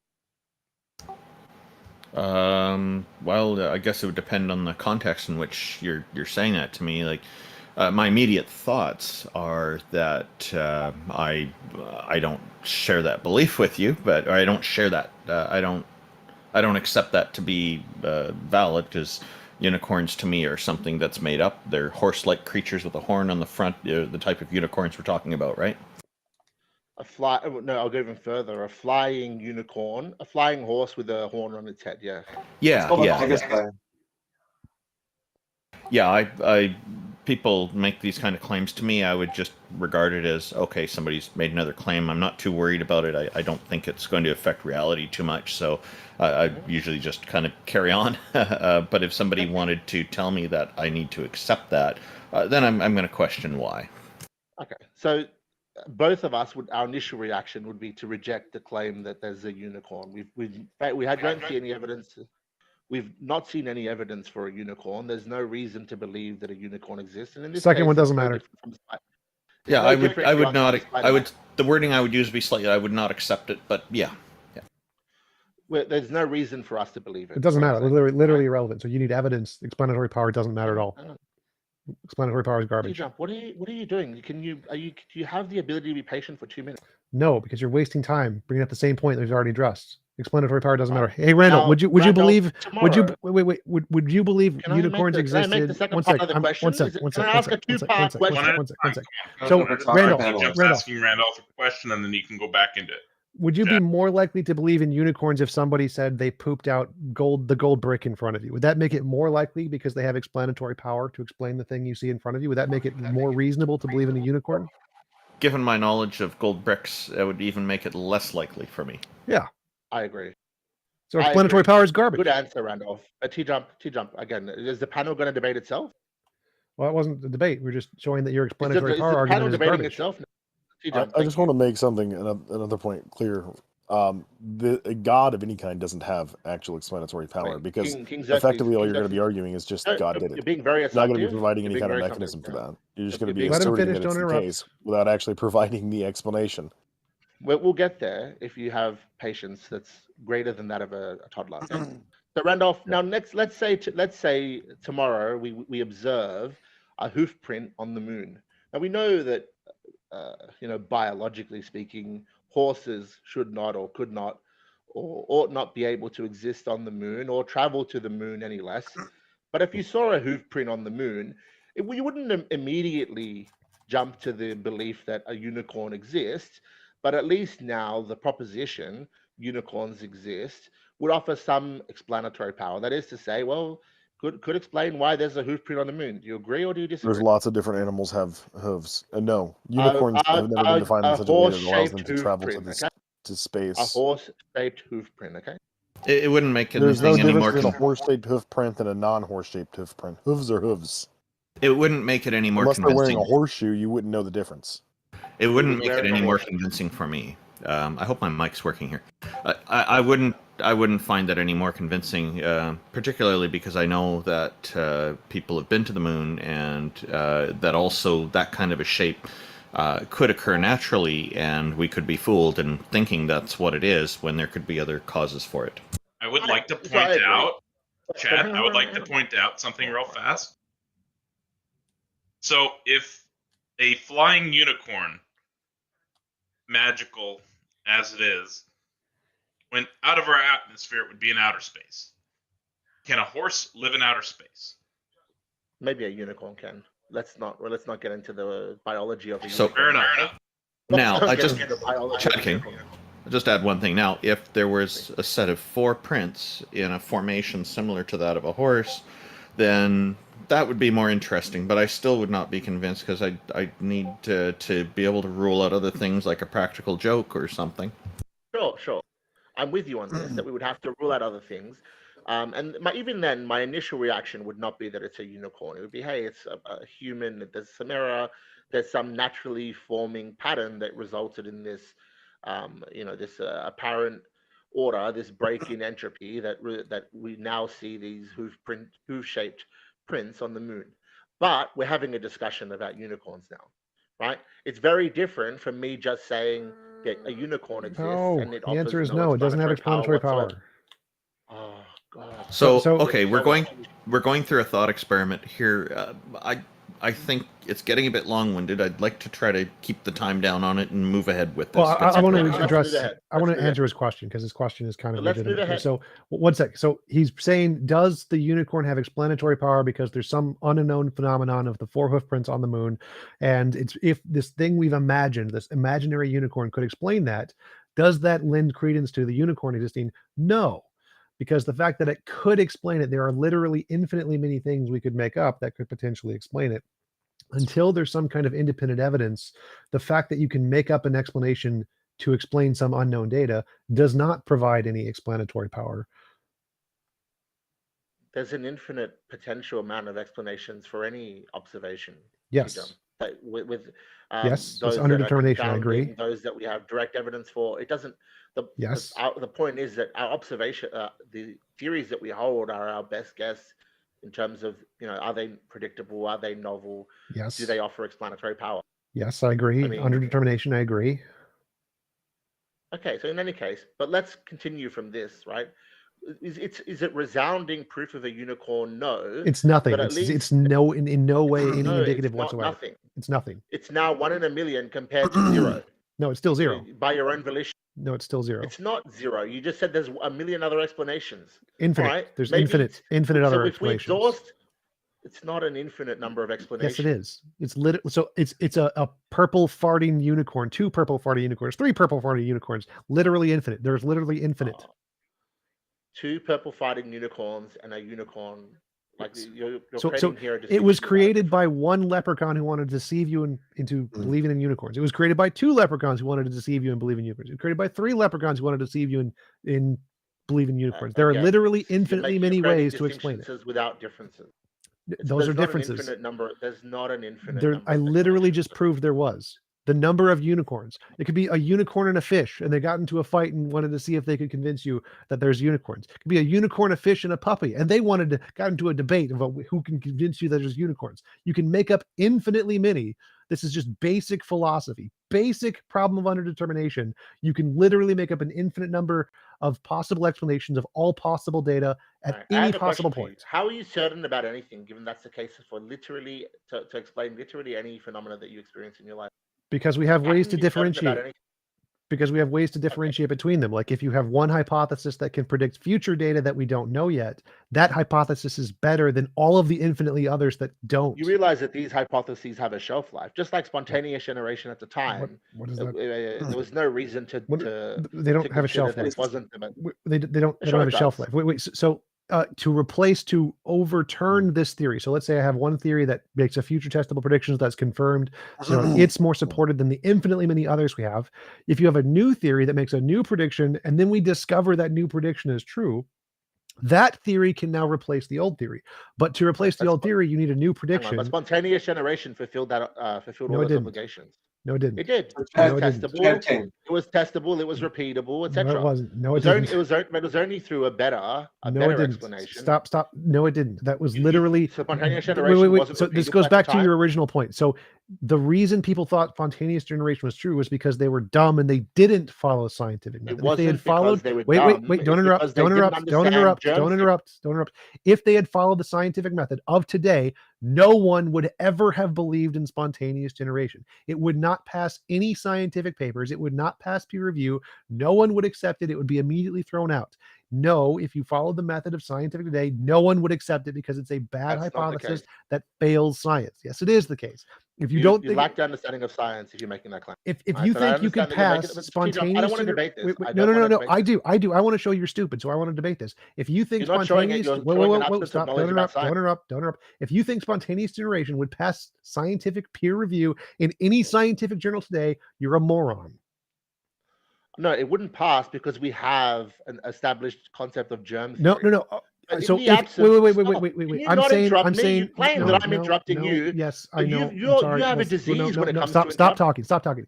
If let's A literal grant disease. for the sake of the argument that we don't know what causes life. Let's just say that. Let's say we don't know, but we applied the scientific method of today to try and solve the problem.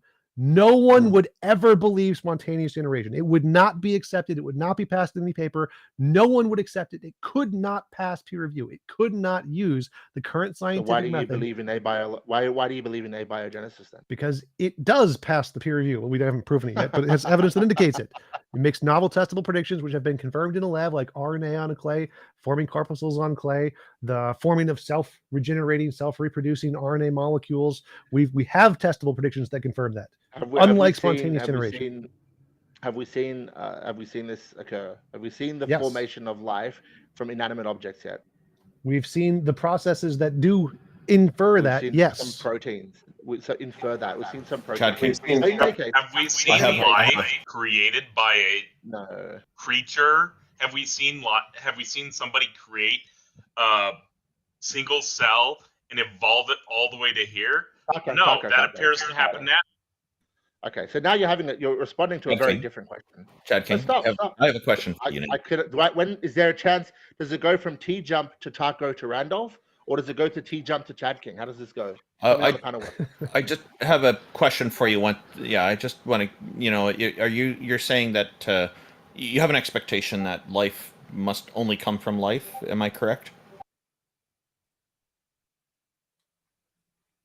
Yes, I do have that expectation. Okay. From life, but life must come. Order must come from order. Like I don't think. Okay. I was hoping we would get into the question of emergence, etc. Yeah. But I don't think we're going to have this. One more thing. Okay. So this God is alive. Where did this God come from? Does God come from another life? All right. Well, again, I wanted to clarify that in terms of the concept of emergence, right? I don't think you can go from a state of entropy to a state of order. Doesn't appear to be the case. That rather the entropic principle seems to hold, and that is the case that from disorder comes more disorder. That is to say, that even from the nexus point, the origin of our universe, the fact that we see order is demonstrable of some guiding principle that is ordered, and that opens the question. That opens a couple of questions that require answers. Number one, where does this? Is there a universe generating apparatus? Firstly, that explains why our universe is in such a way, right? That explains the cosmological. So to deal with firstly the weak anthropic principle, is there some universe generating apparatus that explains why our universe is ordered? And is this universe generating apparatus biased? Is it biased to creating an ordered universe, or is it unbiased? And if it's unbiased, then why? Then is it just merely chance that our universe has these characteristics that lead to the formation of life that have order from this entropic state? And that's a question. That's a question that's worthy of discussion. So, like, it could be any of those things. It could be like a deterministic force that does predetermine it to create life. What? So what? Well, if you say that, then we have a problem. What? The problem that we have, if that's the case, is that is it some infinitesimally small chance that of all of the potential variables that this universe-generating apparatus could have resulted in, we have one that makes life. No, I said deterministic. To the possibility that, well, if it's deterministic, what is this universe-generating apparatus? And can we define it? Quantum is the quantum. Do we have evidence for it? Yes. You have a chance to convince me here, Chad King. So the singularity, is that more order, or is that more disorder than what we see today?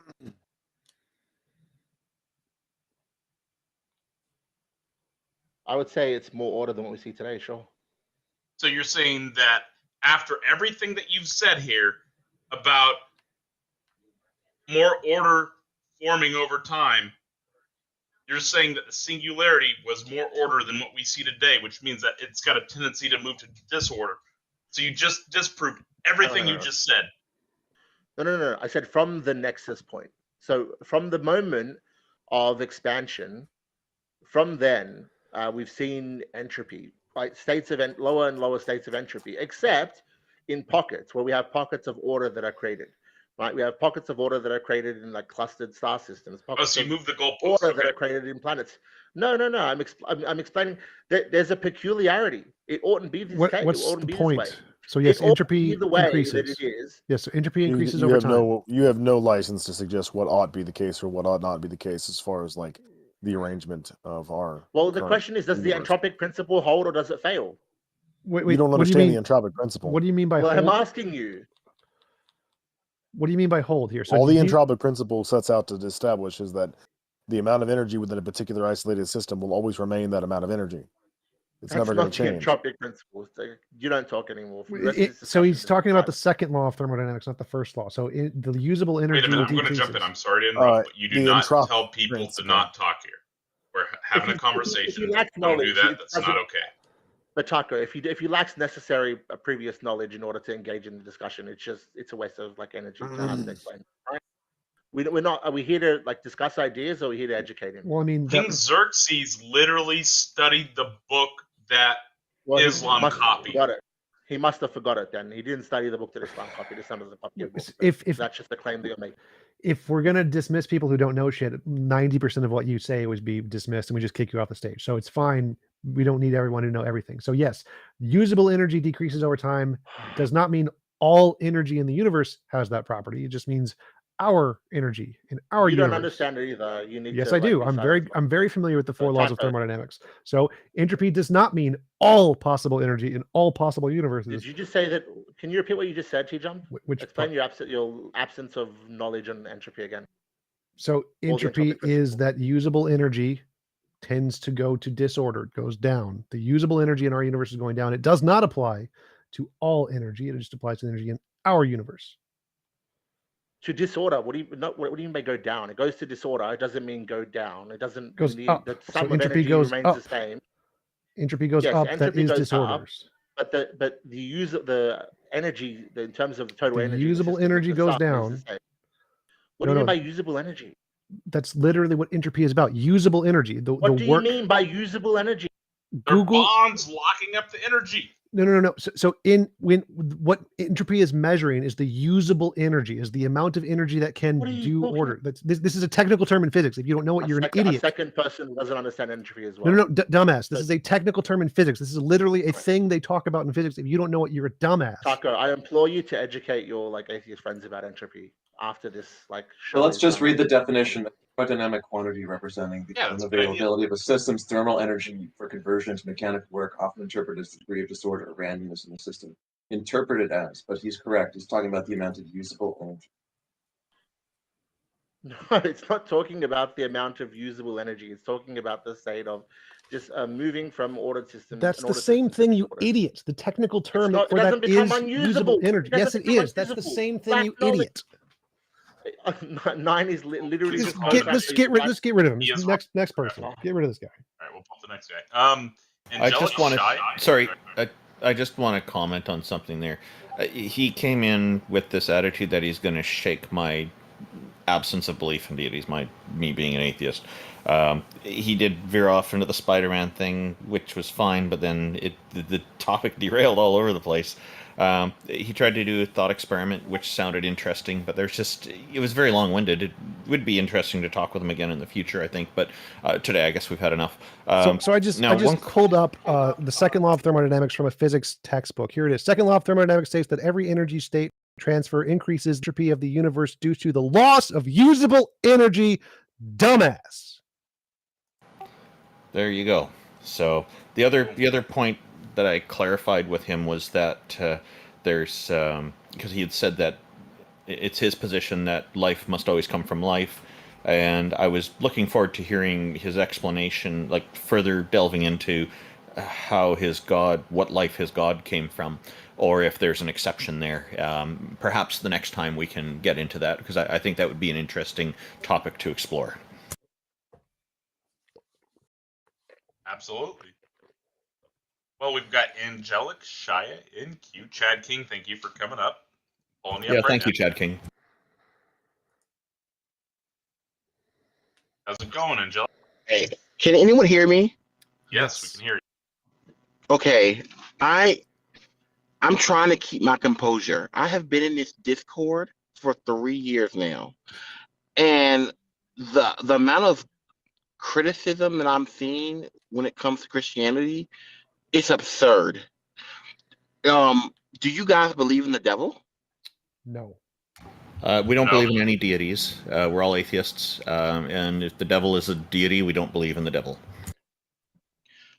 Okay, well, I do, and not in the sense that he's good, but bad. And I feel like you're I don't know what this is, but it's an attack on Christianity, and it's an attack on the faith. And That's an I just position. huh? Yes. I'm literally shaking right now because this I appreciate all the Christian warriors that are literally coming into this chat and defending Christianity. And one of the things that I feel like they forgot, the most basic principle, is life, right? God is the perfect example of life. He gives us breath in our bodies. What about trees and air, the oxygen we breathe? How do you explain that? Abiogenesis. Evolution through natural selection. Can I ask a question, Angelic? Have you ever studied any of the history of natural biology, evolutionary biology, life? Because you say that you don't know what explanation there is other than God, but maybe you haven't studied it. So I would suggest as a starting point, I literally go to church every Sunday. That's okay. I would suggest that you watch Cosmos by Carl Sagan. It's a very educational series. It's available for free if you Google it, and it covers a very broad spectrum of the history of the natural world that'll give you some answers to some of those questions. And it's not incompatible with being a theist. Like, you can be a Christian and you can still understand natural science.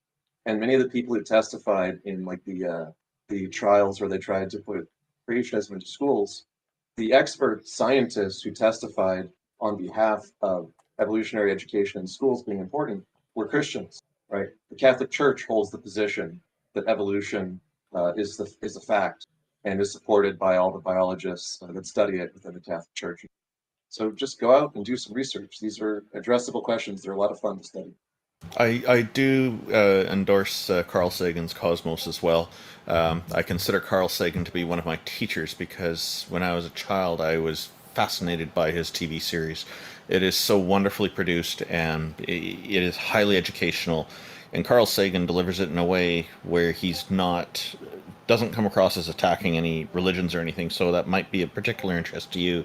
Angelic Shea, I hope I'm pronouncing your name correctly. I'm sorry if this sounds like this is intended to be an attack on religion. It most definitely is not. We're actually open to ideas of that could convince us that a deity is real. But so far, the ideas come across all seem to be flawed in some way. But we are still interested, and I hope that you're finding this conversation to be respectful and not putting you in a way of feeling that you're under attack or anything.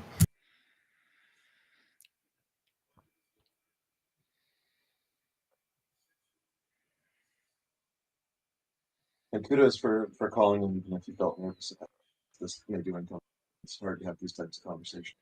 So can you convince us any gods exist? Or goddesses. A devil could be a deity as well. Could that do? Supernatural? Immaterial? I'm not hearing any sound from Angelic Shea, so I think maybe there might be there could be some audio challenges there. If you want to come back with your audio working, we'll gladly take you again. Thank you for joining us. Cool. I'm going to move you back to the audience. If you want to come back up, just raise your hand back up. We'll pull you up after the next person, but I'm not hearing any responses. Aquila, what's up, bud? You came up here and spoke with us previously. I'm inviting you up right now. Really quick because I was late. Hi, everyone. Hey, Peter.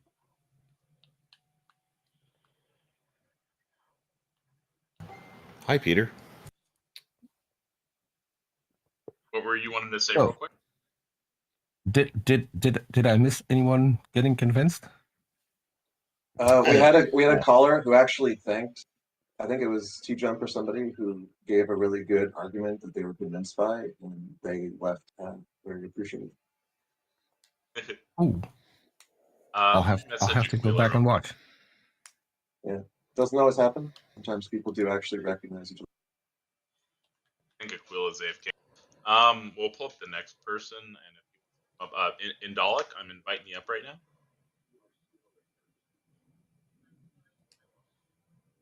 What's going on, Indolic? Hello, Indolic. Welcome. Your microphone is off. Yeah, can you hear me? Yes, thank you for joining us. Yep. I think you've spoke to us a couple of times before, if I'm not mistaken. Yeah.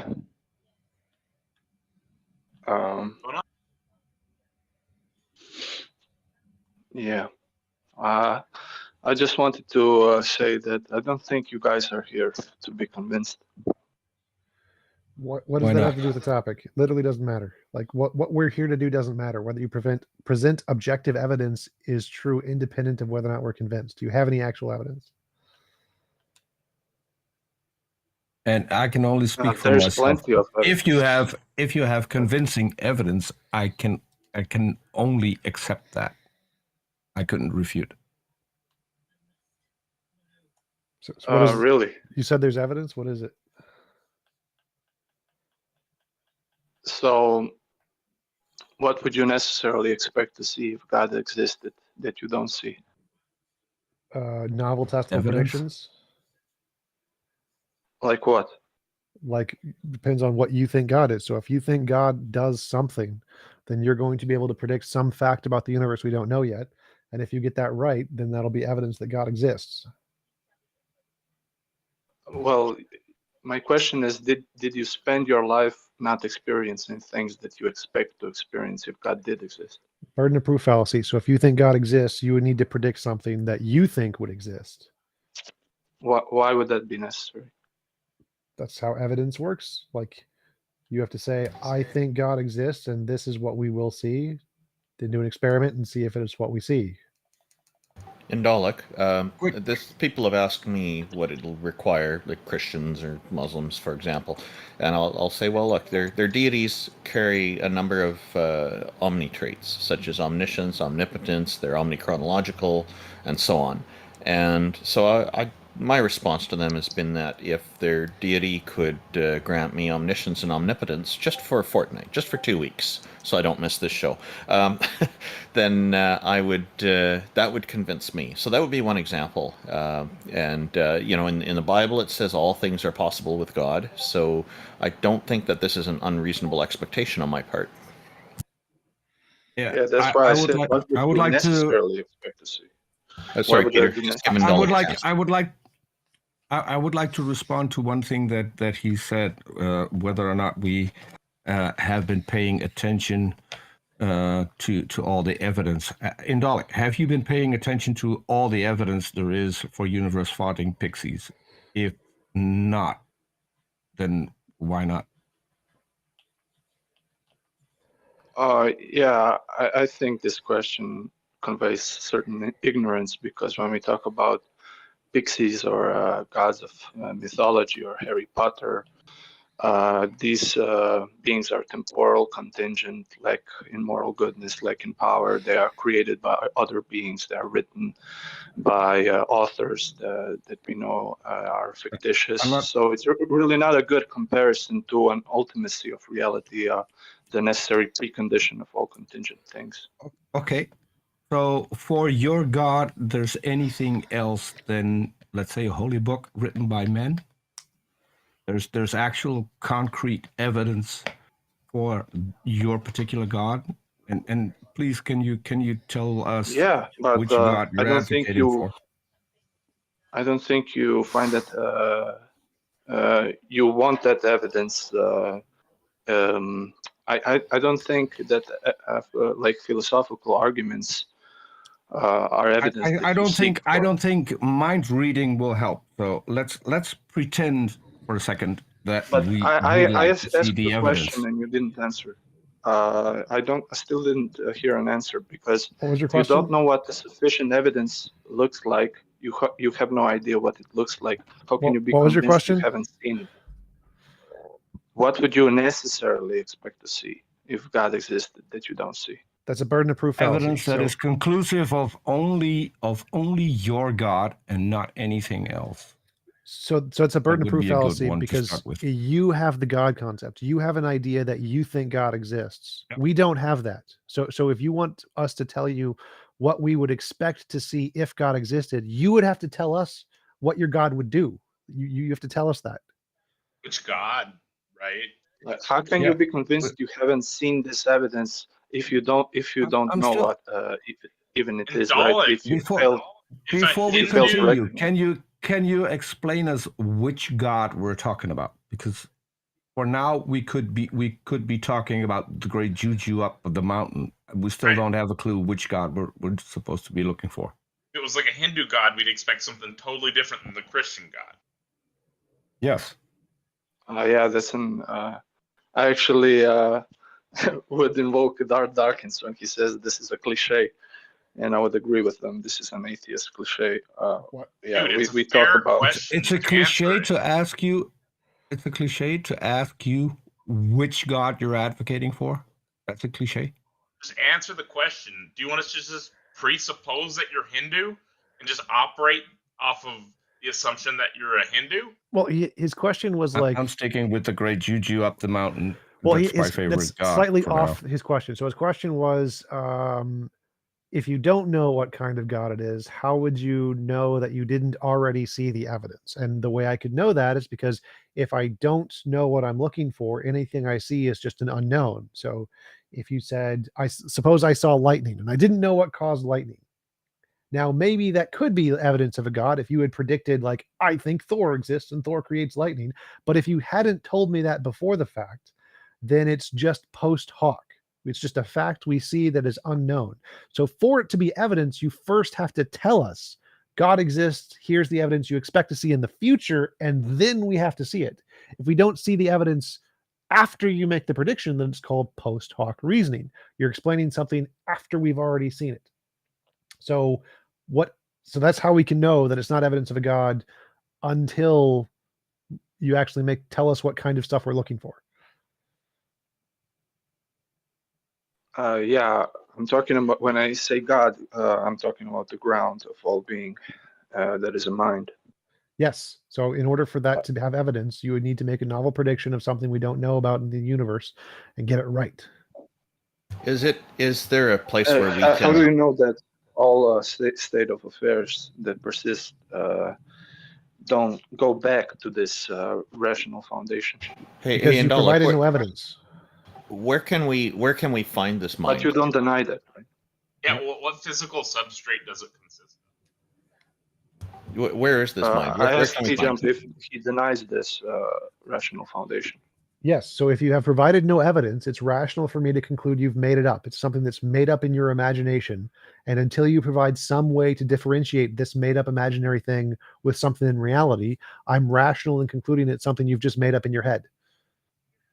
So absence of evidence can be absence. Right. Yes, absence of evidence can be evidence of absence. So like if I look in my cup and I think there's no milk in my cup and I look and it's empty, the absence of evidence of milk is evidence of the absence of milk. Yes. Are you saying there's a brain floating in space that somehow isn't being destroyed by just space? Yeah, that's beautiful. I mean, it's that's a fair exactly question. what I believe. You said there's a mind. Minds are contingent, at least seemingly contingent on brains. Well, that's not presupposing your belief, right? That's an inductive argument. It's not presupposition. Like, do you have an example of a brain that doesn't, or a mind that doesn't require a brain? Because I mean, I'm open to accepting that if that's a thing that can happen. Yeah, there is evidence for this. Just check Sam Parnia's work. He's a medical doctor. Yeah, I've talked with Sam said- Parnia that near-death experiences don't work. They're rejected in every academic field of neurology, psychology, cognitive science, and everything else. They aren't evidence of a non-physical mind. Yeah, but he conducted he conducted studies on this Yes. where people's heart stopped. Yes, right? I'm familiar. So there's no way for their brain to process information. Yes, there is. And they nevertheless are able to come back when they're revived from clinical death. They're able to come back with information. Yes, that and we we shouldn't and have- so shouldn't that have second statement you said is provably false. It's why Sam Parnia's work has been debunked, because there is still ways for the brain to process information, even if the heart isn't working, because the heart isn't the brain. So your brain is still processing information even when your heart stops, because the electrical signals in your brain aren't contingent on the blood flow. They continue to work for like an hour after the blood flow just fine. And there's parts of your brain that continue to function long after that, because the things in your brain are electrical. They're not contingent on the blood. So if your heart stops, your brain and your electrical signals continue to function, continue to process information. And so you can continue to hear, see, taste, touch, and all those things are saved as conscious memories. I can vouch for that. Without Because blood that pumping through happened. the That brain, happened. brain That is happened able to me. process information. Yes. That happened to me. I had a cardiac arrest, and my brain didn't stop functioning. So your brain can continue to function after your heart stops. Yes. Yeah. Okay. I'm saying that when blood is not pumping through the brain. Yes, when blood brain is not stops able to pumping, process your brain still works. There's energy called ATP in each of the cells, and even when your blood stops pumping, the ATP in the cells continues to fire. So yes, your cells continue to work in the brain long after your heart stops. Well, that's because we have a mind, right? No, it's because there's ATP in the cells, which is what causes the cells to have energy and to function. So the ATP in the cells doesn't magically disappear when your heart stops. Yeah, and you can also say that the mind is a product of the brain. So as long as the brain is working, you have a mind. If the brain stops working, you don't have a mind anymore. Well, I would agree with Aquinas when he said that there was a very tight union between the mind and the body, such that the mind didn't require the brain or the body for its existence, but in this life and under natural circumstances, it would require them for its function. So in Aquinas' view, once you die, your mind continues to exist and can still reason, but it no longer has the physical structure of the body and the senses to feed it new data. So it needs God to infuse the data. And stating a view, interesting, right? Do you have to think state reasons Aquinas that justify the likelihood that it's true, right? So what reason did Aquinas cite? Theology, right? He had no reason to believe that it was justifiable today by our standards. And you haven't presented anything. You just said you liked his view, right? You've argued back and forth about various subjects which you don't know much about. What reason do you have? And I'm wondering, did Aquinas have access to modern day science? No, it was pre-modern day 2022 science. What's There's the point? a lot about the universe they didn't know back then. And there's still a lot we don't know. So what? Yeah. So why is Aquinas relevant if there are centuries have passed and we've not even learned a more and scientist. more? It's just He's the just a genetics. theologian. I'm looking He's at a the merits of theologian. his Yes, information, he knows not nothing. from when he talked or who talks. I'm looking at the information he's presenting. Can I ask you a question? So you defined your God. So how did you learn about this God? It was revealed to me because I repented. Revealed how? And when you repent, the Holy Spirit reveals truths and reveals that is the stating truth. that is stating the claim again. I asked revealed how. Not that it was Revealed revealed, how? but how? How? through certain occurrences, through certain people, to reading of the Bible, through evidence, objective evidence, to subjective experience. This is important. This is important because now we've got a different God. Now we've got the God of the Bible, not the vague one you started out with. Which of the two do you believe in? Same one. The vague one you defined at the start, or the God of the Bible? Because that one comes with a lot more than just the attributes that you mentioned. It's the same one. Yeah. It's the same one. There's only one God. Yeah. It's the God of the Bible. The God who described the earth as flat. That God. No, you didn't. No. Yes. Yes. You brought up the Bible. You don't know what the Bible says about the shape of the earth? Yeah, I know the verses you want to bring out. We can talk about that, but I thought you guys want there are arguments for trees that. and mountains. There are trees and mountains, and if you go at the top of either of those, you can see the entire Earth. That means the Earth is flat, right? Or is it transparent? What is the literal sense of the passage is not always as obvious in the speeches. If you can see the entire Earth, from a mountain or a treetop, so that means that you can see Australia if the tree is in the U.S. Am I correct? Yeah, I'm trying to tell you that when we interpret the Old Testament, we need to go wholly back in the spirit of those remote centuries, right? So we need to use philology, ethnology, archaeology, other sciences, right, to determine what modes of writing they are using. Okay, so your God gave you a text that is up for interpretation. And it therefore is that's the job of the church. for mutual exclusive interpretations, because I interpret it to be to say that the you don't have the authority of binding and loosing. That's something Jesus gave to apostles. That's why we have a church. You just said we have to interpret it. Yeah, we all have we all rational beings, so we cannot read scholars on this, right? We can use sciences. We can study these texts and see what they are doing. But the ultimate authority of the scriptures is. But isn't the Bible meant to be understood by every believer, and shouldn't every believer read the exact same thing, or is God creating confusion? Because I'm pretty sure there's a verse in the Bible that God isn't the author of confusion. Yeah, exactly. That's why when, for example, Moses wrote the Pentateuch, one of the hallmark things he did is he not only to redeem Israel, who we know never existed. Please, I need to finish. Please, man. Never existed. Please. Wrote? I need to finish my sentences. Peter, please. Sure. So go ahead. My apologies. He was not only a prophet and a shepherd. He received the law of the word, but he instituted an interpretive body to protect and put a fence around the Torah.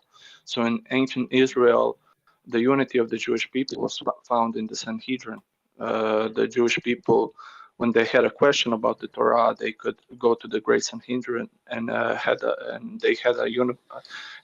universally would have a question settled about the nature of God. So when Jesus came, he also spoke to the 70, right? And he sent the 70. That's the Apostolic College. So he said to them, they have the authority to bind and loose. He gave the keys to Peter. So we have a church, right, that brings the truth of the Christian faith to us. It's not that we are left with the text and we can interpret it how we like it. That's sola scriptura. That's a heterodox teaching from Protestants, right? I don't believe that. That makes no sense historically or scriptural even, or traditional. It's not traditional as well. So I laughed when you said Mosaic authorship was the case, because I don't know if you're aware of this, but Like, when do you take it that people decided that Moses was the author of the Pentateuch? When do you think that tradition started? You want to ask when did Moses wrote the? No, I'm asking you, when you think, since you know about the history of the Bible, you claim, at what point did Jews start to think There's that a debate Moses on wrote this. the Pentateuch? Okay, there's a debate. Why is there a debate? Tell me about it. Tell me what you know. Since you said that he wrote the Pentateuch. Yeah, I mean, not fully. Israel as well as was involved because there are certain verses that talk about Moses' life. So it couldn't be that Moses wrote this, right? So yeah, he it's the dies same in the as the story. New Testament. When we look at the New Testament, it was always also preserved by the church and written by the church. The same with the Pentateuch; it was also written by Israel. But yeah, certain works, the Pentateuch would be ascribed to Moses. Okay, so it historically arose in the late Second Temple period when Jews encountered the Hellenistic tradition where authors were attached to books. There were no authors attached to the Pentateuch. It does not say who wrote any of it. Right? So what happened was they retroactively said, well, we better come to a decision on who we think wrote it. And they thought about it and they said, well, which character in the story likely wrote it? And they said, oh, Moses probably wrote most of it. And that's where this idea comes from. There is no evidence that Moses wrote it. It is a tradition that was invented to explain this as an embarrassing problem not to be able to explain who wrote it at the time of the Second Temple period, right? So this is just like problem number one of the ahistoricity of the Bible and the claims about it. We could get into all of them, but I take it you're a Catholic. Yeah, I also take the Do you think- position that we need to look at the tradition, right? So if a tradition is saying something, I will not just reject it or throw it out, right? Okay. I don't. I really don't care if somebody else wrote it, if a scribe wrote it, or if Matthew here's actually why. wrote it, or Here's why it some matters. disciple. Okay. I look at the So content. You know John, where Jesus says, he says to the rabbis, if you believed in Moses, you would believe in me, for he wrote of me. Okay. So the New Testament claims Mosaic authorship as a fact from the mouth of Jesus in John. Do you deny that? Mm-hmm. Yeah. Okay. So are you committed to claiming Mosaic authorship because Jesus says it in John? Or do you think Jesus was lying or deceiving us or deceiving them? It's both. Or do you think It's Moses and Israel, right? Sometimes a leader, right, a shepherd, a head can represent the body as well. So it's polyvalent. It can have a layered. It can be layered. Right? I didn't understand the answer, because what I asked you is, if Jesus is claiming Mosaic authorship as the evidence to believe in him, right? Saying Moses endorsed him by writing the Pentateuch, then if we know that Mosaic authorship is not supportable by evidence, do you take the position that it just must be true despite a lack of evidence? Or do you take the position that Jesus was deceiving the rabbis by trying to trick them because he thought that they believed it? What's your position then?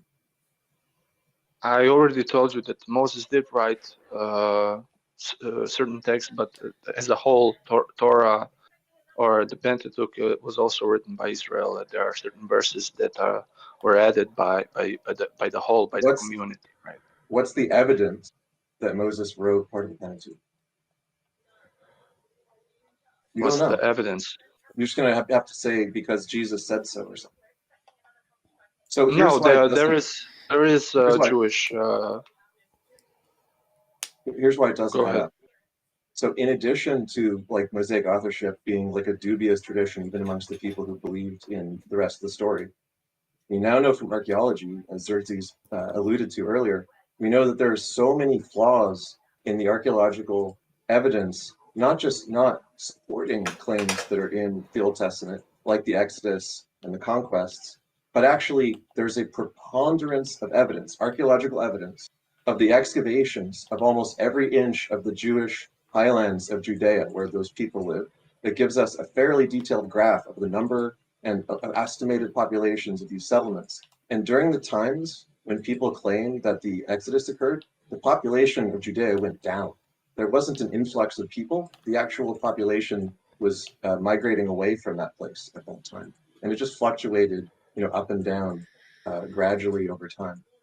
So the problem is that the conquest isn't evidenced because the best explanation for that is that the Exodus never happened. So there never was a large force capable of conquering people that moved in.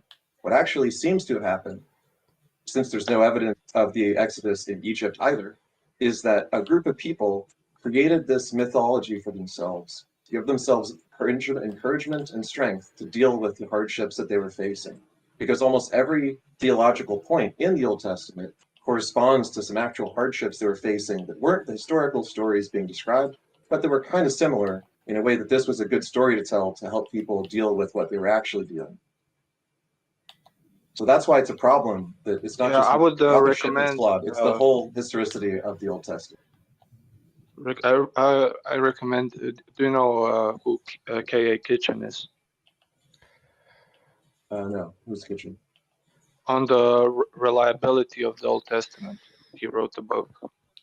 Okay. It's one of the most famous books on this. So if you really want a preponderance, like a myriad of things, so a guy born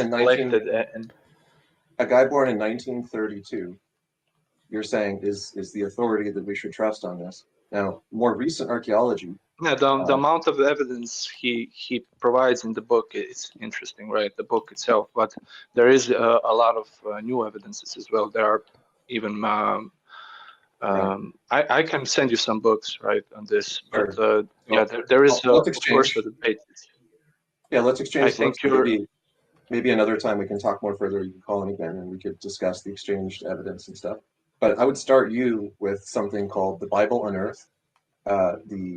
The book and the documentary film that it's based on held up very well in current archaeology, and it includes the figures of the exact numbers of settlements unearthed from the complete survey of every inch of the highlands of Judea, which is the contra evidence, not just a lack of evidence. Like, oh, we haven't found the secret Jewish settlements. No, we found the settlements, we counted them, we can plot them to different time periods, and they just blatantly contradict every version of the Exodus story that's possible.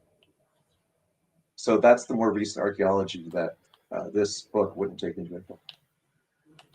And once again, the book is called The Bible Unearthed, and it's by Finkelstein and his partner, I can never remember. And there's also I think there is plenty of evidence for the Exodus, but I don't think it's beyond the scope of this call. Be a good thing to debate this right now. But send me your books. I'll send you mine. You can come back when you've had a chance to review your stuff, and I'll review the stuff you send me. Because what often happens with certain archaeological this kind of liberal scholarship, they just throw out the Bible altogether, and because the evidence contradicts it. Lots of them start out theists, no, that's just strong believers who go into the field because they want to find the evidence, and lots of them find they cannot support it once they get there. Yeah, you cannot just throw away the Bible from out the window. And you can't just throw away archaeology because you claim that they're all just non-believers who refuse to believe it as a cope, right? Many of them go into the field because they love the Bible. That's why they study biblical archaeology, right? Anyway, I'll send you the I'll send you the link. If anybody wants to find it, it's on topdocumentary.films.com, and it's called The Bible. Is there anything else, or is that where we're at? Okay. Indalik, thank you for coming up. Do you have any closing statements you'd like to make?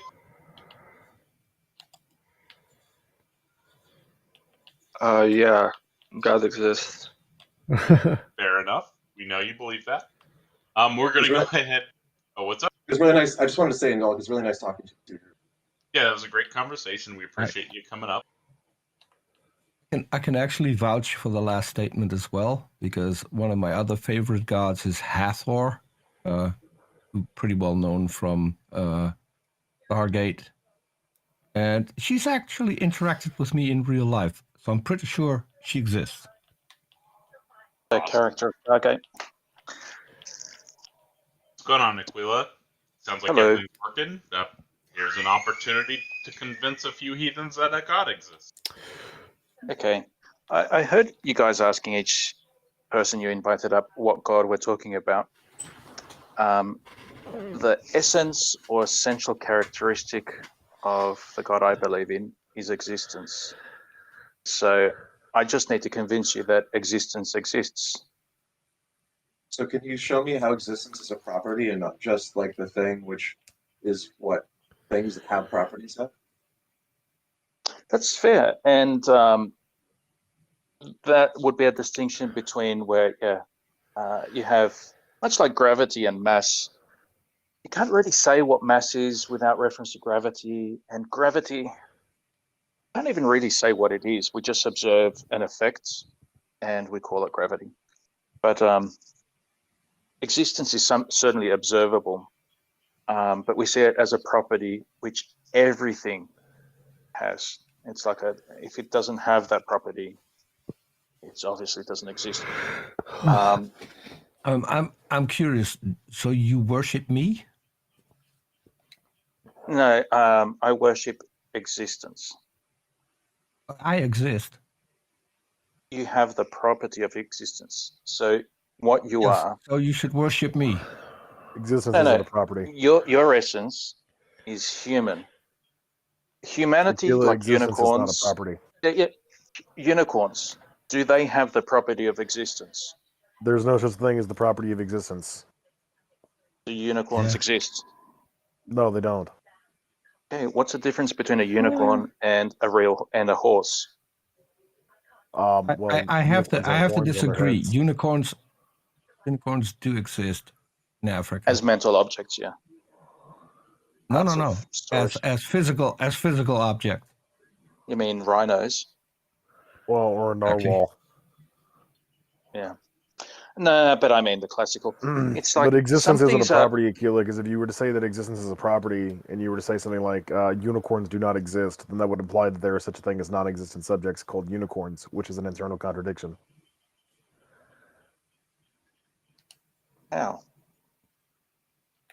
Okay, well, I mean, if I say that, let's say, take for example the property of being red. Do you agree that red is a property? Yes. Okay. I'm not very philosophical, so you might be asking me technical language, and I might get it wrong. It's not. It's just a simple question. So yes, red is a property.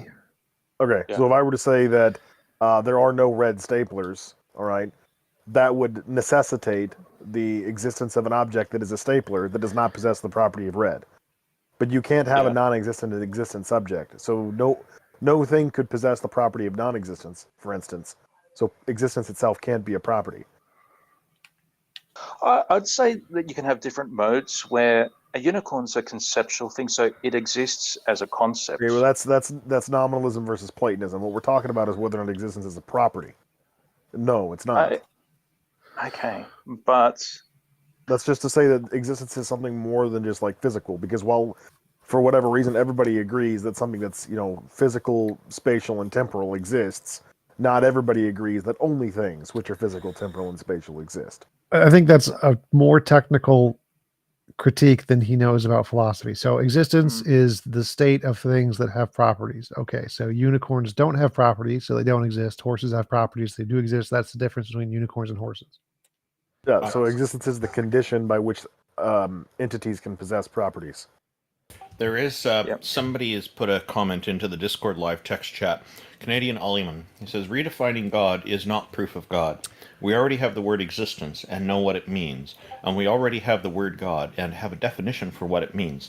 These redefining arguments are not worth hearing. So, yeah, I do find that it's basically redefining existence as a deity, and I do have that. I do share CDN Ollyman's view on this, that this is problematic. Except it's not redefining, because that is how Aquinas defines the God of the Catholic Church. It's not like I'm not playing silly buggers here. So, I'm actually talking about my God. So what matters is what does the current society use the word to mean? So if you see a title, I'm not interested in the current society. No. So if you see a title on, for example, a Discord server that says "Convince us a God exists," those words are all the common usage of the words for the common society. So if you make up a different definition that isn't the common usage, it's called a straw man. Okay, so I'm not going to talk. I'm not going to try and convince you that Shiva exists, or Zeus, or Thor. So God, I'm talking about. the contemporary definition of a God is a non-physical mind that created the universe. Do you think anything of that sort exists? I'm not going to use that Protestant conception of it either. Okay, so you do not believe God exists. We're in agreement.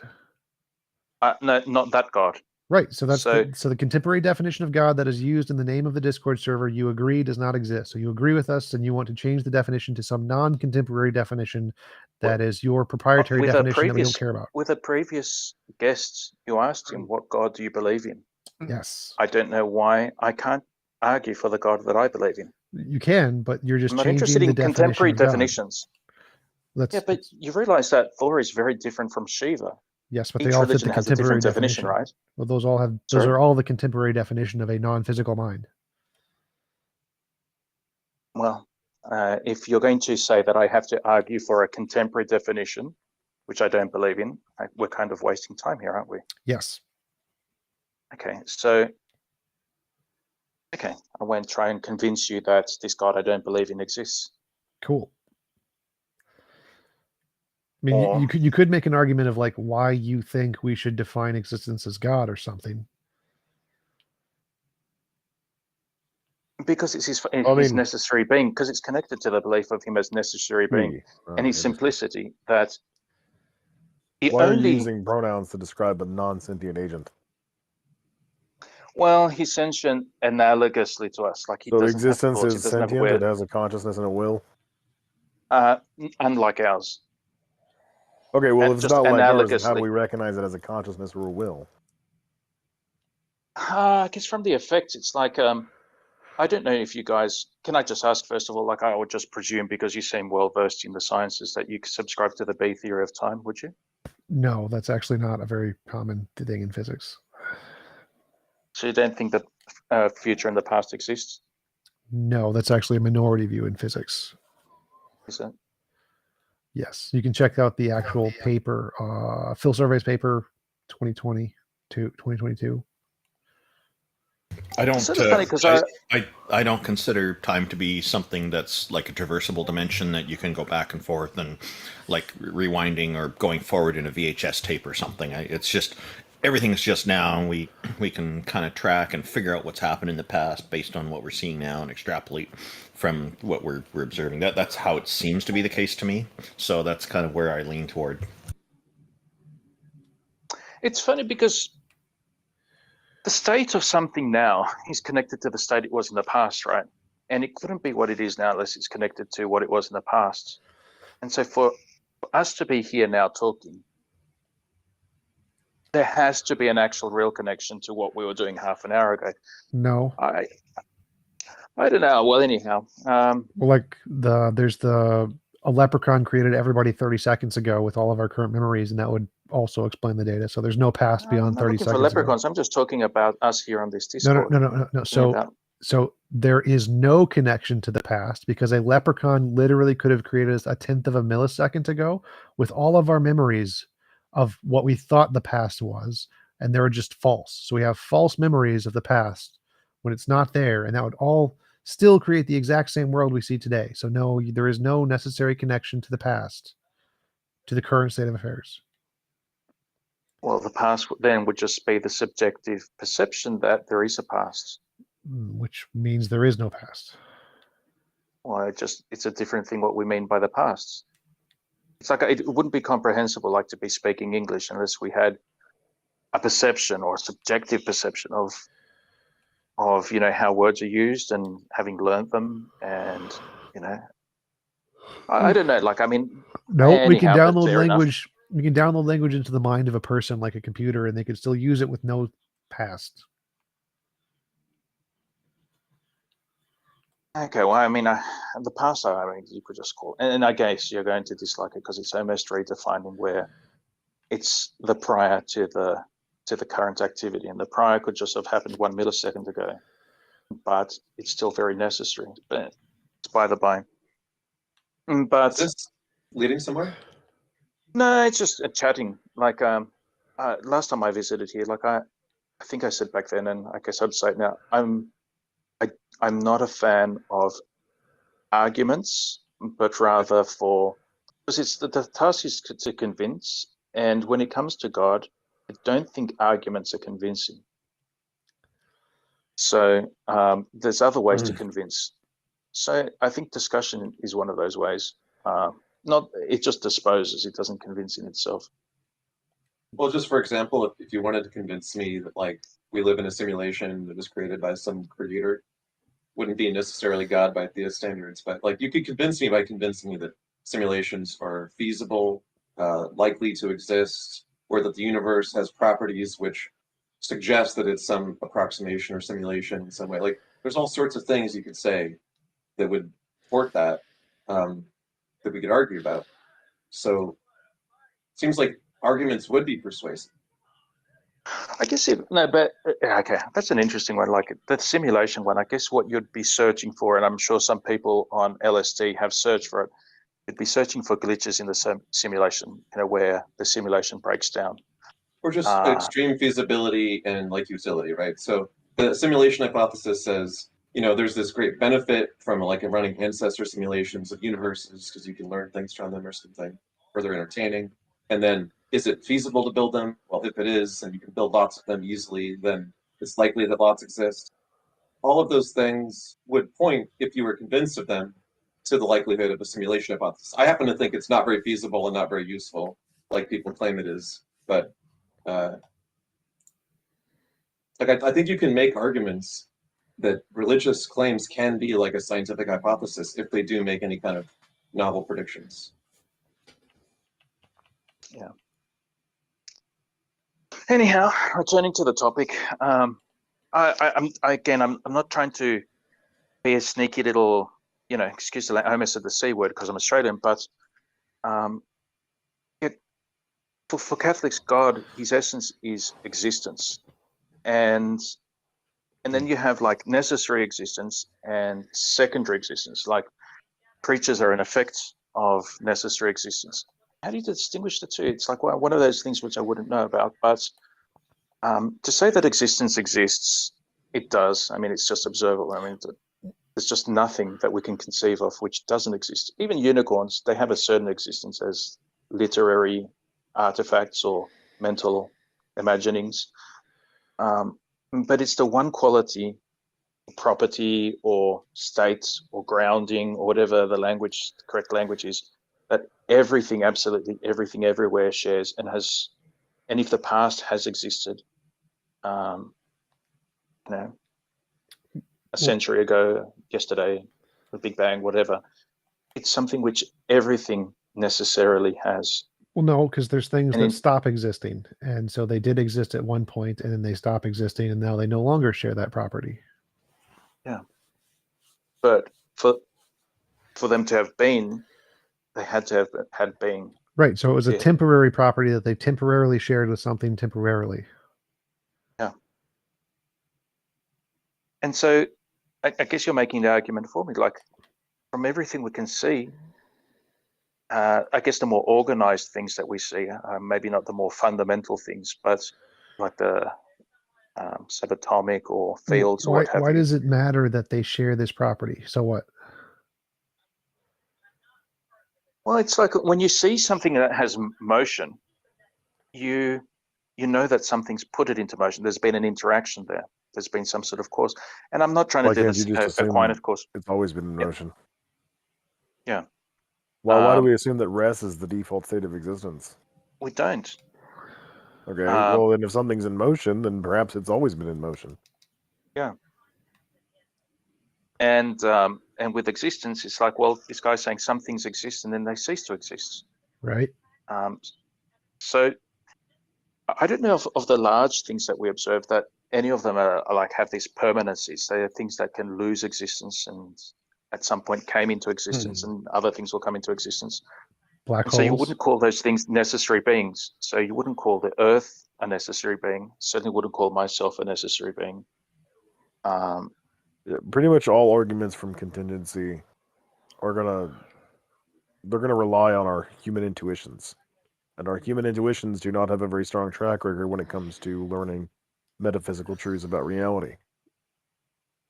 Yeah, I It know. appears to be the case that, everything is contingent on something else, and that would imply one thing that isn't contingent on anything else, but we have no experience with that. That's speculative. We don't know that it necessarily entails one from the other.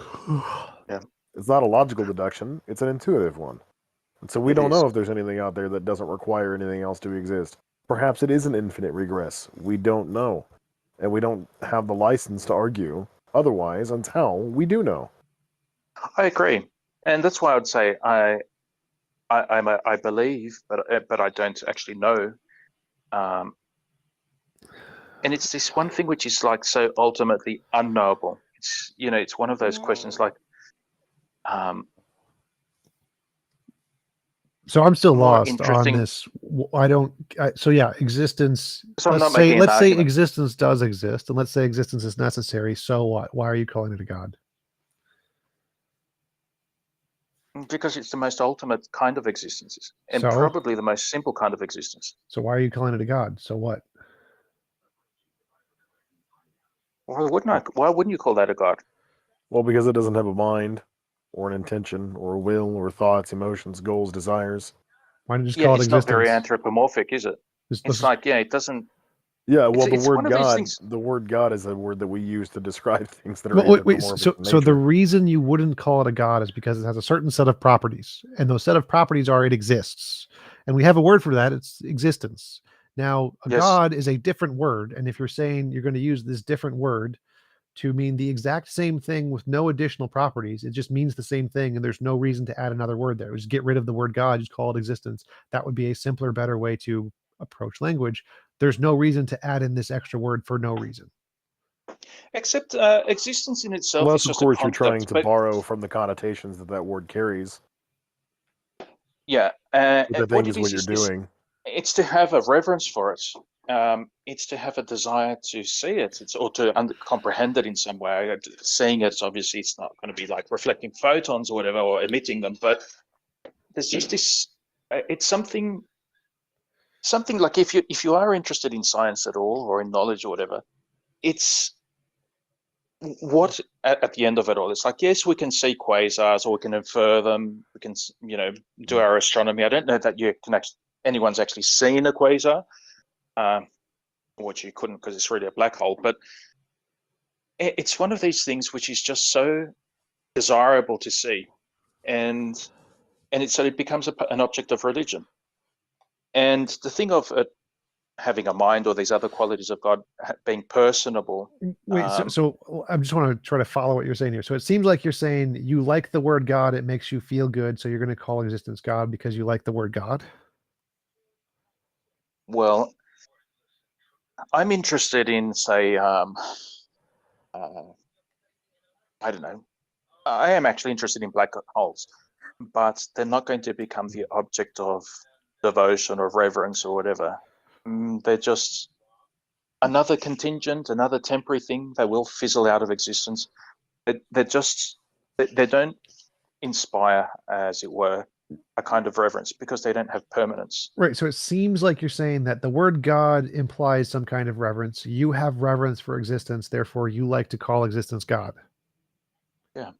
Well, you can people do turn strange things into gods, and it's used analogically, obviously, in the Bible, but just in common usage, it's like, oh, that's adorable, or yes, in the Bible, you have people turning weird things into gods, where they turn food into their god, or their belly into God, or just a nice statue. So the only reason to call existence God is because it makes you feel good, but that's it. Well, why else would you call something God? If it actually shared some properties with like a mind that created the universe, that because it fits the definition of what God typically is used for in the culture, that would be a good reason. Well, I'd say God does have a mind. It's very abstract as well. It's very... Minds can't be abstract. That's literally... Well, I mean, it's very difficult. It's, with an analogy, it's different, and it's better when we're talking of God. Because when you actually get down to fundamental, that thing of, if a hydrogen atom was the size of a football stadium, the nucleus would be the size smaller than a tennis ball. Within that, there's quarks, and the quarks themselves, if the proton was the size of a football stadium, that would be the size of smaller, like barely visible, that'd be as point objects. And they only account for like 2% of the mass of the nucleus. The rest is the energy which binds them together. And then when you examine quarks, What does they this don't have to actually do with have... the topic? Okay, when you get down there, there's not particles. It's not composed of little marbles flying around Yes, in empty existence, space. I agree. Existence is the most fundamental thing, and so you like existence a lot, therefore you like to call it God. But I'm getting to the mind part. Okay. When you get down to it, these things only behave as particles when they interact. These are just probabilities. And do probabilities just exist in an ether? Yes. They don't. In fact, the transmission of light, the theory of there being some sort of ether which communicates the photo, like light waves, that was already dealt with. These things just exist as probabilities. And Right. probabilities not being made little marbles or little sheets or rubbery, membranes across which you sort of strike one end and you have like an energy wave go across it. They're more conceptual than they are material. No. So there has to be, if they're going to exist, if they're going to be caused, if they're going to be contingent, they almost possess an intellectual quality about them. All right. Instead of a physical property about them. It seems like your argument is that you can't imagine any other way for the wave function to exist without it being grounded in a mind because it's an abstract object. That's not how physics works. No, that's not what I'm arguing. I'm saying wave functions, especially when it comes down to the probabilities where you have, I've forgotten what the term is, when you have virtual particles emerge. Collapse. Sorry? Wave function collapse. Yep.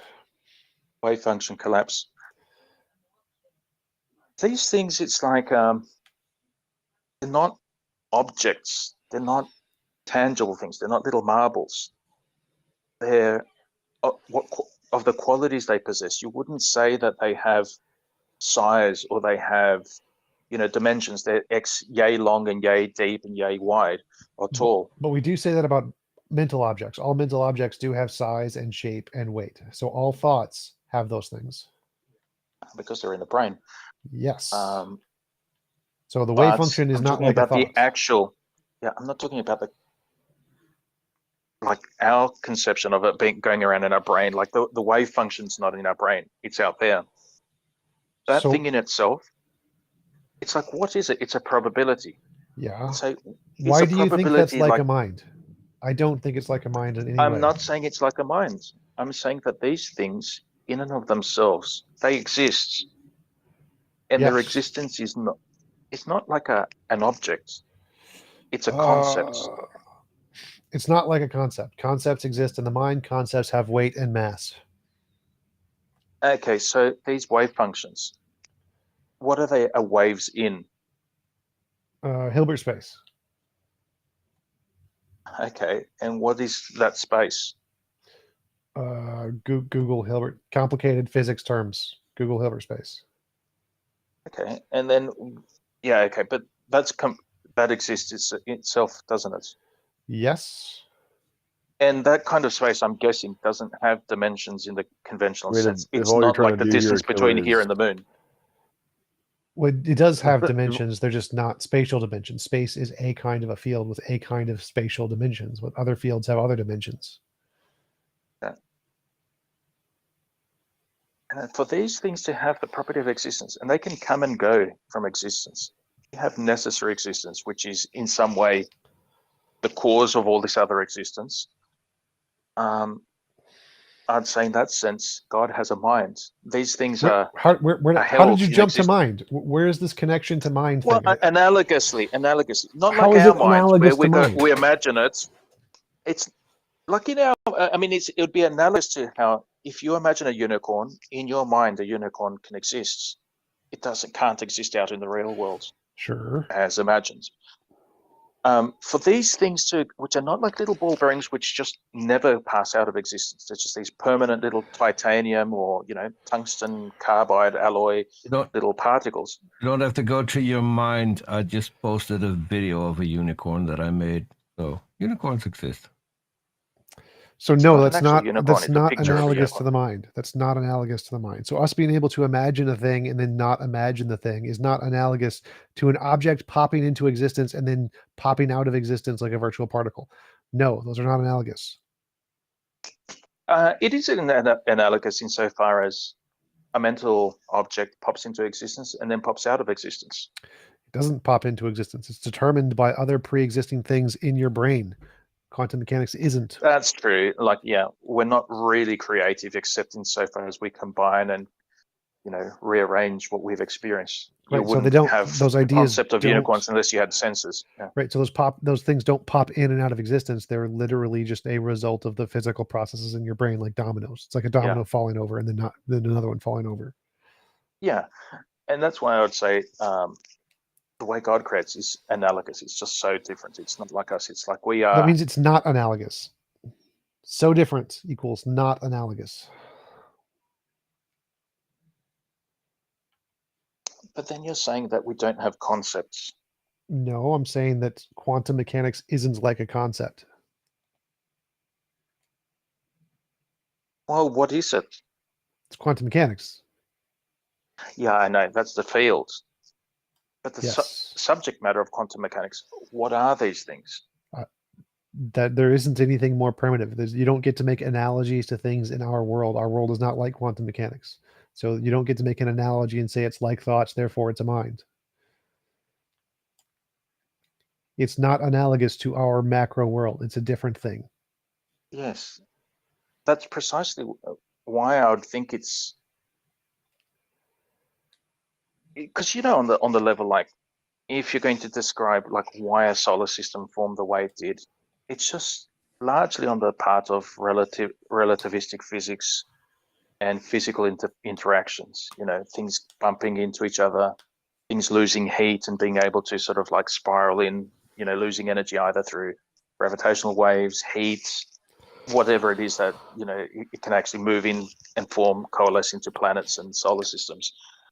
But when you get down to the quantum, there's no physical explanation for why these things are existing. There's also no They're mental not like explanation. Well, that's why I'd say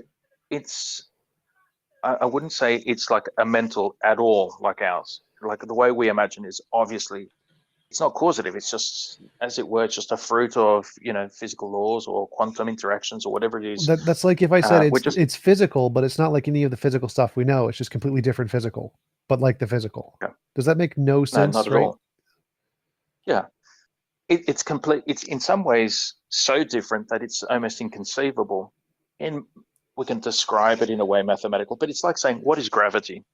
We can observe the effects, but we can't say what so it my is. question here is, why do you keep calling it mental? If it's something completely different from mental, then why do you keep comparing it to mental things? That would be like if I said it's completely different from the physical, but I'm going to compare it to the physical things, which it's completely different from.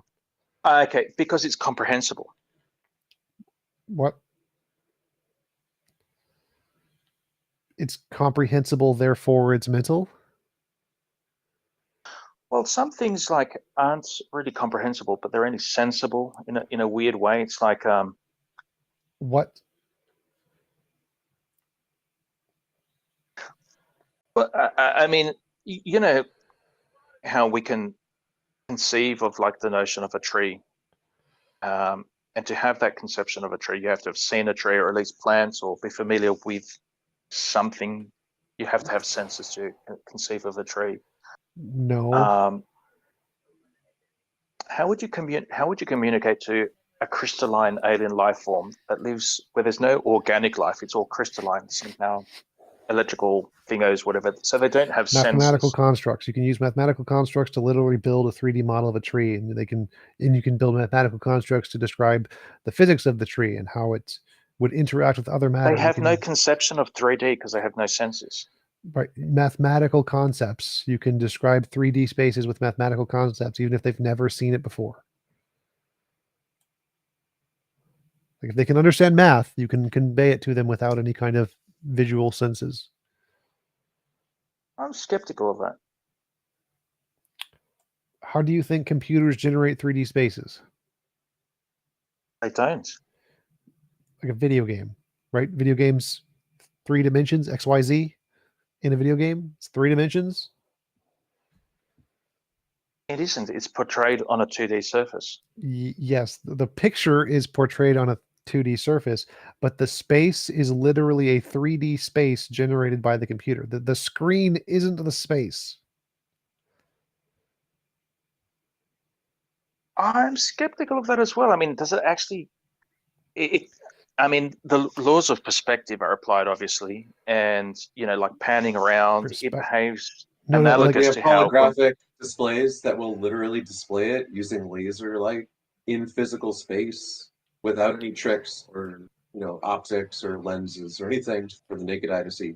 So all these objections just kind of don't address the fact the computer represents 3-dimensional space mathematically, and then it can then project and create things in actual 3D space based on that abstraction. But the point is, the mathematical abstraction is all he's talking about. I don't see why you're skeptical that that exists. I guess because when we can, what we conceive of as a tree, and the concept is, I mean, the ordinary sense, obviously not for someone who's like deep. Well, don't mean to be rude, but like like deep into mathematics. Our concept of a tree is trunks with leaves and what have you. Well, And let's imagine that we put you in a video game. So you're in the screen. You're all you see is the screen and nothing else. So that means your entire world is 2-dimensional. But what you're seeing you wouldn't be is able to see the screen. What?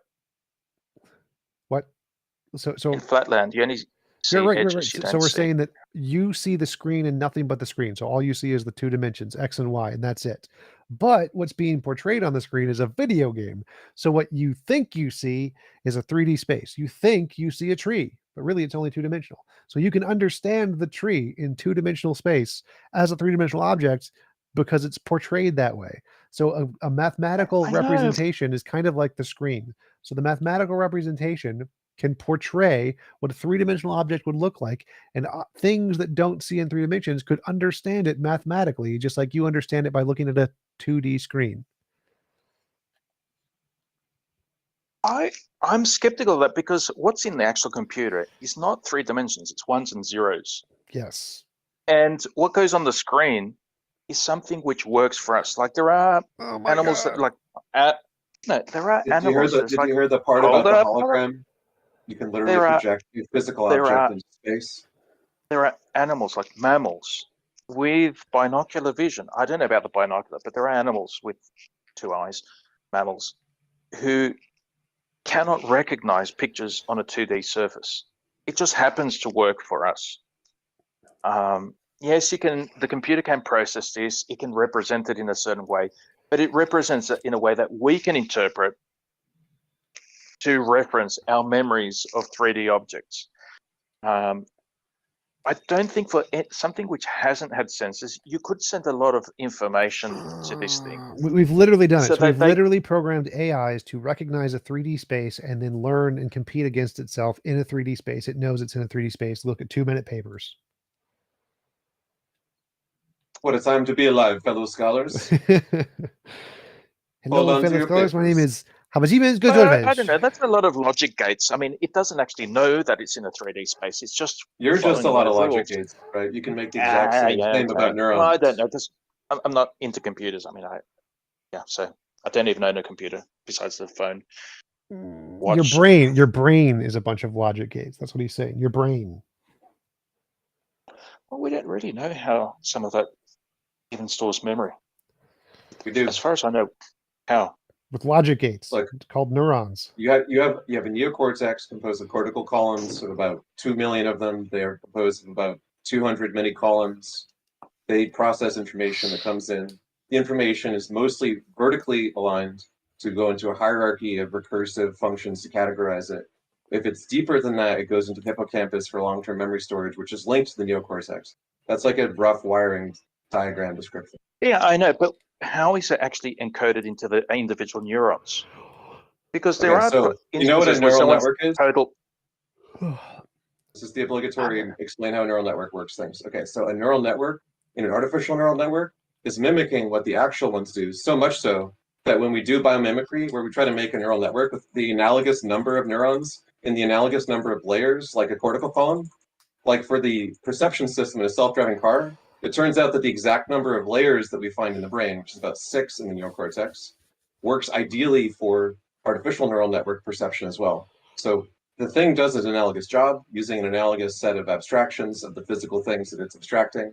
Like any other thing we mathematically approximate, seems to indicate how the real thing actually works because it does the same job when we abstract the version of it. And even if we didn't know, that would still not be evidence of your position. It's just an argument from ignorance. No, I'm not making an argument. I'm kind of just curious about. Sorry if I'm wasting your time, but yes, I in terms of the structure and the functionality of the brain, but you know where someone has gone into hypothermia, like extreme hypothermia, their brain activity ceases, but when they're warmed up, it restarts. It's not as though the running program being interrupted, you lose all memory and you just start, like an infant. That memory is stored physically in the neurons.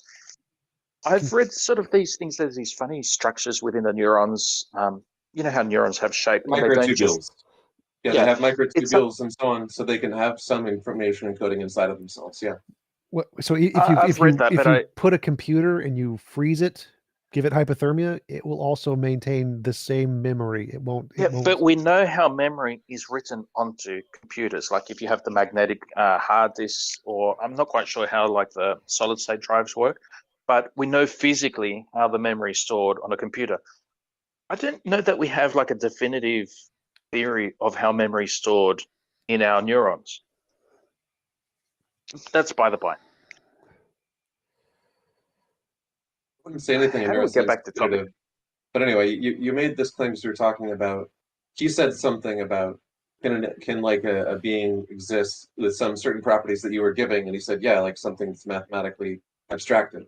And then you were skeptical that any such abstractions would really be able to think or really exist in any space or whatever, just because it was an abstract space or a simulated mind. And that's why we just sort of backed up the claim. But yeah, if it's doing something analogous to what the brain does, that just happens to be an abstraction based on the brain, we can conclude that it's doing the kinds of things that brains do. So exceptionalism about, it's just a bunch of switches leads to the conclusion that, yeah, so are we, because we're composed of analogous physical things to these abstractions. Oh, of course. Like, yeah, we're not, we are just an entire product of our physical states. But this was like, why, I think it stemmed from the question, why would you call existence God? And would you attribute to that existence mind? And I'd say it has to be very analogous because this is something simple, unchanging. In terms of things that exist, God is probably the most simple existing thing. It doesn't have, high and low energy states, doesn't undergo transformations, it doesn't undergo interactions. It just exists. It does go through transformations. Things stop existing. Except necessary being. Is it simpler than empty space existing? Yes. Empty space is extremely complicated. I mean, like the things that happen in empty space. By empty space, I mean like interplanetary or interstellar space or intergalactic space. I don't think there's such a thing as just emptiness because it would just not be. It wouldn't be anything. It wouldn't be space. The most simple. And for that to be the cause of so many things and universal cause of all these things, the fact that everything's so ordered, it's like there's no surprises. There's not things like spontaneously breaking. There's no real chaos. Yes, there is. You can't even construct anything material that'll produce true random numbers. Yes, we that can. Ordered. Yes, we can. So literally, randomness is a force in physics. If you check the fundamental attitude source physics paper on the consensus in physics, randomness is literally itself a force, and there's nothing determinate. Indeterminism is the consensus. I don't know, but then how do you produce a true random number machine? Use the force of randomness if you could harness it. Once we have the ability to harness it, we'll be able to do that. For now, we just rely on random algorithms in computers, for example. Secure random number algorithms are quite well distributed, but of course they're not true random. It's still pseudo-randomness. Yeah. We could conceivably use something like radioactive decay. Yeah, or put a video camera into a paint can with no light and see what it picks up. We already use radioactive decay for keeping and so on. Yeah, but for people at home, the camera in the paint can is going to be a lot more feasible.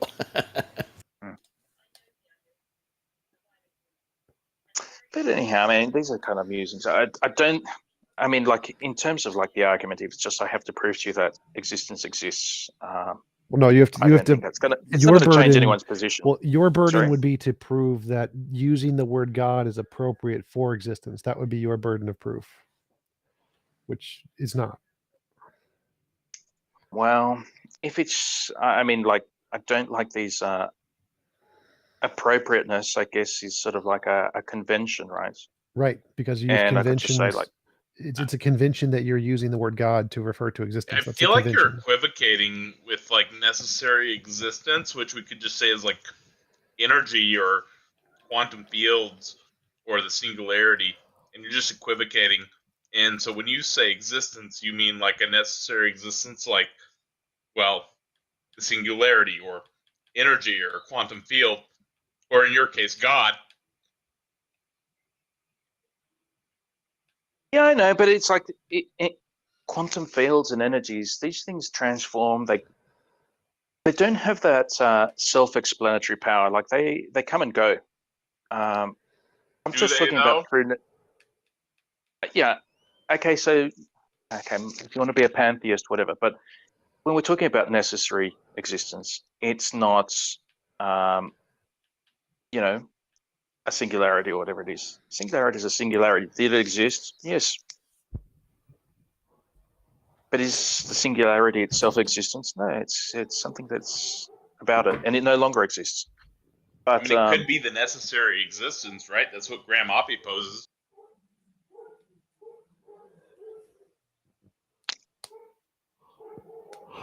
I don't know. Like if you look at that Penrose scalar field, when the universe gets so diffuse after heat death, that you just rescale it and it resembles a singularity going into Big Bang. Singularity would still be necessary.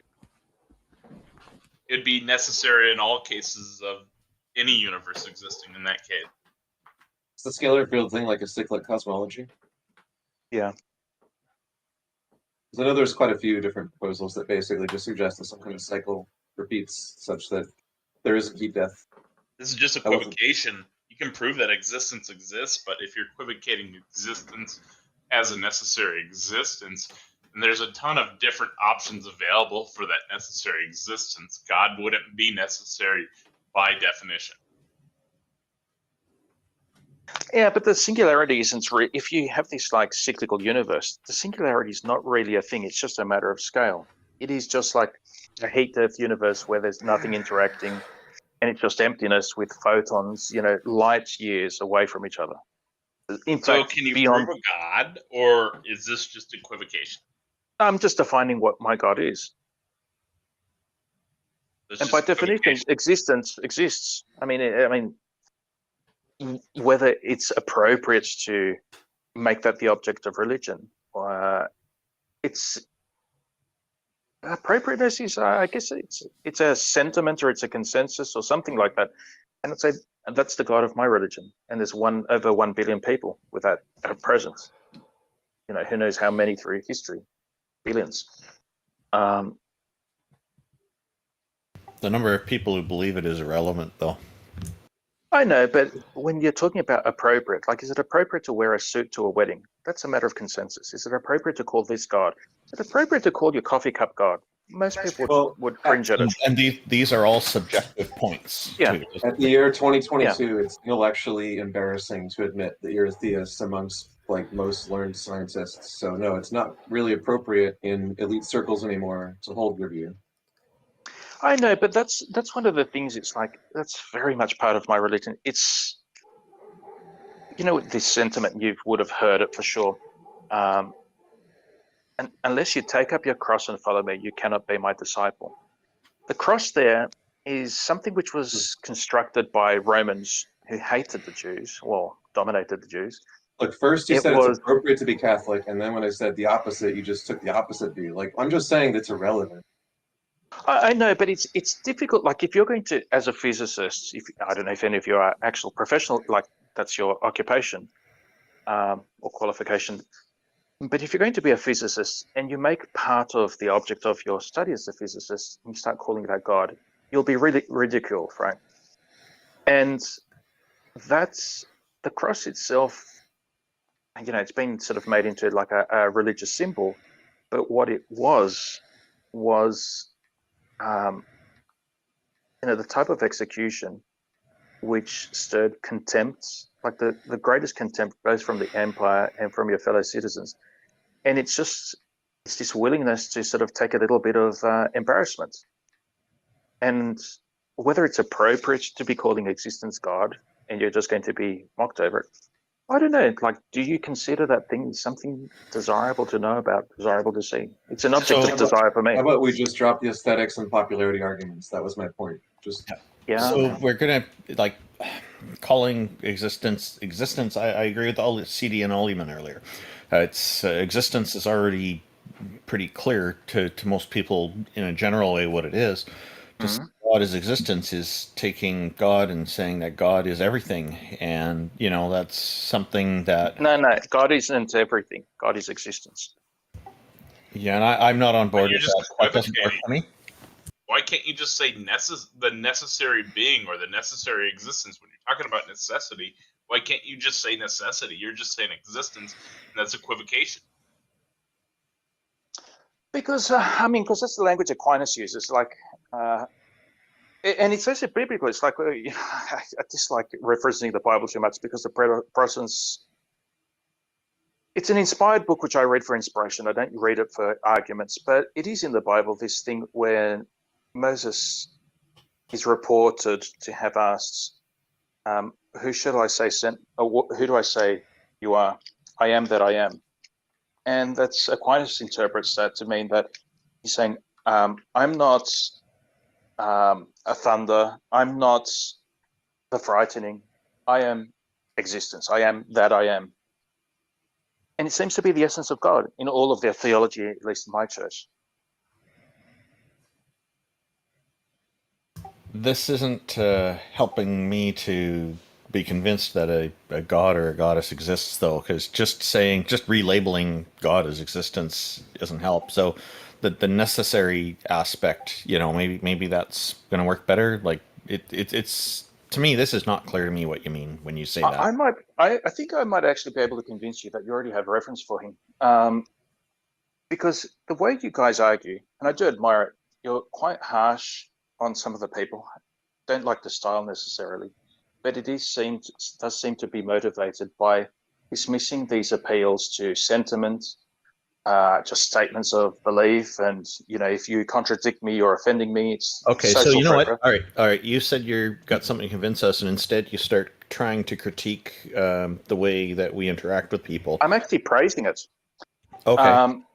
And I think you're doing that is motivated because you're not going to take like pressure to adopt a position. Right. You want the truth. You want what is real, what actually exists. You don't want to be pressured. You want the real. That itself, to me, tells me that you have a reverence for what is real, for what actually is, what exists. Well, that's correct because that's kind of necessary in order to interact with reality in a meaningful way, though.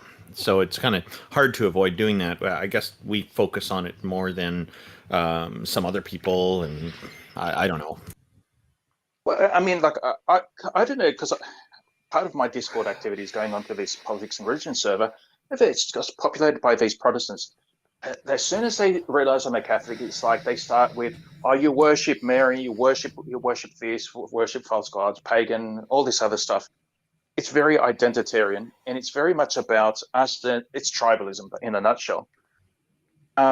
What I like about you guys and makes you actually easy to talk to is because you're not being tribalistic. You're actually interested in what is real.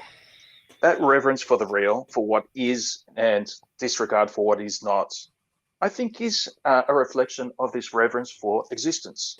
So, and this is like saying, well, what am I blowing off there by making that observation? But that's equivocating, because when you say existence, you actually mean necessary being. Yeah. Or just existence itself.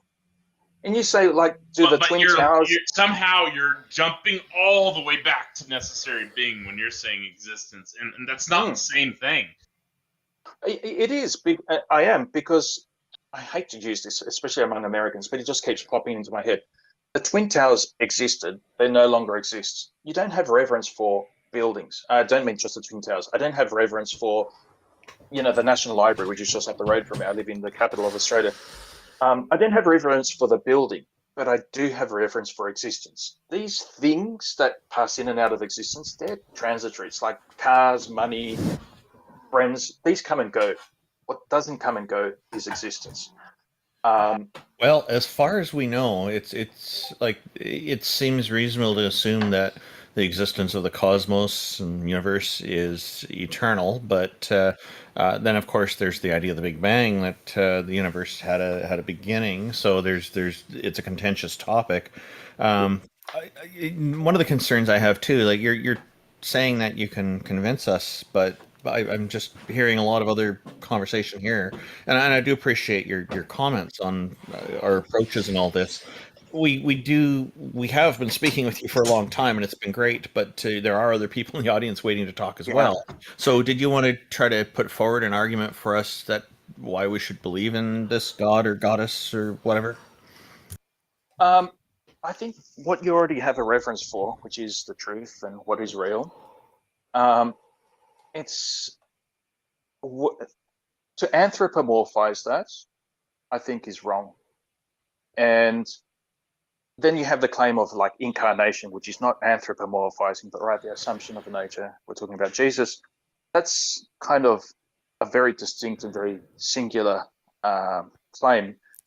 But in terms of having reverence for what in your zealous defense and sometimes somewhat abrasive manner with people, it does reflect a reverence for what is. I think in that, me as a Catholic and you as atheists would have a reverence for a very similar thing. And you don't want to call it God, probably because the word God is overlaid with all of this. It means other things? Yes, it does. It means other things. Yeah, tribalistic and anthropomorphic bullshit. And I'd You're say, like, equivocating.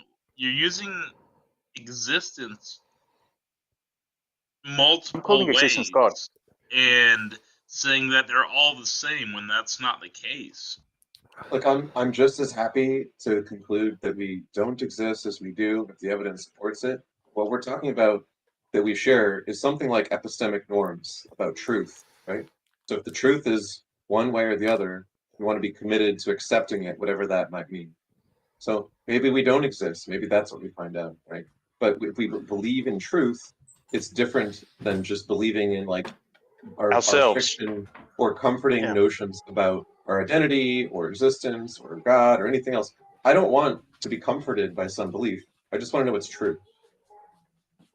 Well, in that sense, like, because our society is so awful and his religion and tribalism, maybe not calling it God, but still having a reverence towards it, is still a type of, I wouldn't even call it religion for you guys because I'd get your hackles up, but it's that reverence for it. It's that desire for it. It's that seeking for it. You know what epistemic norms are? Epistemology is knowing things. What does it mean to know and have knowledge? How do you justify the belief in things that you think that you know, etc. Right? So epistemic norms is like, why is it that it bothers us when people lie about important stuff? Why is it that it bothers us when someone is totally deluded or confused about something that we think there's strong evidence that could explain them otherwise? And when someone tells you, vaccines are bad and everyone is controlled by reptilian aliens or something, it's upsetting, not in the sense that they're immediately going to kill somebody. Like, it's not like an immediate harm. It just seems wrong for people to believe something that's not true. Please don't get offended by this, but it's like hearing you say that, it actually does like a, not quite that I'm going to get to the point of tears, but you can feel like the precursor to that where you're moved by it. Because Yes. among religious people who religion is about that love of the truth, love of what we call God, you guys actually have that love of truth. And it seems, please don't get offended, that you atheists are more pious in what I would consider a good and holy way than so many religious people, that you actually love the truth and not using manipulation. You just And after the truth. I've met religious people who have a stronger commitment to like epistemic norms and truth and are more inquiring and searching for it than some atheists. That can certainly be the case. Yeah. I think that the commonality people have when they have a respect for the truth and like having honest conversations can exist even when they are on the opposite side of other major issues. Both of these cases seem to be what occurs in my experience as well. And then, I have like, a question, for me, Aquila. Aquila, Yep. Aquila, I have a question. If you say that it's important to strive to know the truth, then why did you argue all this time for a God that cannot be the God of Catholicism, but is a completely different one? And which one that do is you the God of actually worship? Catholicism. The one. It isn't. It isn't. I just refer you to Aquinas. I refer you to like so many, papal writings, and I'm sure it came up in the Council of Trent as well. That God is, His essence is existence. That is like, what is God? What distinguishes God? It is simply existence, not in this way or that way, or having these other qualities, which are. It might be His essence, but there's a lot more to the Catholic God than just the essence of existence. Yeah. And that is the God that you've argued for. None of the other things, the other attributes that comes with the God of Catholicism, you argued for a God that is merely the essence of existence. Period. That's Well, not it's the Catholic being. God. That is the Catholic God. It's not the Catholic God, because the Catholic God comes with a lot more attributes. Yes, I mean, but these things are down to where you wouldn't perceive them from, from nature or some sort of argument. These would be things which are claims of revelation, and so that would be theology. Well, I mean, the God of Catholicism is famous, at least for one thing, for doing miracles all the time across the world. So he interacts with reality. He creates new existing things, suspending the laws of physics. That is not the God that you were advocating for. I don't know, like the way I see miracles. I don't know, like I haven't read the theology of miracles, but to me it's this confluence between, you call it coincidence, but you could call it coincidence, but we call it providence, where it's the person just at the moment of need. These very, very hard to track, things just obeying their natural laws without any sort of intended guidance. It's just they come together at the point so that you have need, you have these weird occurrences like the tornado that assembles a Boeing 747 just at that moment for this person.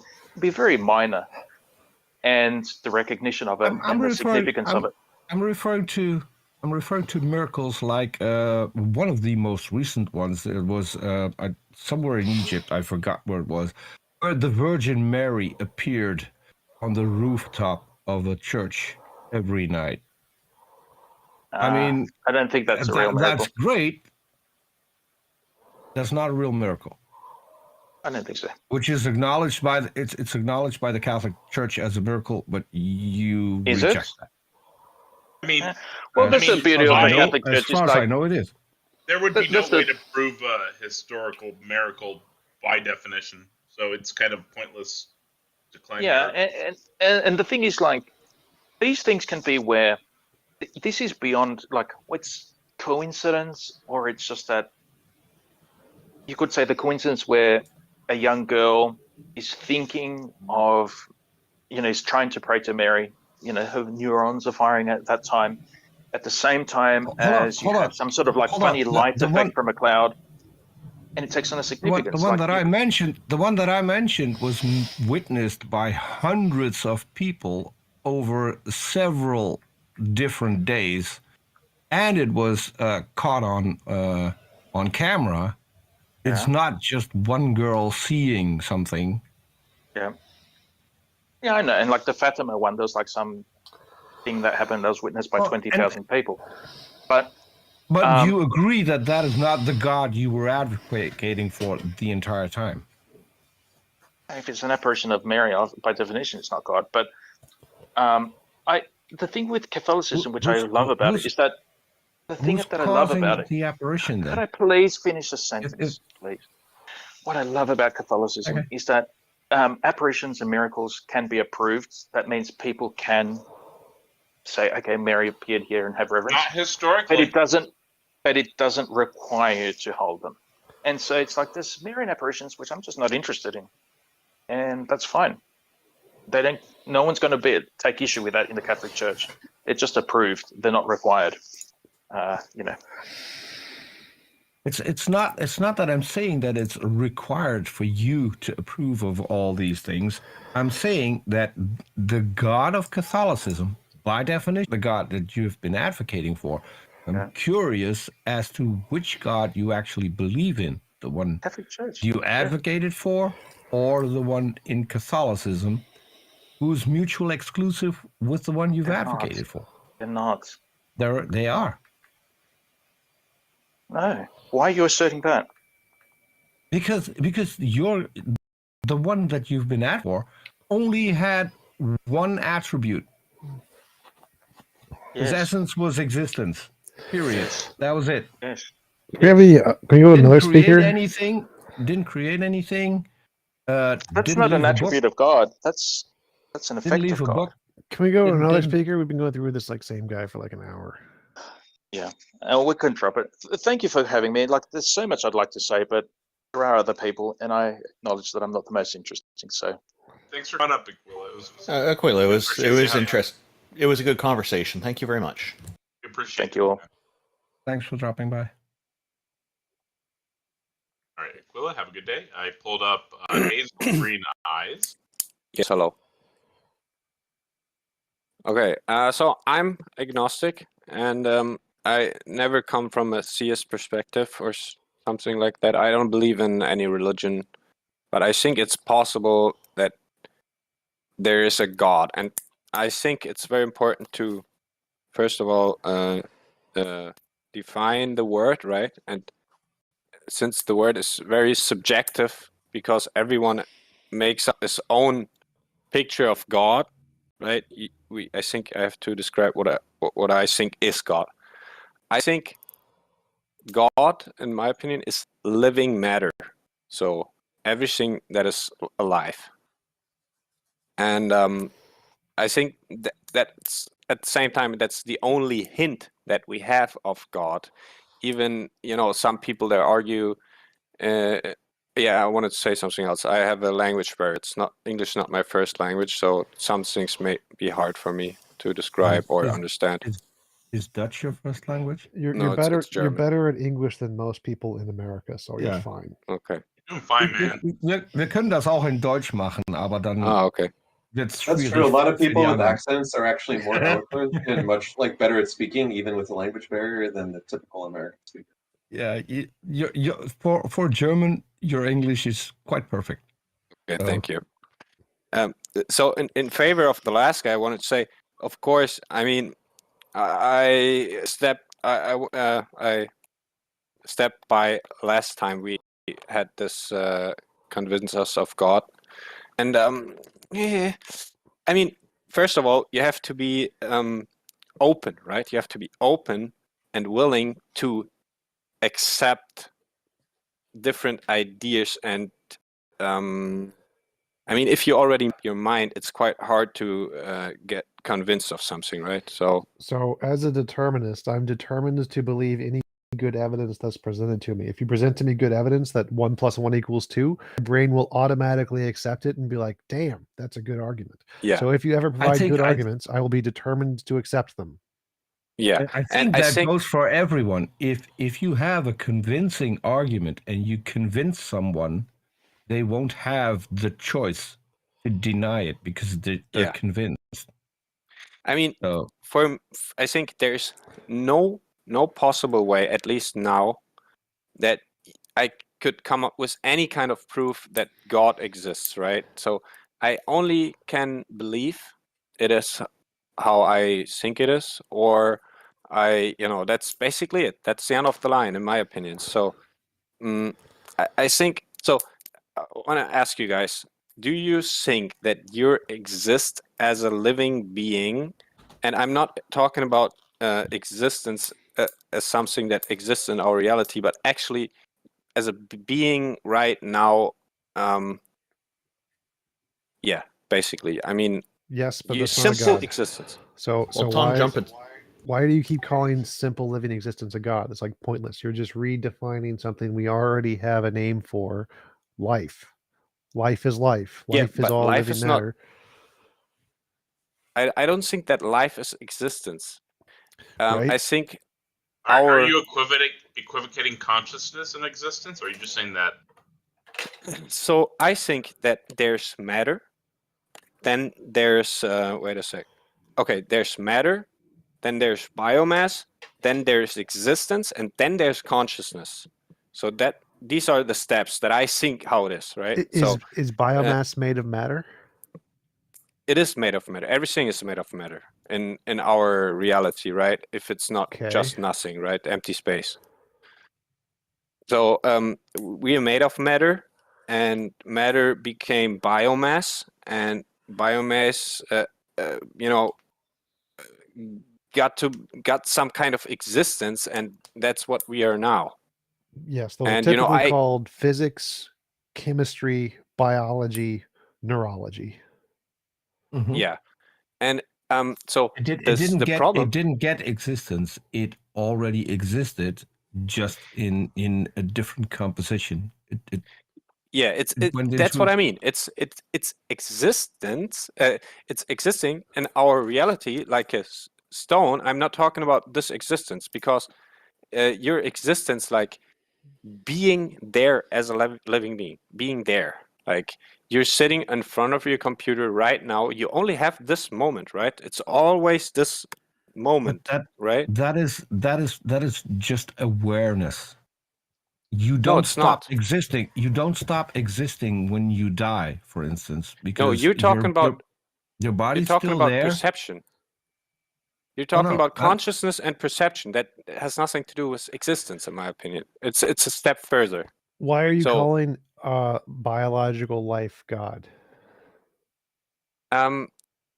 Because, in my opinion, the miracle of our existence is our existence. And that sounds strange, but why? What I mean is, you can just that say, we let's say are that's actually, true. Let's grant that. Why are you calling that God? Because that's the only hint that I have of God. Because what does that mean? I can, So so everything that I have as a human being is my existence, right? I exist in this world, not as a simple matter like a stone that I throw through the air. This stone exists, but it exists only as a matter of our reality. Okay, why are you calling it God? It's not a being. Yeah, you're still hung up on being conscious and being aware. No, and I'm not. To you, yes, because you say that the stone exists, but in a different way. Well, he said Yeah, all all biological life. Just like the sun. The stone doesn't exist in a different way. You and the It stone doesn't. exist. No, you and the stone exist in the exact same way. No. The difference is that you are made of biological matter, which has evolved consciousness. And you're exactly. Yes. And it's not only consciousness, it's existence as a being. that is the thing that makes you being there at this moment. Stone exists as a stone. No, a dog exists. A dog. Yes. No, it doesn't. A stone Not doesn't in this exist matter. as a stone. It exists in our reality, but it doesn't have an existence as a living being. Do you understand? Why do you to care? make you Why do you keep calling living beings God? It seems like I could call living beings potatoes, but or a pencil is just adding a stupid name to something we already have. We already have a name for that. It's called a living being. A living being is a living being. Why do you keep calling it God? Yeah, but you put it there as something very simple, and I think it's like I don't find another word for the miracle, a miracle itself. Like that's something we will, in my opinion, we will never be able to touch or measure or something like that, because the only way you can prove or experience your existence is to exist. Okay, so you're saying I can't get into your head. I'm not you, right? It seems like prove and we can test whether or not something is alive. That doesn't matter to his argument. So it seems like you're saying that the reason you're calling it God is because God is like the word God makes you get really cool, warm and fuzzy feelings, and you think life is really cool and warm and fuzzy, and therefore you call life God. But that's ridiculous. No, I don't think it's ridiculous. I think it's the only hint and the only like the first step that we can go in any direction. It's to acknowledge our own existence. Like that's the miracle of our. It's like if I said ecstasy makes me feel all warm and fuzzy, and the word God makes me feel all warm and fuzzy. Matter. Therefore, I call the word ecstasy God. Like no, you don't get to say it makes you feel good. Therefore, you call it God. The word God has very specific connotations. It means a non-physical mind who created the universe. Your God did not create the universe. Your God is life. It is an emergent property. It's not a God. It's life. It's just life. Okay, so I have an additional question. But there are things that are alive but have a completely other sense of awareness than we do. What's the difference between us and them? Are they also God because they're alive, but they don't realize exactly that they're alive? They're that's a good question. Not as self-aware? Because the answer to that is that there is no answer, because you can't be something else than yourself. That's your existence. I can't jump into your head, so I can assume this tree has an existence as a living being, not just a stone like that matter, right? I can assume that, but I don't know. I only can assume that you exist, but I don't know. But I'm pretty sure of it. Since you're a human being, right? You must exist because I exist. Yeah, but an animal that doesn't have the awareness that we have, that isn't self-conscious. I think you don't have to be self-conscious to exist as a living being. I don't think that's necessary. I think consciousness and awareness, whatever, self-awareness, it has nothing to do with existence. It is a step further, it's something like intelligence. If that has nothing to do with existence, then what's the difference between a rock or a stone and a living human being? Okay, it has nothing to do is wrong. I said that, but that's not what I mean. But it's just a step further. It's a step further. Concluded that the mind is separate from the brain, though. It's not. It's a construct of the brain.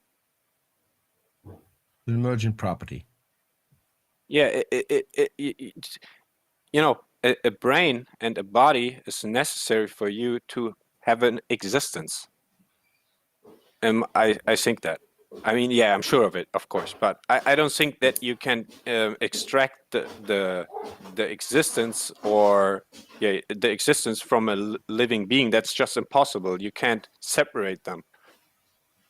In my opinion, I think that's impossible. It's bound together. The one constructing the other. You know what a difference without a distinction is? What? A difference without a distinction? Like if I say that A is not identical to B, but I define all of A's properties as being the same as B's properties, right? And then I tell you it's very important to make distinction between A and B. Never give any actual distinction between the two. So if what you're saying amounts to some things that we all acknowledge under naturalism, just like biology, life, consciousness, existence, whatever, if those things you just call them God, but there's no meaningful distinction other than like reverence, all you have is an aesthetic, right? You have a feeling about calling it a word. You do not have any meaningful distinction, and it's just like saying it's blah blah blah, because there's no meaningful content other than aesthetics. Okay, I don't like to use the word God, to be honest, but it is you know, so I said it already. I'm not religious. I don't believe in a God in any theist way. So the closest thing that I can call God is my existence and all living beings. And I also think, you know, if we come to causality or all this determinism shit, you know, I think that's my belief. I think that in our universe, everything has a cause, right? Until it comes to life. And I think life is true randomness in our universe. I think life is the first true randomness. Because I've got a question. No, let me finish. Because living matter, because matter becomes acting matter. It becomes self-acting matter. It's not that you throw a rock and it will flow across the universe and it will hit another rock. It is actually living matter, acting matter, and I think that is what free will is. I gotta go, so I wanted to say thanks for coming on, and I think you should just get rid of the word God, just stop using it altogether. I think that would be a better solution, but I'm gonna I head tried out. to start with defining the word God, and I think Catch you later, TJump. Coming. Yeah. Crystal,